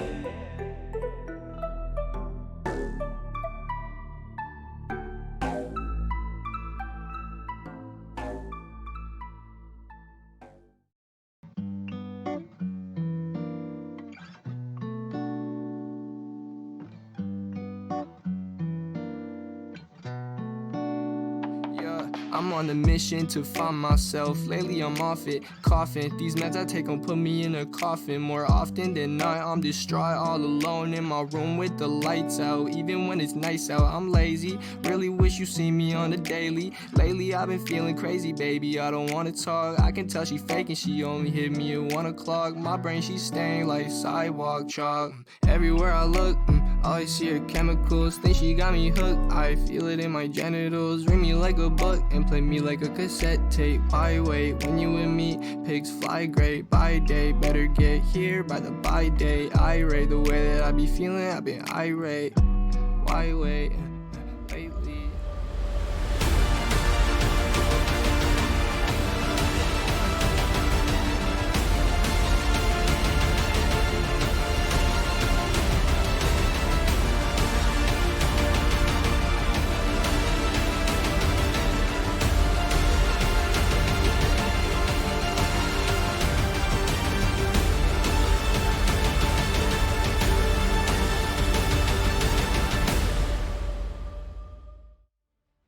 Oh shit. Welcome back, everybody, to the Grand Finals. It's your boy Hops, and we have the rival tier deciding series ahead of potentially 2 series. We'll have to see. It is Sorcerers versus Blizzard battling out for that #1 champion spot. We gave some bold predictions in the recent recap here. I'm still very much on the fence. I don't really know where it's going to go. Vector convinced it's going to be a Sorcerer's 4-0, though. Where did that come from? I specifically said I think it's going to be a bracket reset. Don't know how. Don't know why.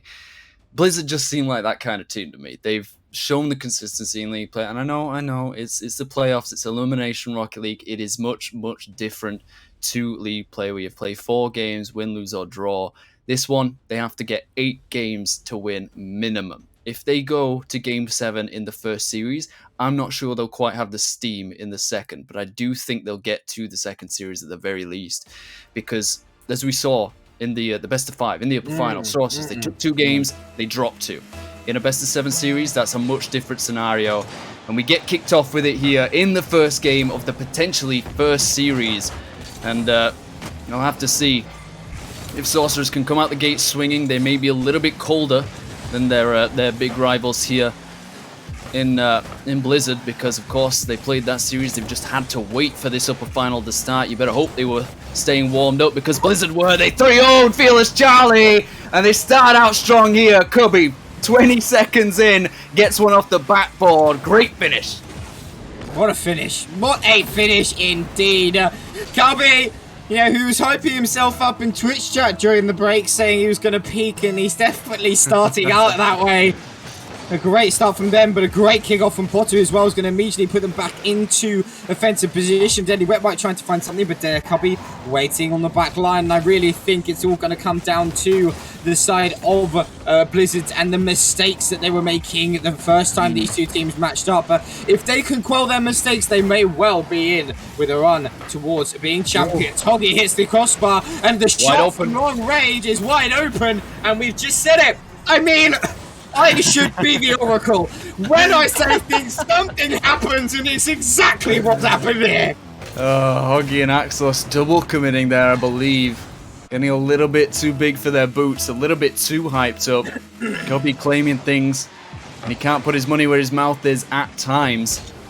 And it's led to an equal game once again, seeing more of the same from this from the upper final in the best of 5. It was mightily close in the whole series, you have to say. I mean, in the first game, I think it was Sorcerers took it 4-2, and it's 1-1 now after the first minute. So things may have changed. Blizzard definitely needed to change things, as they did against Fearless Charlie, but this is what we wanted to see from them, to keep that consistency up, keep that pressure up, play the way that we know that they can, and that they know that they can, and be confident with it. have belief in themselves, and that they can bring it to the fore, bring some great play, some great power, and a great demo by Cubby on the back line. Almost allowed him to put that one in. Couldn't quite get there. Sorcerer's defense, once again, that speed is so important for them, especially when they're getting out physical, out bullied, out physical played. Great job from them as well. Daily Railway did make an incredible pre-jump read. Doesn't get the best of touches there. I'm gonna leave now. I'm gonna take the door out. That was a pinch. It was a 3-man pinch. It was 96 mph along the ground. What do you mean? That broke 100. Well, that was ridiculous. But at the end of the day, it's going to be the Sorcerer's side again with a lead here. And a really good job in the start of this game by Blizzard to open up the scoring. But they've just allowed Sorcerers to come straight back in with, almost near minimal effort, you have to say it. Axos trying to link up with Hoggy, who's waiting in the midfield. A bit of a too much power on that pass. He goes to the air. Unfortunately, he gets the bounce on the city, but almost a brilliant read by Axlos. And, we were talking, pretty much in the green room, shall we say, before coming back onto screen, that we really think Axlos, he has to be the player that steps up. He's been quoted as by Hoggy and Cubby as the player who can carry games. We are yet to see it, and if he can wake up, this could well be a different story from the first series. And it's the blessing and the curse. That much expectation on your shoulders, it can either unlock you, or it can just overshadow you, overpower you at times. If you're not that kind of person, not just that kind of player, you can thrive on it, you can use it as fuel, but it can also burn you alive. And I think for Axlos' sake, he is in the first camp because he has been such a prolific player for Blizzard throughout this entire season. As I said, third highest scorer, 81 goals, just one behind Void at the second place, and no one could quite keep up with Flo at 100 goals, but got to give them credit where it's due, because they earned it. It's all just about doing it on the day, stepping up to that expectation, not just from others, but of yourself as well. Talked about it in that series in the upper final, where they've probably put the most pressure on themselves than anyone ever does. And as a result of that, it can make them play amazing, but it can also put them in situations where they get chances off of things they wouldn't expect. I mean, Hoggies does well to disrupt here, just sends it to the backboard, but all three players out of position for Sorcerers, and it leads to them losing that lead. It does. A good job, though, from the side of Blizzard. Exactly, they do. And unfortunately, that you can't rely on being gifted goals to win games. However, a sustained amount of pressure coming out from the side of Blizzard is a good job. At the end of the day, how long can this, how efficient is that sort of level of gameplay, particularly if you're going to have to win 8 games to close out a series, close out a victory.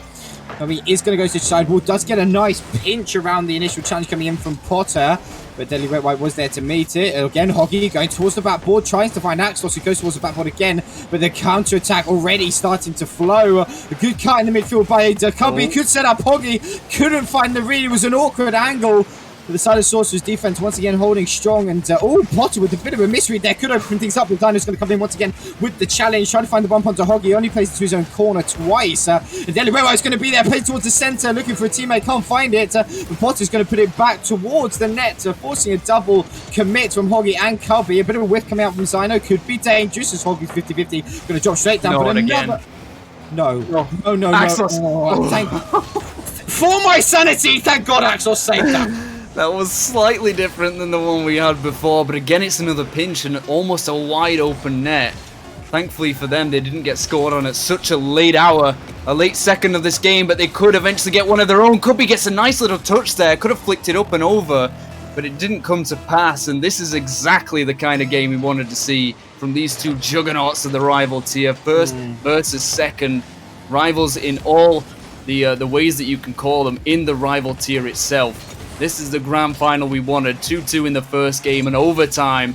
I want overtime in every single game, Hope. It just makes it so much more exciting, so much more amazing! But it's going to be finished in 17 seconds from the man himself. It took 7 shots, Hawks, but Cubby's put away 2 of them. Put away the most important But that was such an amazing air dribble from Hoggy as well. Just keeping the ball close, keeping it in your possession can make all the world of difference. It throws that defense off. Doesn't matter how quick it is. If they can't read where the ball is going, they're not going to stop it. And they're not going to stop Blizzard taking game 1 of their first series. That was ridiculous. I mean, what a way to answer back with all the questions flying around. I had full faith in Blizzard, always have. But at the end of the day, it's a great way to answer back here. They've got the first game on the board. They're starting off strong, and they close out, let alone in an overtime, which I think has been a large area where Source has been proud of their performances. And you saw at the beginning of that, actually, beginning of the overtime, that Deadly Wet Wipe went for a bit of a Cookser pitch to try and close it out. They are playing with a level of confidence and over ridiculousness, I think, Sorcerers, which is making them a little bit more scary and a little bit more, of a threat. But at the end of the day, if things like that don't go to plan, then things can very easily go awry, and that's what we've seen in game number 1. A good job from Blizzard, but it's still a long way to go. Yeah, and you were talking about things not going to plan. That's exactly what happened for Blizzard's offense in the first half of the game. They were just throwing too much into it. They were almost desperate to get ahead of Sorcerers and prove to not only the doubters in the Twitch chat and in the RSC community, but also to themselves that they still have that ability, that they're not afraid of the Sorcerers, and they need to prove that to themselves first of all, and that they can push forward and get those kinds of plays. But it did punish them.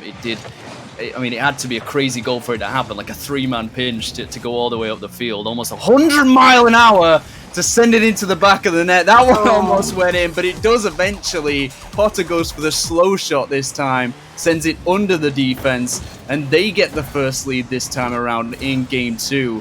And wait, no, I think did they get the first lead in the second? No, first they didn't. game? They didn't. It was Blizzard. It was Blizzard. It probably wasn't it? Yeah, exactly. It's a very good point though.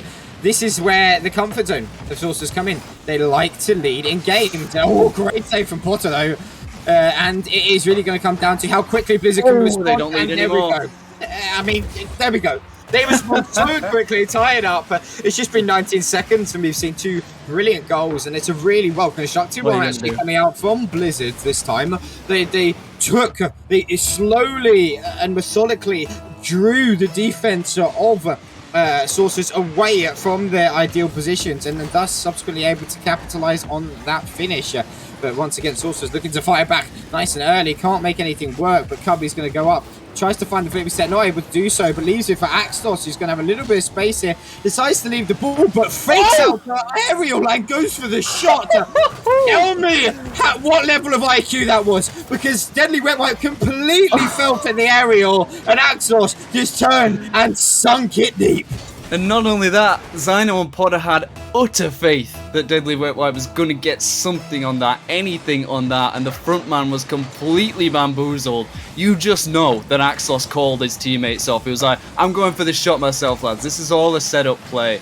And he's starting to come alive. 2 goals off of 2 shots. That is the finisher. That is the striker that Blizzard requires to play to the level that they do, that they have throughout the entirety of league play. And if he actually starts showing up, if he starts getting confident, doing those crazy things that we know him for, living up to the name that he's made for himself, then this could be an unbelievable series, just as unbelievable as that cherry picker might have been from Deadly Wet Wipe, but they do not quite get the equalizer. Yeah, definitely attempting his best Ahmad impression right there, Deadly Wet Wipe is not able to exactly mimic it like the god himself, but could be funny a second there. Saved out by Potter, and a big thing we touched upon in beginning game number 1 was the mistakes and errors coming out from Blizzard, but they seem to have stopped that. They seem to be able to polish that up, and subsequently Sorcerers not finding nearly as many openings as they did in that first series they faced up against each other. It's a great clearance coming out from Axlos. So I know trying to set something up, but again the backboard defense well and truly sitting pretty. Potter there with the 50-50, looking slightly dangerous, forcing Cubby to play it into the corner. Cubby's going to go then for the challenge. Design is going to be there to meet it. Hogging out off the side wall. A great demo coming out from Potter onto Cubby, just to open some defensive time for Deadly Wet Wipe to get back to the ball. A bit of a force 50-50. He's going to send it back to Potter's side. He's going to try and take a control. Forces a bit of a low shot, but nothing to too dangerous, and still the Sorcerers are prying at the door of Blizzard with no success so far. I'm sorry, I'm just getting lost in the gameplay at this point, Hope. I'm just enjoying watching it. I don't even have time to think about the analysis, the deep dive into what is happening, but it's really good gameplay. I mean, we saw it in the upper final where Blizzard, as you're saying, just making too many mistakes, but in the third and fourth game, they seemed to make fewer and fewer. It seemed like they were coming alive, and that was what they needed, and they've done it again here in the second game of this series. And they need to keep doing that. They need to continue on. Hockey with a decent looking fate there, but it wasn't quite enough. Deadly Wet Wipe looking for the second follow-up touch. It's just about cooked to the corner by Cubby. A big miss here by Potter does mean they cannot equalize once again, and they're desperately hunting down that second goal. They've still got plenty of time to do it, but every single shot that doesn't go on target is another chance spurned.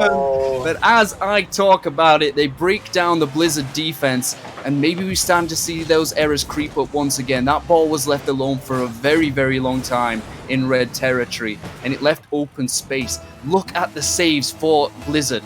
Way more than Sorcerers. They've had to spend a lot of time on defense, and just because you're not making those mistakes, it's not enough. There has to be more, especially against the sides such as Sorcerers. Good job, Cubby. Looking for something. Zane does find the width in the air, but Deadly Wet Wipe so consistent so far this playoffs. This could take it away. Pot has to play to the floor, looking for a teammate to find the clearance. He finds the second touch, and Deadly Wet Wipe storming down the field, trying to set something up. Does panic with that touch a little bit. Doesn't take his time where maybe he should have, but regardless, they've been able to keep the presence in the red half. Cubby with the whiff. Oh, there, it's starting to emerge, and we see more of those. You know exactly what Sorcerers will be smelling, and yes, that's correct. It is blood. Okay, does put it forward. Nobody in from the side of Sorcerers there, just momentarily waiting for Zane to get the touch. He does put it right back towards Hoggy. Wins the dunk as well. Axos has to come across the goal to get that touch away, but Hoggy eventually finds the clearance. Axos is storming down the field looking for the touch for Potter. Way too quick to the ball. Hoggy with another miscalculated whiff. And Cubby does the same, forces back into his corner, has to panic touch it. Zane's going to be there to meet it. Good dunk from Cubby to take that away from his half. Deadly Wet Wipe is going to catch it in the midfield. Reads the touch and pressure coming out from the side of Blizzard nicely as the ball is sent flying down the field. Potter's going to be there, tried to fake it out onto Hoggy. Fortunately for Hoggy, his teammates back in time to mitigate any sort of danger. Zane plays off the back ball over a teammate once again. Hoggy's going to get the touch away down the field, and he's got the breakaway. Can he put it in? Yes, he can. Hoggy is there and slots it in with just 18 seconds left. Oh, Potter just slightly miscalculates his approach to that ball to the mid, and Deadly Wet Wipe, he needed to take more time here. He had to play more passive. He realized he was the last man, but it was just too quick from Axos, I believe it was. No, it was Hoggy, my mistake, getting that go-ahead goal at such a late time. I mean, name a more iconic duo. Blizzard and late goals in a series. It's happened so many times throughout these playoffs, and it could be a difference. You're going to have to do it afterwards because Deadly Wet Wipe could be taken to his overtime. Never mind. They've managed to do it. They've avoided the OT in this second game, and that is huge. Huge for Blizzard. They won the overtime, and now they don't even need to go to it to beat Sorcerers. They could not win the first two games in any sort of fashion in the upper final. They've just done it, Hop. They've done almost the impossible at this point. They faced each other plenty in league play, but now in an elimination scenario in the playoff runs, in these playoffs, in the rival playoffs. They've struggled so hard, so much against Sorcerers, and now they've managed to beat them twice in a row. One more game, and they're a match point in the first series that they're gonna have to win in order to prove to us that they deserve to go to a bracket reset to be grand finalists and to be grand champions. Because as great as they played, it's been such close games. It's been so amazingly close, and you love to see it. This is what we wanted to see. I mean, if we follow the trend of the past, I think 3 bracket resets in RSC history. Actually, if you're looking at that, the side of Sorcerers should take this game number 3. If you're looking at stats, if you're looking at how the history goes, Sorcerers should take this game. If they don't, it is all out the window. You don't know what's good. It's all to play for. I think Blizzard, a really good job. They have just shut down everything that Sorcerers love to do. The aerials, the flare, and the speed. And subsequently, they've been giving themselves so much more space. And actually, with that space, provides a bit of leniency with the few errors they're making on offense. You know, they're almost mitigated. And subsequently, they find themselves with a 2-game lead. It's far but over. It is a best of 7, but they've started off exactly how they need to. A bit of a double commit from Zyno and Deadly Wet Wipe. A bit awkward. Deadly Wet Wipe's going to go off first. Gets the touch. Looks like double. I can't find it, but Nork and Potter. Zyno's going to have to come in as the third man. The whiffs happening from the side of Sorcerer when it could have and should have been the first goal on the board. For Blizzard, it's starting to feel like it's almost Dr. Jekyll and Mr. Hyde. They do so well at, you know, for so long, for like minutes long throughout an entire game, or sometimes even 2 games on the bounce, but then just something flicks, something switches, and they start making such blatant errors under very little pressure sometimes. They're trying to play almost above their level, if that makes sense. Not in the sense that they can't play to that level, but more so they're not used to playing at those speeds and those, you know, the pre-calculation and you know, predicting the ball ahead of time. They seem to not be used to it or not understand, you know, what they need to do specifically to make those kinds of plays, and so they get ahead of themselves at times. They go too far ahead of the ball or too far behind it, and they don't calculate, you know, their aerials and their movement properly in order to facilitate that kind of gameplay, and they have to rein themselves back in almost at times. So it is for them, just as it always has been, consistency, doing the right thing enough times instead of trying to force things and do stuff that might maybe surprise Sorcerers, might throw them off the scent in a way. But I don't think Sorcerers are falling for it. They've stayed strong throughout both these first 2 games, and just because they've lost them, I don't think says anything. They still have the second life of that bracket reset. Both games have been extremely close, only by 1 goal, and I think they could really turn things up here towards the middle and end of this series. We have not seen the last of them. Not whatsoever. The elements of polish, the fine margin separating these 2 teams are almost too fine to see. And then... Oh no. Oh my no. But now my headset's off. I'm taking my headset off. What? Okay, well, it looked like a nailed-on chance for Deadly Wet Wipe. Moment of silence now. Also, I can't hold it in, Hop. That was just awful for Sorcerers. I mean, Blizzard might be laughing at that. Deadly Wet Wipe has just stopped moving. I don't know if this is because of the fact that he missed such a glaring open chance, or if his connection has dropped. He's thrown his controller across the room, surely. I mean, whatever the case, it's a temporary 2v3, or 3v2, you could say, in favor of Blizzard. It's in Blizzard's half. I don't know if they're slowing down a little bit. Oh, Deadly Wet Wipe's moving again, thank goodness. It didn't affect the gameplay or the result whatsoever. Not sure what happened there, but he's back in the game, back and ready to play, be a bit more deadly, as he has been all night, all through these playoffs. They definitely need him. He's such a catalyst for this team at times, especially in the air. He's so quick at reading the play and getting up to the ball.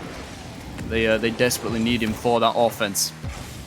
100%. But it's not working quite well right now, as Blizzard, they just seem to be controlling the game better.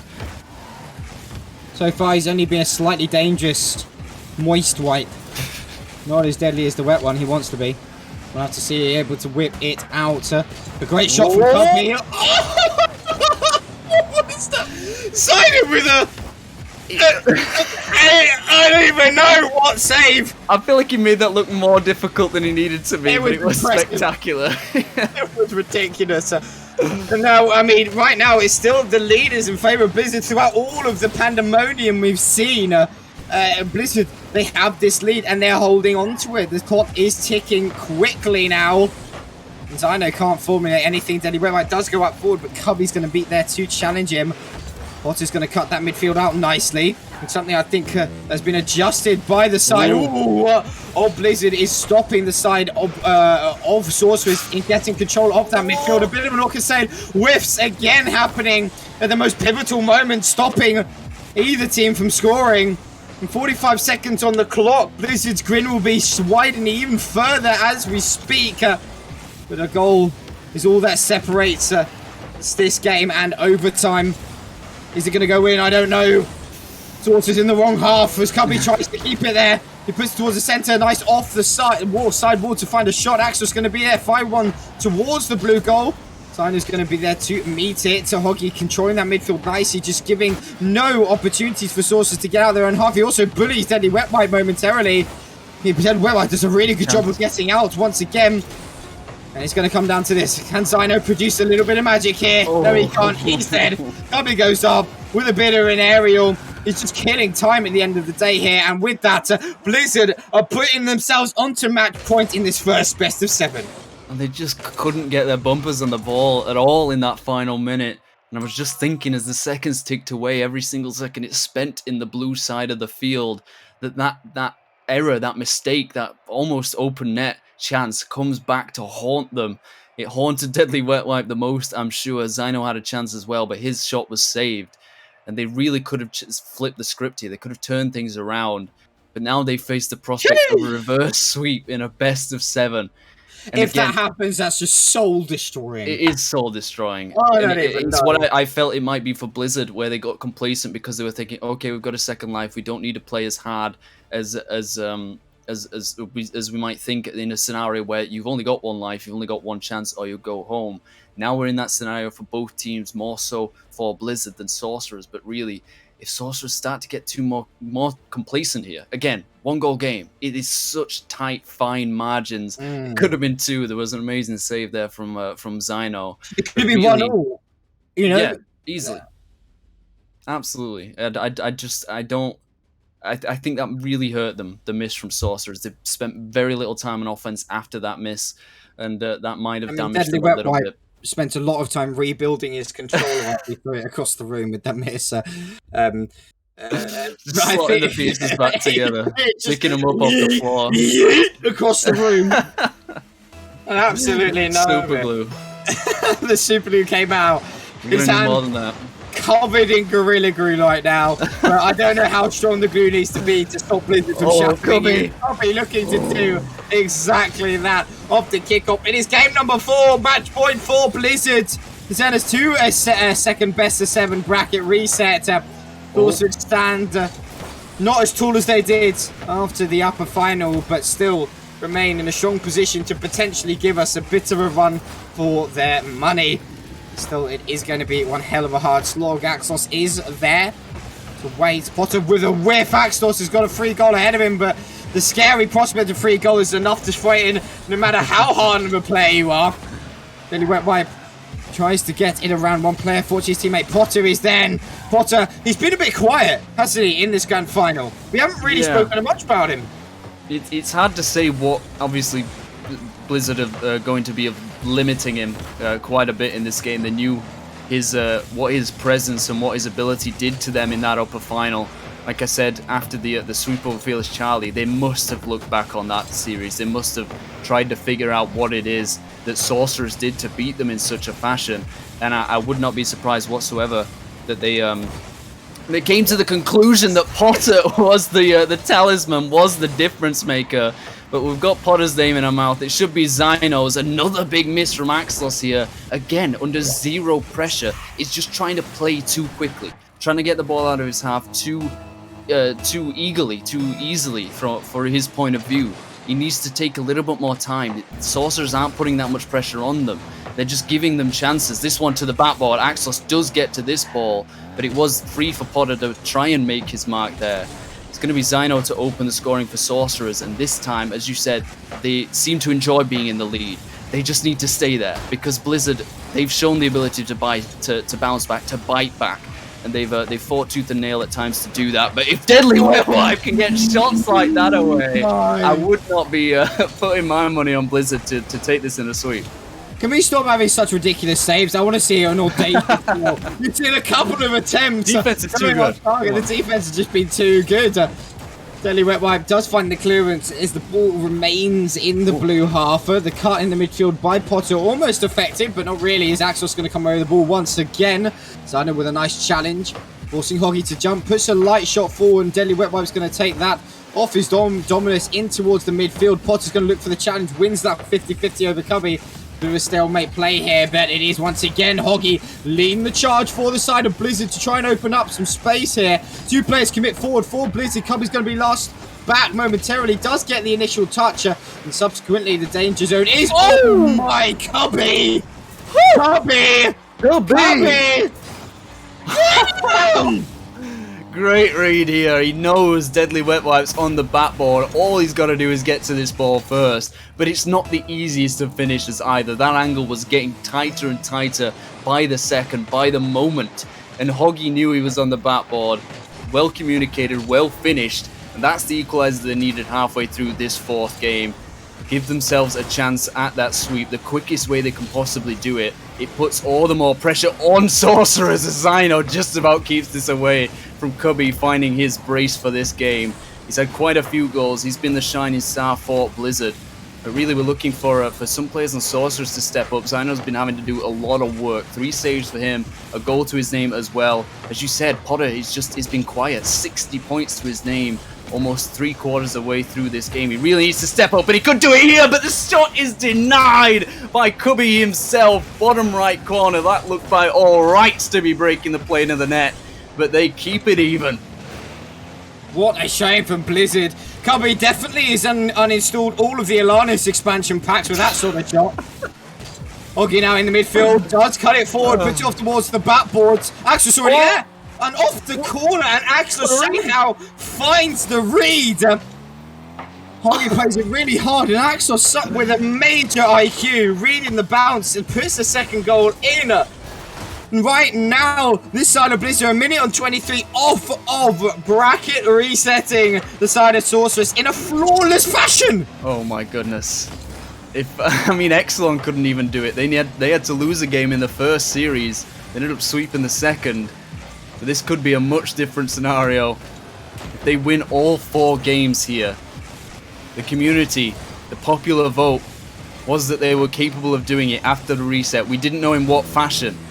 You were confident it could have been an 8-0, Hops, and you very well may be right. A minute left to go. If it's an 8-0, all I'm saying is I'm the Oracle. I'm just the Oracle.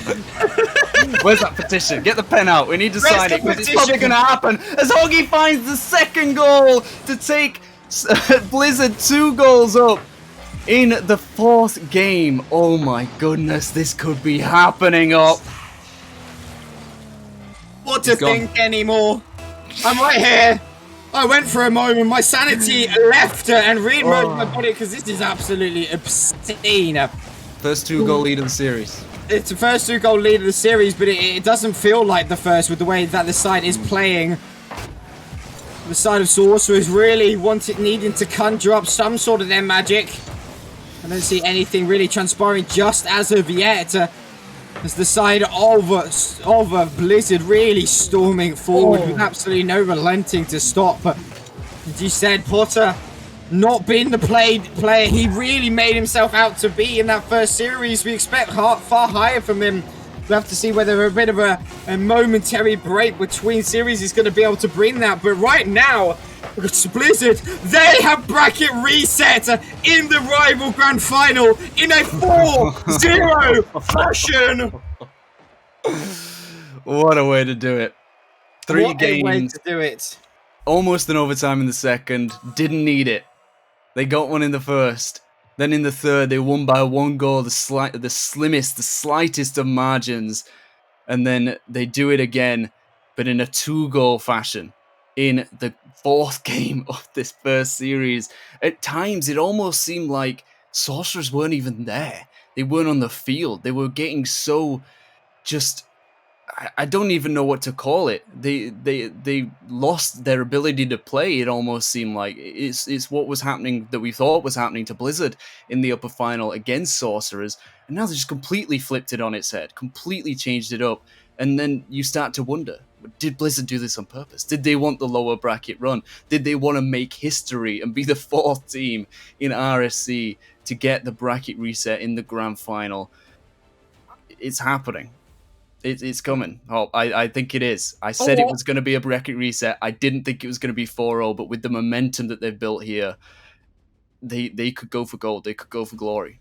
Always sorcerers just being the epitome of evil and raising the hopes of Blizzard just to destroy Who them. knows? The Dark Magic franchise. I mean, they're doubling in it. They're getting they're a bit. doubling it. It is scary. I mean, if you haven't watched any sort of anime or read any sort of fiction, you know not to dip your toes into dark magic. But this is exactly what we've been seeing out of the sorcerers so far, and to varying amounts of success. We saw it very well in the upper final, and here they seem to, I don't know, miss an ingredient for their potion or something. But at the end of the day, the Blizzard definitely hitting sub-zero temperatures as they, take a unbelievable bracket reset in a 4-0 fashion. But the players have asked for a 5-minute break. It's their right to take a 5-minute break between these. It's a lot of Rocket League to play as Blizzard steal 7 games on the bounce won in these playoffs. I think it's only been matched by Exelon so far, who won, I believe it was 8 games on the bounce before obviously to get dropping one in the game number 3 of the first best of 7 of their gun final. Can they make history here and go 8-0? I don't know, but guys, we're going to cut to a short break and we'll be right back for our second. I can't believe I'm going to say it. For our second best of 7. See you guys in a second.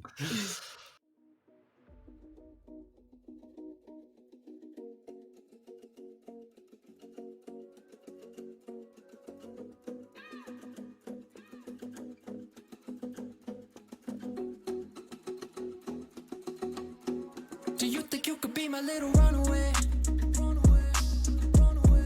I say we just leave and get away. Forget the whole world and run away. We'll make our own rules and run away. Run away, run away. I just really wanna get to know ya. Know you tired of all of the old ones. If you wanna lean on my shoulder, I could hold you until we're older. Just one look, I'm going crazy. Never knew this could be so amazing. Is it stupid to ask you to date me if it's the end of the world? Do you think you could be my little runaway? I say we just leave and get away. Forget the whole world and run away. We'll make our own rules and run away. Run away, run away. Do you think you could be my little runaway? I say we just leave and get away. Forget the whole world and run away. We'll make our own rules and run away. Run away, run away. Could you be, could you be, could you be, could you be? Be my little runaway. Yeah, yeah. Be my little runaway. Yeah, yeah, yeah, yeah.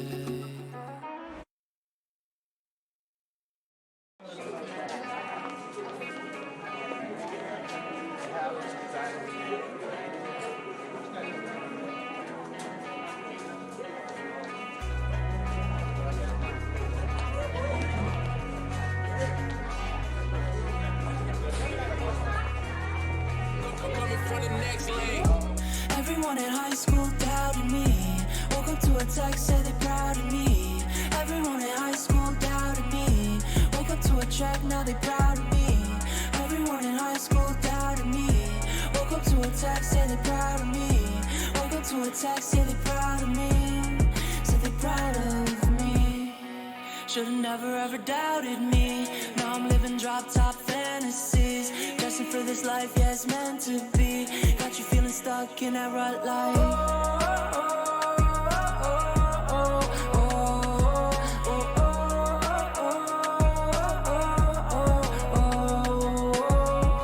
Now you're trying to be my friend.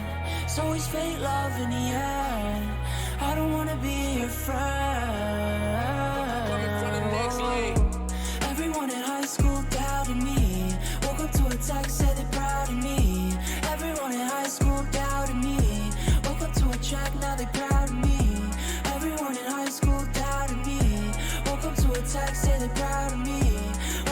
text, say they proud of me. Say they proud of me. To the prom night, high school, I might get it. I can't leave till I just finish. You're too drunk to drive me home, so let's stay up and let's not go. I said, shawty, break it down for me if I have to. And I've been stuck with an F cause my paper passed due. And I remember when we met inside that first classroom. We would cheat, we would ditch, we would kiss after school. High school, I might get it. I can't leave till I just finish. I'm too drunk to drive you home, so let's stay out and let's not go. Everyone in high school doubted me. Woke up to a text, said they proud of me. Everyone in high school doubted me. Woke up to a check, now they proud of me. Everyone in high school doubted me. Woke up to a text, say they proud of me. Woke up to a text, say they proud of me. Say they proud of me.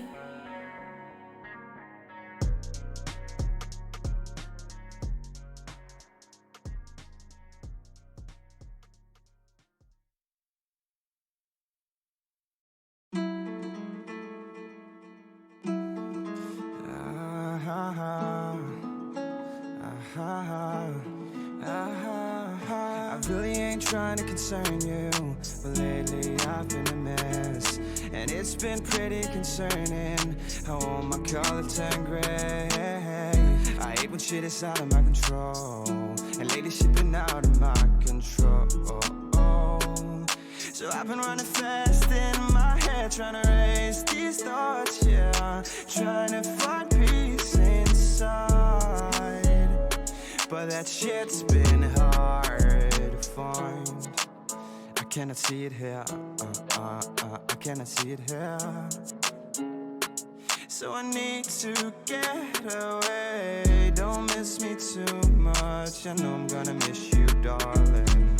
Don't miss me too much, I know I'm gonna miss you, darling. Forever in my heart, but I need a new start, and find the happy me again. Clear sky, yeah, there will be, and one day I'll come home and better me.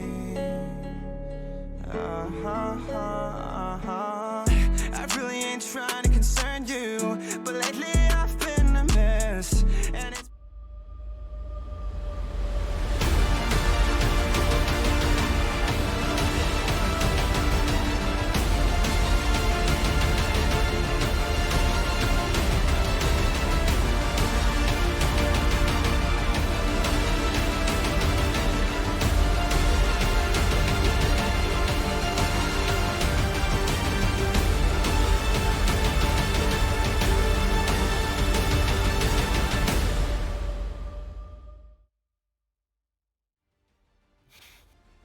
Welcome back, everybody. We are on to the final best of 7 for the grand final. It has been bracket reset by the Blizzard in a 4-0 fashion.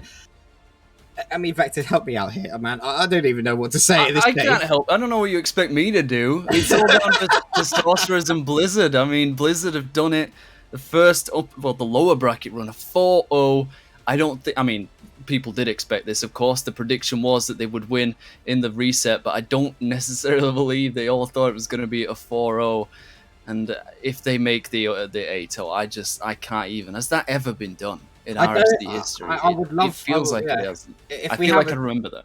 If we have one of the stats team in the chat, please can we check on that, whether an 8-0 has ever We need to happened know before in the history of the RSC. It'd be interesting to find out, because I don't know. And if it does happen, I will change.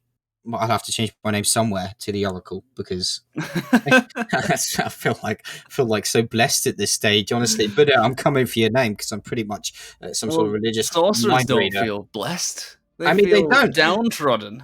They don't. At the end of the day, Sorcerers, though, they didn't look like the same team that we saw in that upper final. There is something going on. There's an inkling of discomfort coming out from them, which I think is definitely the most troubling element to it. And I think potentially that is in line with the root cause of the fact that Potter was completely shut down in that first best of 7. We didn't see anything of him. I don't think he broke 100 points in that final game 4.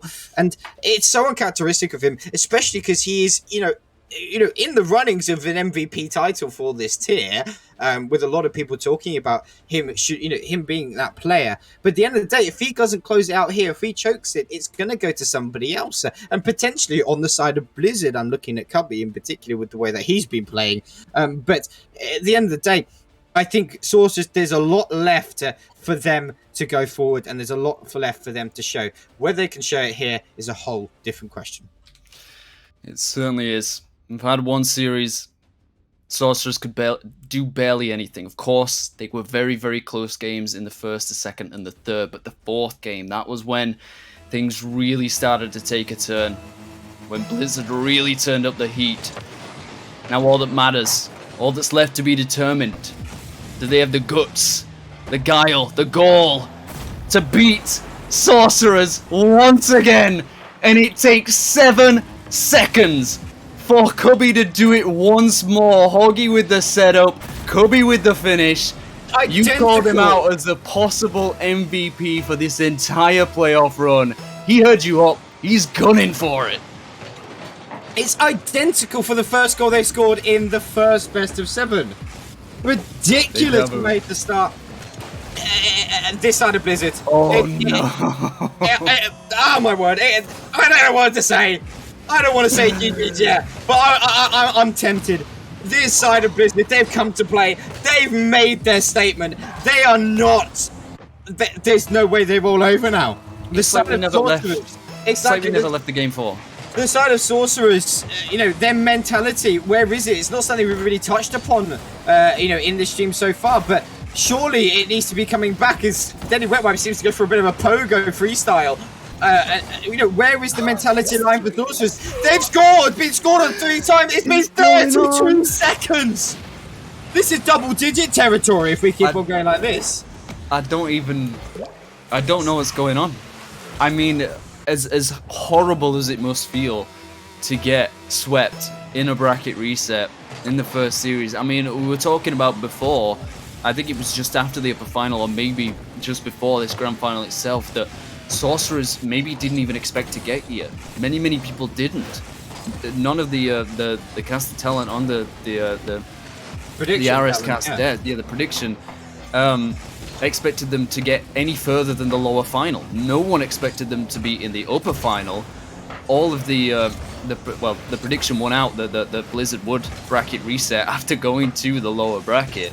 So very few people are on Sorcerer's side right now. Very few people believe. And we were talking about maybe that might unlock them. That might put less pressure on them because it's just like, well, we've got much further than we maybe thought we would. Let's just play fun with it. And maybe now is the point where they're starting to break down a bit and they're realizing, oh goodness, we are in a very tough situation against a very good team. But they have got one back up. They have, and maybe, just maybe, we have an inkling of life coming out from the side of the Sorcerers. Deadly Wetwipe with a bit of an awkward touch, just giving Cubby the freest of balls. And he's going for a bit of a redirect. Can't find it. Zino does get the demo onto Axos. An open net once again. Zino having to come across with another save. And the goal line heroic saves, sometimes look amazing, but aren't viable for continuity purposes, shall we say. As Axos does find the clearance, it's going to be heading towards the net, maybe just a bit wide. Deadly Wetwipe for the catch, but he gets demoed immediately by Hoggy. And all that 50-50 proving dangerous. Potter caught out in the corner, getting bumped himself. His Hoggy plays towards the back body for Axos, can't find it. It's Deadly Wetwipe. Bit of time here, doesn't have enough boost really to do anything, but lands, almost finds the flick. Cubby's going to be able to mitigate that from burying any fruit. Subsequently, Hoggy's going to challenge in the air and right back down the other end of the field. But it's a 4-1 lead, and we're just before halfway. Oh, and Potter just kind of hits this too hard as Zino was not rightly well placed enough. Again, this is a similar situation. We've seen it before where Sorcerers, when they're under that pressure, when they know they have to be pushing forward, getting ever more aggressive, score sooner than maybe they prefer to, than they're comfortable to, they make errors on offense, and it leads to instant offense for the side of Blizzard. Their counter game has been so vicious throughout this series, throughout this entire season, and they get another one there. But the Sorcerers, it doesn't feel like they're done necessarily. We're only halfway through the game. They started out extremely hot and they've continued that way. Now it's 4 goals, and I think that's the greatest deficit we've seen between these two teams throughout their rivalry, all of their series, I believe. So it's rough. It's rough and it's tough for the Sorcerers. I feel like they've got to get this one out of their head, play it out, of course, and still play to win, but don't think of it as an impossible battle. It's just one game. We've still got a few chances left to make sure they can get back into this series. But really, Blizzard, they show absolutely no signs of slowing down. They look unstoppable, untenable at times to deal with. And as you said, the defense from Sorcerers, it just looked utterly unsustainable. They really may be spectacular flying across the net, but most of them were from double commits. It takes so much boost, it gives away so much position, and that's allowed Blizzard to operate in those areas, to take this many shots and score this many goals. They've been absolutely prolific. Prolific is definitely the statement I'd use here.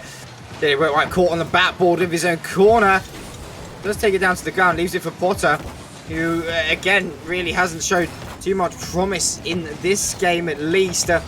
Cubby does go up, finds the touch, looking for Hoggy. Hoggy goes towards the net, a little bit wide. Potter was there to take it away.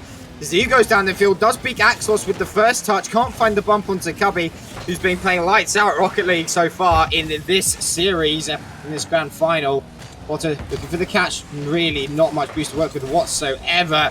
Just gives it away to the opponent. Just Axos plays towards the backboard. And Axos, again, I mean, we hyped him up, and he was hyped up majorly as being the all-star player for this Blizzard roster. But it actually hasn't been him. It's been Cubby, who's really stepped it up beyond belief. And an interesting stat line. In recent history, the only two, apart from Exelon this season, the only other two best bracket resets we've seen come from Android and Blaze, the two legendary rosters who, I think, Exelon's bracket reset was incredible, and so has been this bracket reset. But Blaze and Android's resets were quite special as well, you have to say, definitely with narrative behind them. But right now, we haven't never seen an 8-0 in the grand finals, and so right now the tempo at which Blizzard is playing at is definitely putting themselves in a position to do so. And with 5-1 and 15 seconds remaining, and a whiff like that from Potter, this game one, it's all but over. Yeah, that sort of summed it up. Even when they got the clearest chance they could ask for, Potter showing that his mentality is just kind of, I mean, if not broken entirely, it's extremely diminished. Couldn't finish that one off, and Deadly Wet Wipe with a nice looking finish here. Only going to be a consolation, maybe that make that scoreline look a little bit more flattering for them. But it won't be enough, it won't matter. And if they do manage to do this, if they do make it an 8-0, they're writing history. It's being made as we speak, as we see it. And they will put themselves into the annals of the RSC history, the legends of RSC, the Hall of Fame. It would be quite a feat. The first ever to do it will be unbelievable. That would be absolutely insane. Can I say a petition to get a Hall of Fame channel going in the Discord, where you have legendary moments? I think that'd be fairly legendary moments. That'd be pretty cool. I mean, me and you would be the first edition. Vector and Hops, first Vector and Hops cast, and pretty legendary. But anyway, I digress massively because, to be honest with you, what more is there to say about that first game? The side of Blizzard look on a different level. Sorcerers can't catch up at this rate, and I don't really know what more to say. I think the side of Sorcerers, as you said, they've got so much left to give, but at this stage, it's all about digging their dirt out of their mentality to actually facilitate their capability, because it's not showing at all what they're able to do. And at this stage they're running out of time to actually do anything with this series. And just because it's a bracket reset doesn't necessarily mean it's a mental reset, a psychological one. That is something you have to build from within. That, if you've got a coach, you've got to talk it over with them. You've got to make sure that you're up and ready, because it's an entirely new series, entirely new set of dice to roll. The last series is dead and gone. It's done. There's no more excuses, no more chances. And they've already started out massively on the back foot. Such a statement game for Blizzard. As if 4-0 wasn't a statement in and of itself. Sorcerer's state of mind right now must be down in the dumps, down in the gutters. They could have started out with a response there, a quick one. But they couldn't quite find the angle. Deadly Wet Wipe did not do enough. He does here to keep this one out, but Axel is going to be for the finish. Never mind. Hits the side of the net. Can't quite get it in. And they don't open scoring nearly as quickly, nearly as ridiculously as the first game. And this may be a turning point for Sorceress. I mean, it's crazy to say that. The fact that they haven't got scored on 3 times in the first 30 seconds is a massive, massive improvement for Sorcerers. And it's you've got to say, they must have changed something if Blizzard weren't able to repeat the same thing here. I couldn't agree with you more. I think, though, something that does come to mind, the amount of times where we thought, oh, this could be Sorcerer's way back in, has been said quite a few times, and Blizzard has proved us wrong every single time. But that goal there with Deadly Wet Wipe coming off the back of a defensive mistake from Blizzard. Hoggy just kind of not, as you said, purposeful touches mitigating that. And he jumped yesterday for that, obviously, because he wasn't in my books. I'm sorry. Backfield. He jumped yesterday. He left at breakfast on the 29th and landed on the 30th. Obscene. Well, I mean, it's a goal where you need one.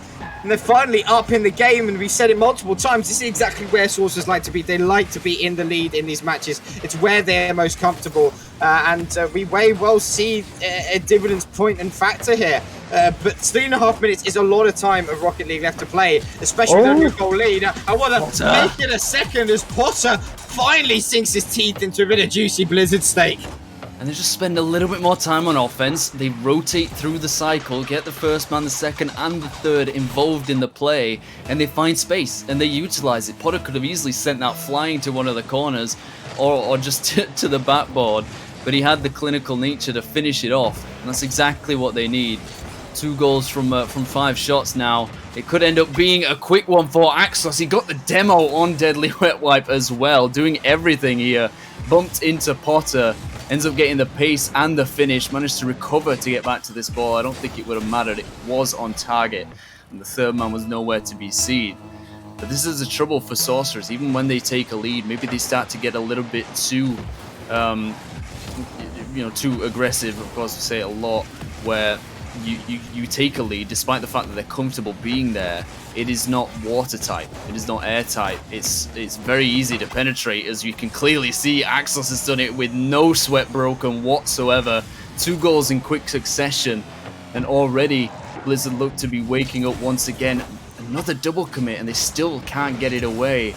The positioning for Sorcerers is just slightly off the mark. If they were even a second earlier to that one, it looks way, way simpler for the clear. A decent kickoff does allow Potter to get a shot away, but the angle's too tight. Kept away by the defender. Deadly Wet Wipe is not able to get it to the midfield either. And it is just Blizzard living up to such expectation that they almost find the go-ahead, but it's stopped by Potter almost on the line. It was an unbelievable looking redirect from Axlos, but it will not be enough. And look, this is looking much more like the first few games in the first series. Yeah, it really is. This is far closer. And the way that Blizzard have been playing, is it Sorcerer's time to shine? We haven't seen much of it at all in this grand final, but we could well be seeing it start to blossom now. Zyno forced the 50-50 onto Axlos. Potter is there to keep the attack running momentarily. Cubby goes to the catch, easy for Hoggy for the clearance. A nicer angle for him subsequently, but Deadly Wet Wipe keeping that midfield control very much in favour of the Sorcerer's squad. Zyno does find the chip into the centre, but it's mitigated early. Hoggy does. No, he doesn't. He leaves it for Axlos. Smart decision indeed. He had a better shot. Cubby's going to go up to keep this alive. Puts it down, but Deadly Wet Wipe able to keep that out as the excitement brims in the caster booth, and I'm sure it's brimming at home as if you're watching this. Potter off the back ball, puts his shot on, but Cubby takes that away. Deadly Wet Wipe, and again, controlling the midfield like he does so very well. Now Hoggy lets the ball drop for Axlos, and eventually the clearance does come in. Both these teams trading blows on offense. A bit of a bouncing shot goes in, and it's saved by with a ridiculous save. It is still kept out. The hero plays from both of these teams on defense is ridiculous. But again, the fact that they're needing to make hero saves, they're not going to be able to get to this one. It's not sustainable. The amount of times they've had to go towards their own net to take it out of the goal makes it that much more difficult for them to recover, to rotate, to get back into position for the next one, because you know it's coming. You know that Blizzard is going to be there. They rotate so tightly, so precisely when they're going for these attacks, when they're starting to heat up, go through the gears. They're doing it again, and Hoggy's going to finish it again. 2 goals once again in quick succession. This is what I'm talking about. Once one happens, it just happens constantly. The floodgates get flung wide open, and they can score 2, 3, even sometimes 4 on the bounce with no response from Sorcerers. They seem to fall apart, and they just cannot rebuild quickly enough. I'm yet to see a trickle of sweat come down the Blizzard brow yet, as they really did forcefully knock down the doors of Sorcerers. Now they're up with a 2-goal lead and under a minute left of this game, number 2 of the second best of 7. Let me reiterate, the second best of 7. We're having to see whether they're able to hold on to here, because they're playing astronomically good at Rocket League at this stage. Still, 40 seconds is plenty of time to score 2 goals, but the side of Sorcerer's definitely in the wrong half in doing so. Zyno with the rotation back is going to give Cubby a nice easy clearance. Deadly Rep by trying to control the midfield as best as possible. A good pinch from Axlos is going to force Potter to have to do the work. Oh, a bit of a misplay from Hoggy. Gave Potter the open net, but as everyone says, the open net's the hardest place to score, and he definitely got blinded by the glaring opportunity staring down at him. With 30 seconds in ticking, the side of Blizzard, they're making the miracle run. Oh, every striker's greatest enemy, a wide open net. You stare long into the abyss, it will stare back into you. And that's exactly what it felt like for Potter. He just played it too quickly. That desperation, as I said, it sets in when you're not in the lead, when Sorcerers especially are in a less comfortable position. I mean, you could easily argue that any team is less comfortable if they're in deficit, if the lead is against them, because it forces them to play the game, and the opponents are always looking to waste time and be annoying, be disruptive, especially. But Blizzard really haven't needed to lean on that. There's been demos, there's been bumps, but it's never really been a concentrated effort to get them off the field, get them out of the play. It's just sort of been happenstance. It's been happening by chance necessarily. Not necessarily motivated by a desire to play that way. So for Blizzard, they just, as you said, they barely broke a sweat, even when they were down for like half the game. Scored 2 games on the bounce, that's it, equal game, 3 minutes left, easy lads. It's mental. They've won 9 games on the bounce now, this Blizzard squad, which is a pretty ridiculous stat line itself. And if they complete, the bigger they are, though, Hop. If they complete the run, it'll be 11-0, which is, I think, one of the highest win streaks we would have had in playoff history. Almost mirroring the ridiculous loss streak of Zulu at the beginning of the season, but we won't touch on that. But at the end of the day, I know. Listen. I dipped a toe. It was too cold, and I pulled straight back out. All right, there's a blizzard in there. Number 3, it is a blizzard in there, and there's a blizzard in our hearts with the way that they are playing right now. They are storming away with this grand final. It is game number 3. If they win this, they go on to a match point after a bracket reset. Definitely something that I think I can't. Yeah, I can't do that. I just cannot. It's so difficult to picture Sorcerers not getting a game in the grand final. They got here. They earned it. They swept Fearless Charlie. They won game 5 in a pretty good fashion against this very same team, and now they can't even get a game. Something huge has changed in Blizzard that's just seriously jolted them. They've been struck by lightning, it feels like, and it's flowing through their veins. They seem unstoppable.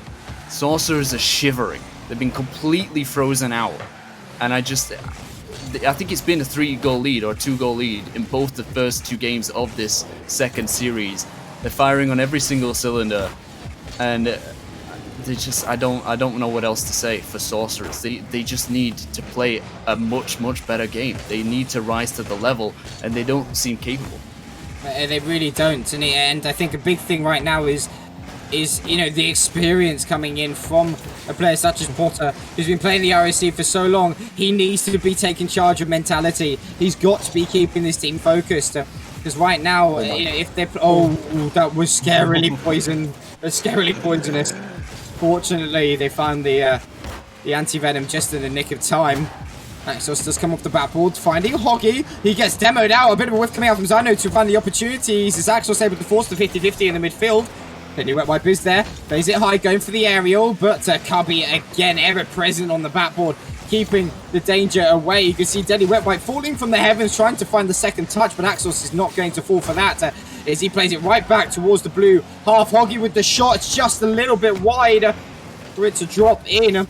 As Cubby goes for the catch, gets a nice touch over towards the bad ball, look for a teammate, but Teddy Whip might be able to get the read, knocks it on forward. Fortunately for the side of Blizzard, Hoggy very well aware of the danger, was ever present waiting for that touch and knocks it towards the side. We're entering the half-time mark, no goals being scored, a much closer affair. As we saw in the first 2 games of the first series and in the last one, before the end of it really, it was 2-2 for a fair while, but now 0-0. It's extremely rare to see between 2 teams of this caliber, of this pedigree, of this ability. And as I'm saying it, Potter, a guy that really just has not shown up in this grand final, has been so quiet, almost like a barn mouse or a dormouse. Or the cockroach on his car. The cockroach on his car. They're usually pretty loud, to be honest, and that's the kind of thing that he wants to be. Opens the scoring here for his Sorcerer's side, for the Dark Magic. And that's exactly what he was hoping for, what he was dying to get. Could do it again here, but it's taken away by Cubby. Deadly Whip Wipe to follow through the air. His aerial game wasn't brilliant there. He's forced to take it back to his own half. He may be punished for it, but Axlos just pins it to Potter, who throws it back to Cubby, who's then beaten again, trying to get it past 2. He's done this so many times, Cubby. Usually the goal scorer for this side. He's got the ability to dish, to play make as well. Zyno to Potter, blocks the shot himself. I'm not sure if that would have gone on target anyway, but it's led to another quick counter for Blizzard to finish off. Hoggy takes it away from Cubby, and a lot of counter plays going on, but none of them all that effective. Both having opportunities where they should have landed themselves with a goal, but at the end of the day, it's not going to work out for them. Hoggy gets dunked on by Zyno, and Zyno doing a very good job of opening up the space, and they are still at that 1 goal deficit here. Cubby trying to take it down the field. Potter is already back. Cubby comes back for a second touch as well. A bit of a ball in no man's land. Is the ball going to be dangerous? It's going to be in, and finally, Sorcerers are finally coming to life here. And could it be on the brink of, you know, as their life was flashing before them, the defibrillators hit, and they're shocked back into life, but still 1:10 on the clock, and we've seen how good at scoring this side of Blizzard have been. You cannot count them out until that final whistle goes, but it's definitely looking far more promising for Sorcerers than it has been for the past, I don't even know, 6 games? I don't even know. Oh my, all 3 players on the blue line there. They just about keep it out, but really what's worrying for Sorcerers is that it took a big double commit across the halfway line to allow Sorcerers to have that chance, and they still almost didn't get it. I think it might have been, I think it was Cubby at the back line that couldn't, or maybe it was Hoggy. It was one of the 2 that just couldn't quite get the touch off of the backboard, and it dropped down for Potter to find his brace. But if he was able to get that touch, even though they had such a huge chance as that 3v1 back up the field, then you start to worry about their offensive prospects. They barely had any throughout this series. I think they scored 4 goals as opposed to like 9 or 10 for Blizzard.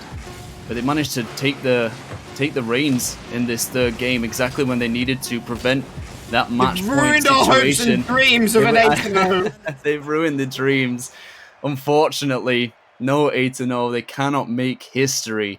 Sorcerers have ruined Blizzard's party, but they start to prepare for their own. Start to get the balloons and the party hats out themselves. Start this comeback. Need to do it at least 3 more times, but Blizzard only need to do it 2.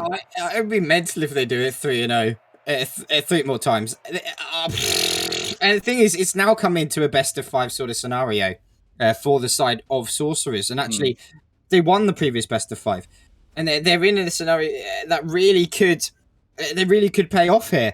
It would be ridiculous to see Sorcerers come back and win this, actually, after the way that Blizzard's been playing. But you can't put it past them with how well they played against the side of Blizzard in the upper final. Sorcerers, they're looking much, much clearer. And the question of momentum is going to be starting to turn into the picture here. Where does it lie now? Blizzard have been on a hot streak. They've been winning, but Sorcerers have finally quelled the heat that they've been emitting.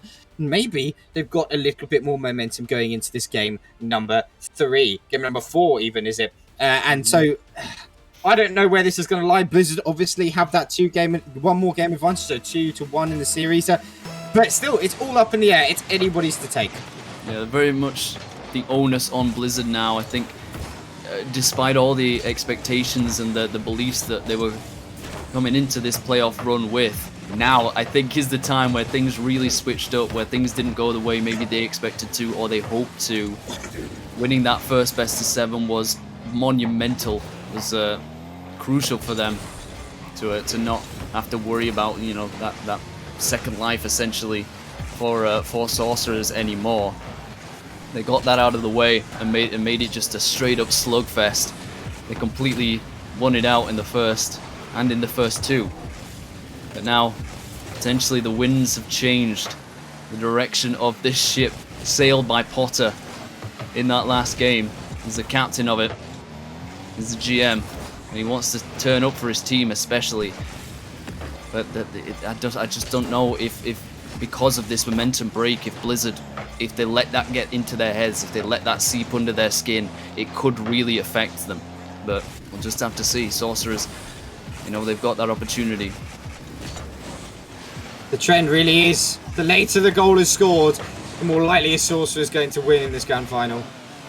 And right now, they're keeping it at low. What a fake from Denny. Well, I can place it around one more.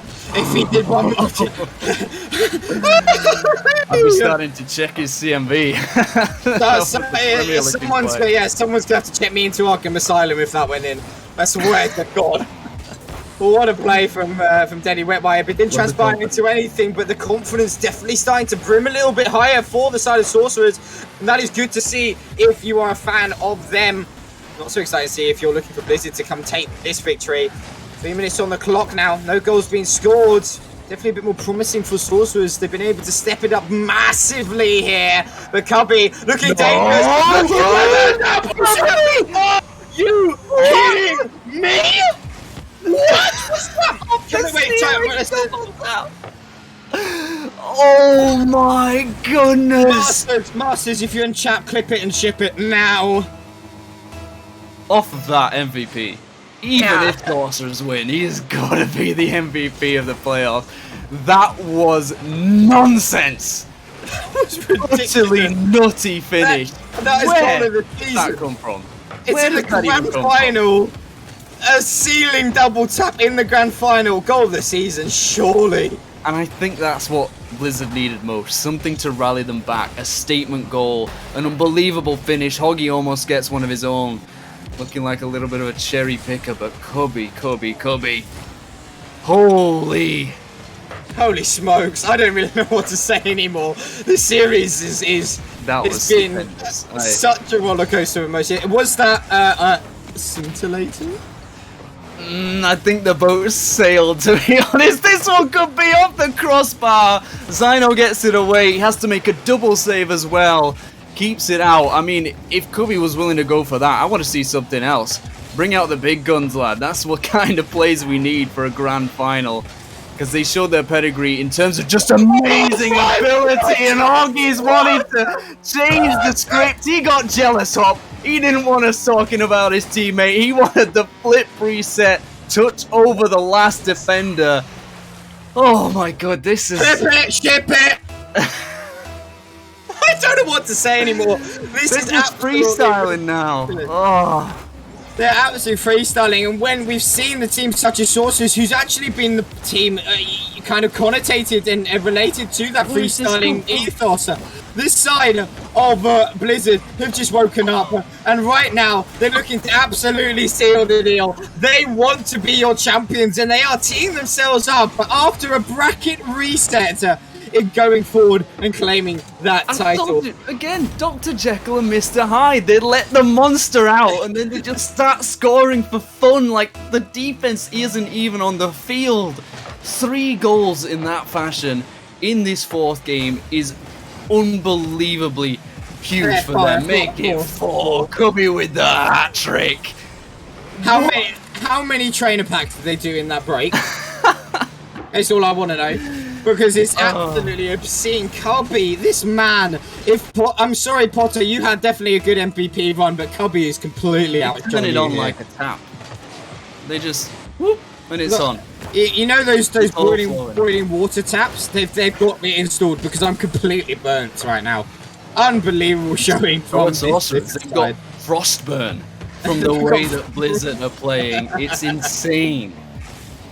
But I mean, we're talking so much about Blizzard here and the ability to play, but this is Sorcerers, hot and cold again. They're so misfiring. No, this is not hot and cold. This isn't hot and cold. This is Blizzard turning up and saying we are better. End of story. I'm sorry. The side of Sorcerers, they came back and they won that game number 3. And you know they had the momentum in their hands. They were looking strong, but how does Hongi save that? I don't know, but his teammate didn't save this one, as Zyno does get one on the board. Makes this look a little bit more flattering. Once again, they are not completely shut out, but 30 seconds really not going to be enough time to get 3 goals. They could barely only just get 1. When Blizzard started to make those mistakes, we've seen them make plenty of them before, but they're past that now. They're a different beast, a different team, and they're not allowing Sorcerers to breathe. Took so many shots, finished so many chances, held their opponents to only 3, and they managed to have 12. And that difference alone tells you everything you need to know. Blizzard absolutely decimating on offense, in the midfield and on defense. I want to say they deserve a champions, but it's not over yet. They have to do it one more time, and Sorcerers could still come back. They've taken 1 game. They can do it 3 in a row. I don't know. I don't know if the side of Sorcerers are able to make some sort of miracle comeback in this, then it would just go down in history. But after that performance, it feels like Blizzard came back angry. They were desperately upset that they lost the game. They were so mad. Yeah, I would be. We had it all on a platter in our hands, and you took it away from us, Sorcerers. You're getting punished for it. And then Cubby does that ceiling double tapper. Unbelievable. That was the first goal. And interesting enough, Potter has asked for a timeout here. I would too. I think it's a well-needed timeout. Absolutely. I don't exactly know the length of it, but we'll check. It's just an extra minute. It's they'll have a minute here for an extra timeout. I mean, we need a minute. I don't know what to say anymore. I think everybody needs a minute. I think as that minute goes on, it would be great to see if we can have a quick glance back at that ceiling double tap coming out from Cubby, and whether Source has got it prepped, I don't know. But what a performance from the side of Blizzard. They really answered back. They provided with all the answers and more. They gave us the cheat sheet effectively, and they wrote the cheat sheet. They wrote the cheat sheet. No, they didn't write the cheat. They wrote the paper that we're trying to do. Okay, and Cubby. I mean, what more can we have to talk about this guy in that upper final? He looked insignificant in the face of this Sorcerer's side when they played, obviously, in that final where they lost in that game number 5. But he's come out in this grand final and looked like a completely different player. Someone check his face cam, because honestly, I gotta know if he's still him. It's still him at the controls. Insane. It does look like Sorcerers are back, even though they take a little bit less time than the allotted time. They've got a little bit more time, but at the end of the day, I think maybe they've just come back into it and they need to say, okay, we've got this far. They've got this far. Let's have a bit of fun here. And I think that is the way that you can kind of go into it for like the mentality of actually enjoying this and appreciating almost the second place. Oh, Deadly Wet Wipe! No, that could have been it. That could have been the one. He did everything right, but just could not quite get on the correct side of the ball to finish it off. Post and out. And as you were saying, that's the exact type of mentality that Sorcerers need to bring to this. Don't think of it as your last chance. Don't think of it as all the pressure on the world on you to perform and to make essentially a miracle happen against the Blizzard side such as this. As they do actually get this one through 40 seconds in and they take the lead, but we saw them take the lead in the last game as well. And it didn't quite work out in that sense, but yeah, just let all the weight, all the pressure off from the last games. Nothing matters but the next 5 minutes, and then maybe the next, and then maybe the next. Take every single game as it comes, and just play the best Rocket League that you can. Don't do it as though you're expecting to. Do it because it's just for fun. That's the whole reason anybody started playing this game, and that's the reason. That's, you know, once you're at the end, once you feel like giving up, remember why you started, and that could really unlock them. But Blizzard, snarling teeth, and they look like such a deadly beast, an animal, and they are hungry. Very, very much so. And I must admit, a little bit of snippet in the chat before this game started. Potter actually just wrote bad luck. He did it, yeah. You never know. They may, I don't know, but Potter right now may well be wanting to prove a point here. Sorcerers, though, having to pull out nothing far from a miracle if they really want to. All the stops. Every single bollard, more than all the bollards in London, I'd have to say. A great save from Zyno, keeping his team alive. They are making it difficult for the side of Blizzard to mount any sort of pressure. It's a great push coming out from Deadly Wet Wipe to try and take it away from the midfield line that Axos is providing. Zyno's going to be there as well. Oh, great save from Cubby to keep that out. Approaching the halfway marker, we're still the side of Sorcerers in the lead. Potter does cut it away from Cubby. They may well have identified that he is the danger man firing on all cylinders at this moment in time. Trying to keep him as quiet as possible. It may well be effective. Deadly Wet Wipe cutting that midfielder. Cubby having to play it towards his own backboard. Potter is there to meet it if the ball bounces off the upper corner. A bit of a double commit coming out from Hoggy and Cubby. And subsequently, Zyno is able to keep this attack alive. Puts it very high into the end, very little boost to work with. So, bit of a team bomb though from Axos onto Cubby. Could be a dangerous here as the side of Sorcerers starts to mount a bit of pressure.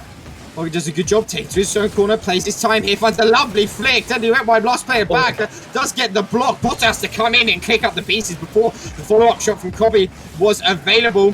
Now we see once again the pressure from Sorcerers trying to find the opening that Blizzard seems to be not giving them whatsoever. I think I've noticed something. I'm not entirely sure, but for me it feels like Sorcerers. Oh, another great save from Zyno. Sorcerers seem to have spread out a bit more. They're spreading the play. They're not getting in each other's way on top of one another, and it's giving them so much more space to work with. They know when each of them is supposed to go for the ball. They're not double committing nearly as much, and they're giving Blizzard more space to work with, which sounds counterintuitive. But Blizzard are used to playing past individual players. When Sorcerers were going extremely close to them and going for the play much sooner than they necessarily needed to. And that means that Sorcerers have got more room to work with when they make the play. And Blizzard don't quite know what to do with it. They're so used to being ahead of the game and playing really close and tight-knit to their opponent. And I think this is really working out for Sorcerers. They know their assignments, they know when they're supposed to be first, second, and third man, and it's giving them much better opportunities in offense and defense, but especially in the midfield. A huge fake by Potter there. That man had steel, had ice in his veins, because that was such an easy chance for him to finish, but it's come up the other end of the field. 2 goals for Deadly Wet Wipe, and this is what we saw in Game 2. Game 3 even, I think it was. They're doing something different. They've changed and they start to win. This is scary now. The Sorcerers are now looking like the team that we saw in that upper final. They're starting to really open up things, and they've scored 2 goals. But talking, Blizzard does fire one back. It was a great set-piece play coming out from Cubby, back to Axos to Cubby, and back to Axos to slot that away. Great dismantling to some 1-2 passing plays coming out. With 2-1 and 44 seconds left. If Sorcerers take this game, it's going to be huge, but it will make Cubby angry. And I'm rather petrified of that. We'll have to see whether it is doable or not. Hoggy does get a nice read on the clearance. Trying to take it away. Axos is there to cut it out in the midfield. Potter trying to find the clearance danger straight into Cubby's line of sight. Zyno, though, able to get the win subsequently. You see Deadly Red White trying to force something down the opposite end of things. Hoggy, though, trying to force a bit of a flick on early here.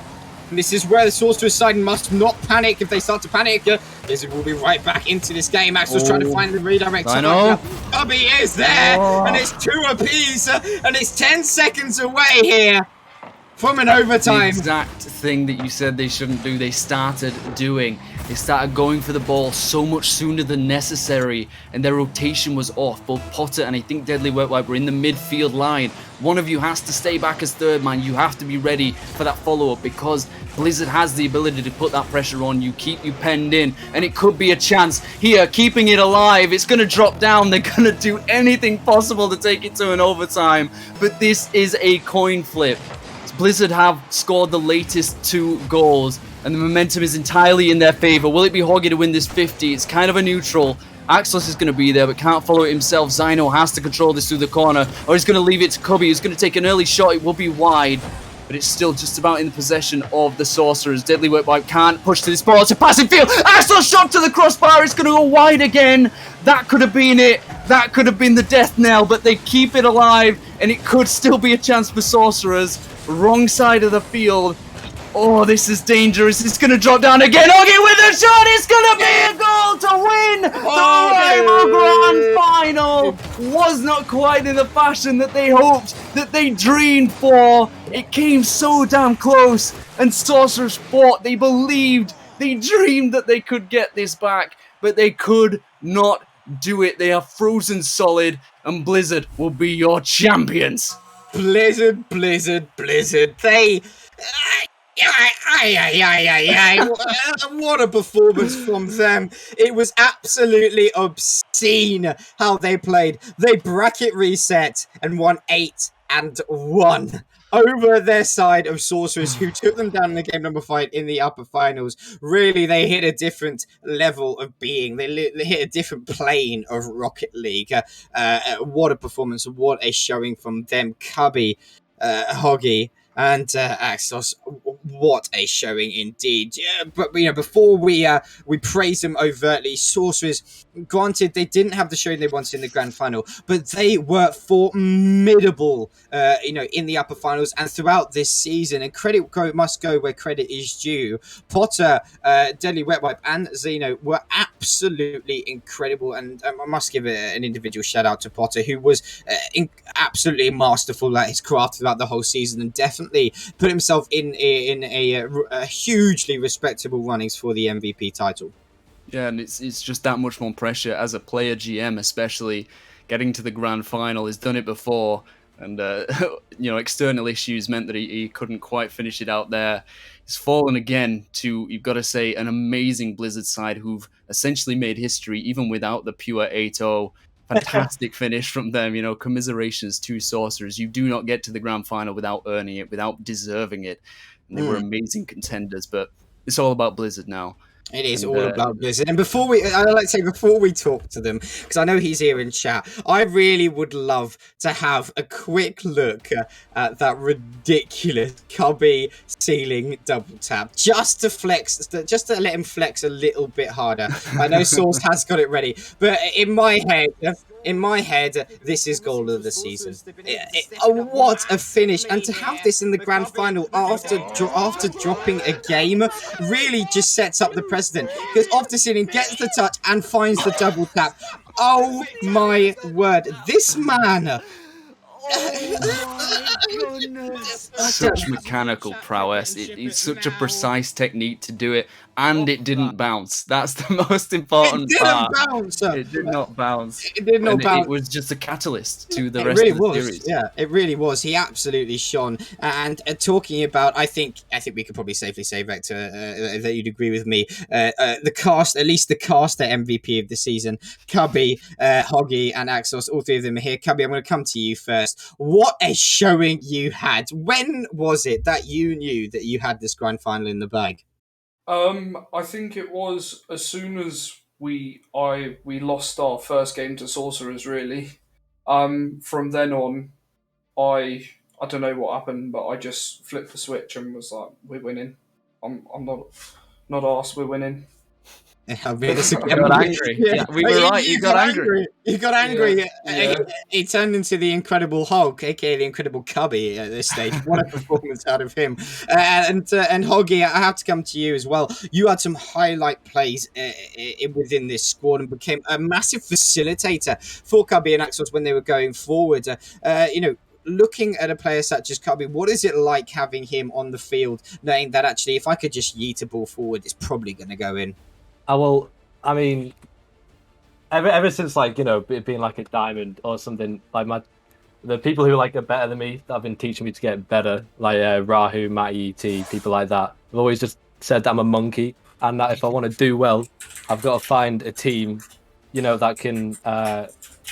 that can capitalize on that. And Cubby and Axos are just like the perfect two, just because they're always there for whatever I just randomly throw myself at. They're always there to be on the end of it or make sure that it doesn't mess up. Like, the guys are insane, honestly. I mean, all three of you insane, and Mr. Capitan of the ship.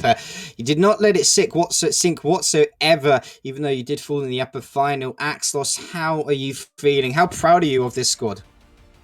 I mean, I'm so super proud of this squad here. And we've just had such an amazing season all through, and we did not want to let that slip at the end here, so we pushed through and we made it happen.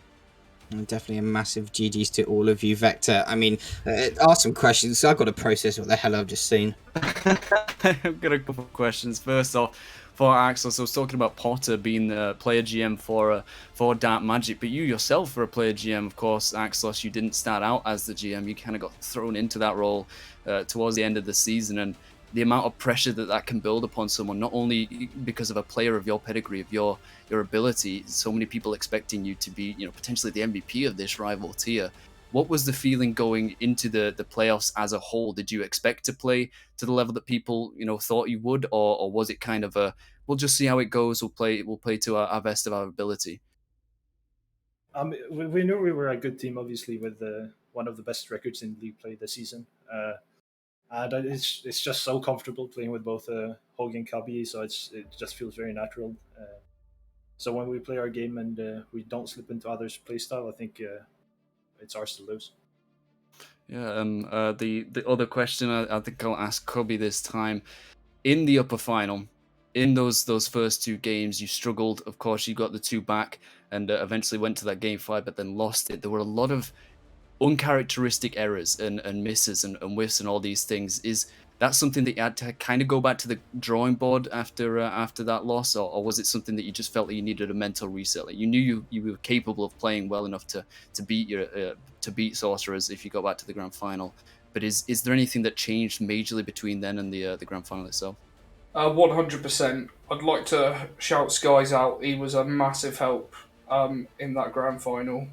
He came in and he changed the dynamic of it, really, and we have got massive thanks to give to him because he changed the grand finals really for us as well. It's good to hear. It's important to have, I think, an outside perspective, someone to come in and tell you what you may be doing wrong. Maybe just even to have someone that's not in the game, that's not feeling that level of pressure, to give you some perspective. And I'm so glad for your sake that you had someone for that, because you absolutely stormed through that grand final. Very few people, I think, expected such a prolific performance, at least in that nature. It was very close in the games, but you always looked in control. You always looked like you were able to play to the level that we expected of you. And just one more question I think I'll ask of Hoggy. After winning this tier, do you have any ambitions of going up into elite, or is this something that you kind of want to stay with and perfect your craft rather than trying to jump into the next level? Well, I think no matter what I choose, I'm in elite because of my peak last season. But if I'm honest, I'll change the question then. Do you think you're ready for elite? I don't know. I'm not sure because like I always I don't know. I compare myself to the man, the myth, Boblink 11 all the time, right? Because the guy's nuts. He got me into Rocket League, and I just I see him doing so well, and I want to get to that point and get better. So I think regardless of if I'm ready or not, I'm gonna attempt it and go into it because you're only gonna learn, aren't you? Yeah, of course, and the worst thing that can happen is you drop down into to rival again potentially, and you've already won this tier. You know you're capable of playing at this level, so the only way is up. And from what we've seen of you, and from what everybody on the stream has seen of you, I'm pretty sure you're capable of it. A lot of people calling for the fact that you should be an elite in next season, and I can't wait to see how you play that. But yeah, master jumping up to Premier. A lot of people are saying, Huggy, that you should go all the way up to master. That's just Hugo, Hugo, he's just cute, RLCS is the next stop, but yeah, it's been a fantastic pleasure and a privilege to watch you guys play. So well done to that, and enjoy the little bit of prize money. Can I just quickly shout out our sub Bubs? Of course. The man, I don't know, he did everything we needed of him, and we wouldn't have got this win or the place that we were in the league standings for playoffs without him. So just thanks. It's lovely to hear. A big W to Bubs indeed. He's in the chat, and I think what you've summed up and accumulated here is a brilliant team atmosphere, and that is what wins you tournaments. It's a team game after all. Regardless if you are on the bench or if you're on the starting squad, you will all play a pivotal role in that victory. Your champions of RSC Season 9 in the rival tier is Blizzard, part of the Arctic Frenzy franchise, Axlos, Cubby, Bubs and Hoggy. A massive GG's to all of you guys. It was a pleasure, a privilege, and rather mind-bending at the same time to cast that grand final. I mean, what more can we say? First win for Glacies. I know, first win for Glacies. They've got Glacies on the board. They've done them proud. They were absolutely, they were lights out, Vector. What more can we say? It was unbelievable. I mean, you know what? I keep on trying to get you to say this, but is this the first time we would have seen a scintillating performance from a team? I think that was a pretty decent looking scintillating performance from Blizzard. Well done, lads. Congratulations. Love to see it, and I can't wait to see what you do next season. Indeed, guys. GG's to all of you. GG's to Sorcerers and all the players who have competed this season, and all the teams who have, battled it out in the playoffs. Blizzard have been crowned your champions, and for a rightful reason. They went 8-1 in the grand finals. Sorcerers, they put up a great fight. They looked incredible, but at the end of the day, when you make a Cubby Meister himself angry, you really want to move out the way. What a performance it was, guys. We hope you've enjoyed this evening. Tune in tomorrow for some more playoff action. Yes, that's it. We're moving on to the elite tier. So who's going to top that? I don't know. Vector, we're going to be back tomorrow, and we've got a lot of action there. I mean, Bladesmiths are competing. Part of that roster being, one of the fastest teams I think in the whole of the RSC. Is definitely up there in for question, guys. You want to tune into that? It's going to be equally as exciting indeed. A big thank you to all our sponsors, Lunar Organization, the main sponsor here at the RSC. To get in touch with Steve Blood if you want any more information on that. Big thank you obviously goes over to Badass Studios. You like the graphics here? All I'm going to say is make sure you tune in next weekend, next Sunday, if you want to see a little bit more of what Badass has been doing in the background. It's all I'm going to say. It's all I'm going to say.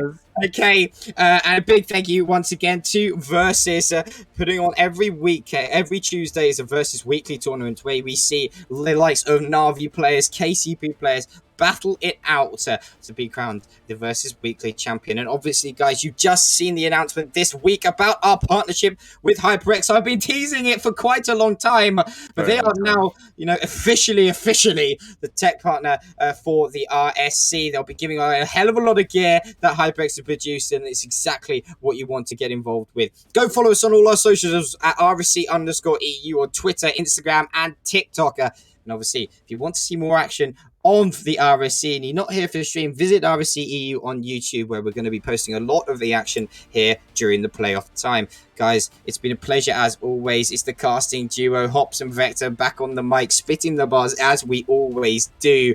Vector, man, what more can we say? What an evening of Rocket League. Thank you so much to everyone for watching. We are not done. Halfway through the tiers, we've had Prospect, Challenger, and Rival. My sanity, man! And we have Elite, Master, and Premier left to come.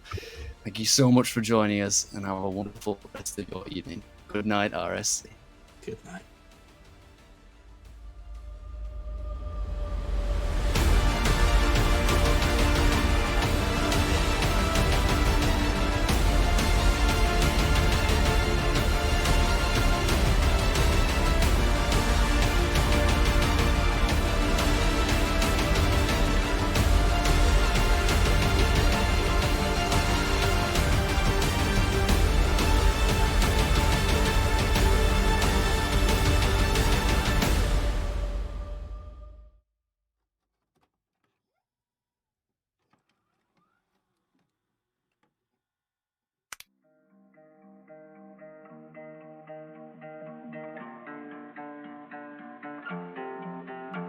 I gotta watch my back, probably pack my bag. You're like a computer crash, baby. I was wrong, so she left me. Now I'm down on my left knee, but I'm gone in a jet speed. Get around like a 10-speed. I gotta watch my back, probably pack my bags. You're like a computer crash, baby.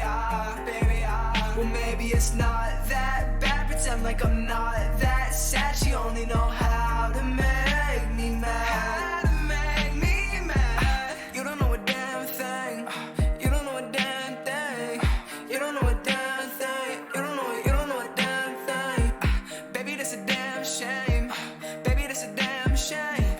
Baby, that's a damn shame. Baby, that's a damn shame. I can't rock with that. I can't rock with that. You just hold me back and it makes me mad. I can't rock with that. I can't rock with that. You just hold me back and it makes me mad. I gotta watch my back, probably pack my bags. You're like a computer crash, baby. Well, maybe it's not that bad. Pretend like I'm not that sad. She only know how to make me mad. How to make me mad. I bet she does it with ease. I bet she does it to tease. Somehow she got in my dreams. I'm a nightmare. This ain't how I used to see. I guess it wasn't to be. Not everything's what it seems. Making that clear. I think I saw the devil in her eyes. I sink, I fall. This happens every time. Go ahead and call upon another guy. This is way, way, way too much for me. The demons keep her company. I gotta watch my back, probably pack my bags. You're like a computer crash, baby. Well, maybe it's not